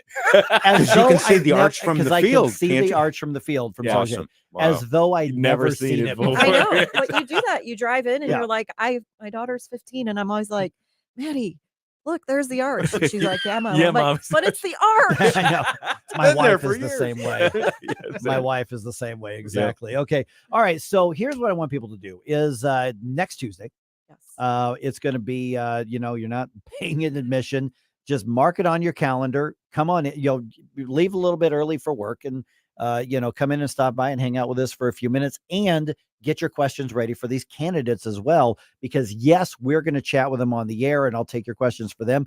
But if they're representing or want to represent the area that you live in, you need to be able to ask them questions directly and get a feel for their leadership style and get a look at is this the type of person that you want representing you in the state legislature? And that's going to be, I think, one of the most valuable things. And I hope that we make you question whether or not you should have done this because so many people. It's like, oh my gosh, we weren't ready. One more question for you, because Gabe kind of mentioned this in passing. If somebody shows up and they want to play a round of golf after the broadcast, do they need to let you know beforehand, hey, I'd like to reserve so I can do a round? Could they do it after the broadcast? Yeah, they would need to contact the Pro Shop at 636-677-4070. But if you just wanted to hit some driving range balls before you head off to work, to prep yourself, get you in the right mind, and you can no tee time or anything required. You can just get a bag of balls and head down to But the if range. you do want to take the day off, like Gabe was suggesting, that sounds great, right? I know. I always say, there's never a bad day on a golf course. And so definitely if you do have, some vacation time or not vacation time. Personal day. Personal day, however your company classifies it. We'd love you to come out. working from home. Working from home. That's right. I agree. Hey, we have great Wi-Fi. You can still get that on the golf There you course. go. So you can still answer your emails. Yep. And I don't post anything, or let people know who's out. So There are clear some- anonymity on the course. There are a select few types of businesses where the businesses knows that you could be there on the download. This is just one that won't get you divorced. There you go. Yes, absolutely. Exactly. Absolutely. All right. Well, let's go about the website. And you guys are on Facebook and all that. as We well, are right? on Facebook. Yep. And it's sugarcreekgolfcourse.com. And the Pro Shop again is 636-677-4070. And for those of you that need the address, it's 5224 Country Club Drive in High Ridge. All right, Christine, we will see you on Tuesday. when Yes, we're doing the looking show. forward to it. Hopefully, we see a lot of folks and weather's cooperative and everything. But either way, we're going to be there. Yep. That's right, Gonna be rain a- or shine. Yeah, going to be a lot of fun. I mean, you and I are going to be talking in the meantime before Yes, then. But yeah, absolutely. So, Christine, thanks for coming in. Really appreciate thank you so much for having me. Thank you so much, Christine. Going to All be a right. blast. All right, just ahead here. And guys, I didn't give you the heads up. I want to talk about this. Okay. I keep seeing on the news feed this WNBA. Oh, yeah, the Caitlin Clark the stuff Caitlin and Clark all that. thing. Yeah. Mhm. Yeah. All right, I have thoughts. Okay. So let's go over those. Yes. Here in about 3 minutes on 101.9 and 94.1 News Talk STL.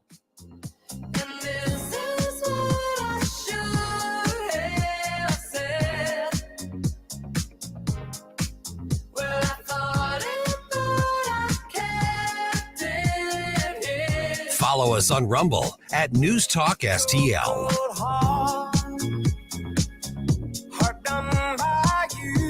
Mike Ferguson in the morning.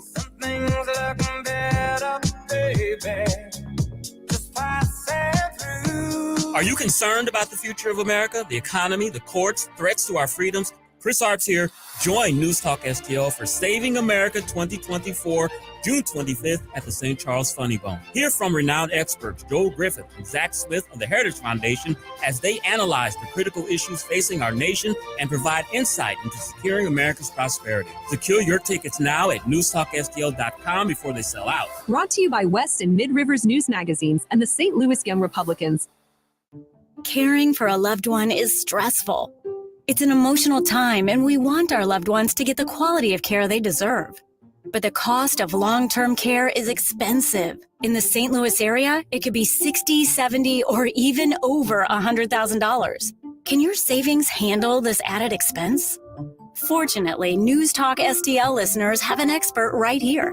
Financial strategist Chris Cooper of Serenity Wealth Management shows families tax-efficient strategies to fund care needs. Whether planning in advance, have health concerns, or living in a care community today, solutions exist to fund the quality of care you deserve. Hi, I'm Chris Cooper, and I'd love to send you a free copy of my new book. You'll learn about strategies to empower you and your family, protect your savings, and make sure your loved ones get the quality of care they deserve. Visit SerenityLTC.com. That's SerenityLTC.com. Investment advice offered through Fortis Capital Advisors. Tim Jones and Chris Arps in the afternoon. What a surprise. Rising costs of the downtown convention center. Why is that? David Stokes at 425. Fauci the fraud. What did he do now? Dr. Tobler, 525. Tim Jones and Chris Arps. Weekdays at 4 on News Talk STL. When our veterans came home from serving their country, the American Legion helped them with the GI Bill to get a head start. When they came home from Vietnam, we helped those affected by Agent Orange to get care and compensation. Now, a new generation is dealing with their own challenges. Every day, 22 veterans who put their lives on the line for our country came home and took their own. As it has for over 100 years, the American Legion continues to advocate for our veterans, so when they leave service, there's a place for them to go to continue serving and, when needed, to get help. Thanks for taking my call. News, analysis, opinion. Radio news junkie. Love every bit about it. News Talk STL. Hey, this is Rob Carter. Join me weeknights at 8 p.m. as I challenge our politicians, expose the political press, and analyze pop culture. It's the Rob Carter Show, weeknights from 8 to 10 p.m. here on News Talk STL. Now let's get back to the best men's league over 40 backstop in St. Louis, Mike Ferguson in the morning. Okay, quick. How many WNBA players can you name? One. Currently one. Current players? Yes. One. I have seen on my social media, and we've got some of the local media up here as well. I have seen this soft/hard foul on Caitlin Clark. Yeah. Like 1,000 times. Yeah. And so it's funny because media's trying to like drum up all this drama. And it looks like media is really rooting for the WNBA. And I don't have any issue with that. That's, you know, they're like, hey, we want women's sports to be elevated. My daughter played collegiate sports, and, you know, I wish women's sports got a little more respect than a lot of them do. But it's so over the top. They're almost like trying to write WWF storylines. Am I wrong about that? Oh my gosh. Am I wrong about that? I think that's what it is. I think that's what it is. So first of all, that hip check from hell or whatever they were going to end up calling this thing. Gosh, really? It's not that hard of a hit. It wasn't that hard. It is a dirty hit. It was dirty because, I mean, just the way the play was going, and it was uncalled for. Yeah, there was no reason for it other than they don't like her, and she did flop.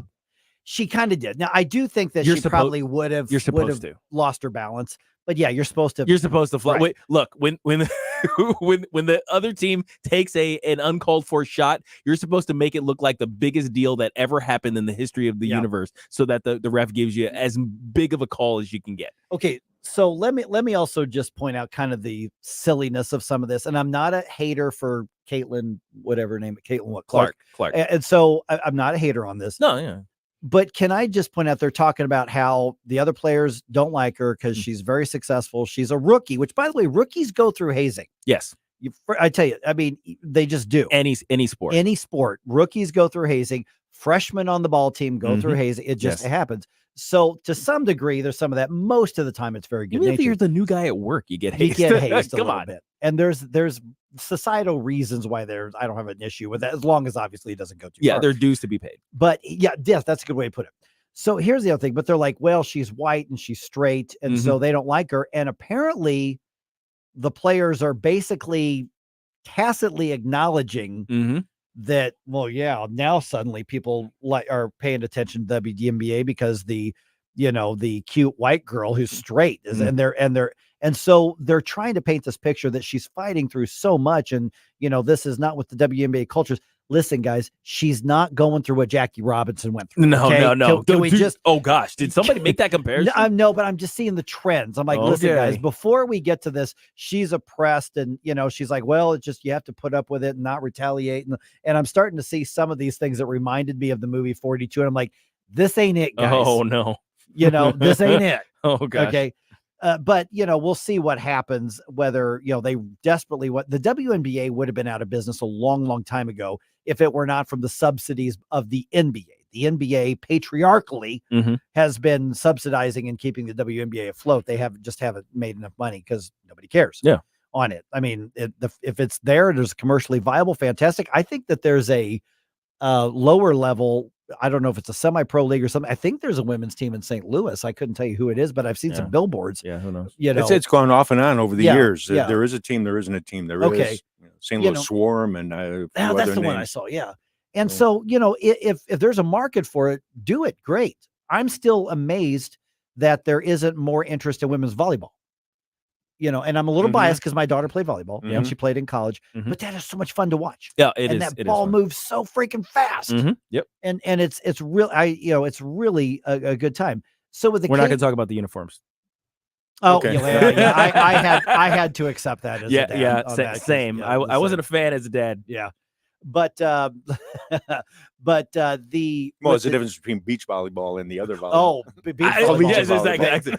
Basically, no uniform. Miles ahead of the beach volleyball uniform. Yeah, So my daughter did not play beach volleyball. Same. Yeah, that would have been a veto from Dad. But with the WNBA, it's interesting how people are creating controversies and sports talk. People are yelling at each other. I'm just telling you right now. I've been around the media a long, long time. I've been doing this over 28 years. I am telling you, a lot of this is staged. Oh, God. It is staged. Seems that way. It's like when the boxers get into a fight at the press conference and the face-off. Sometimes it's legit. Sometimes we have to get on the news and we have to get on social media hyping up the fight. So I don't doubt that a lot of the players resent the rookie getting all the attention and $1 million contracts with merchandising and stuff like that. But a lot of this is the iron is hot. Let's strike now while people are paying attention. Oh, yeah. And that's fine. That could be good marketing. And if the product is good, if the games are exciting, great. Good for them. It'll last. If not, this is going to be a flash in the pan. Yeah. Vic Porcelli is not a flash in the pan, and he'll be here in about 6 minutes. Number one for live and local conservative talk. They always have great conversation. News, analysis, and opinion. Charlottesville was a little peanut, and the hate wasn't the kind of hate that you have here. There's an anti-Semitic surge here that has terrible consequences. We will continue to protest. The crime that they are accusing President Trump of is falsification of business records. There are 34 of them alleged. There is an insufficient amount of evidence. 101.9 and 94.1. St. Louis is number one for conservative talk. News Talk STL. Old man winter in the rearview mirror. Warmer weather here. Time to call Hanson's Tree Service. 636-379-1830. 24/7 at hansonstree.com. This is the perfect time to spruce up and beautify your landscape beds. When you purchase organic mulch and bulk from Hanson's, you save on price, time, and incredibly convenient. Tons of commercial and residential tree care services as well. Grinding and land clearing, plant health care, and more. 636-379-1830. hansonstree.com. Hanson's Tree.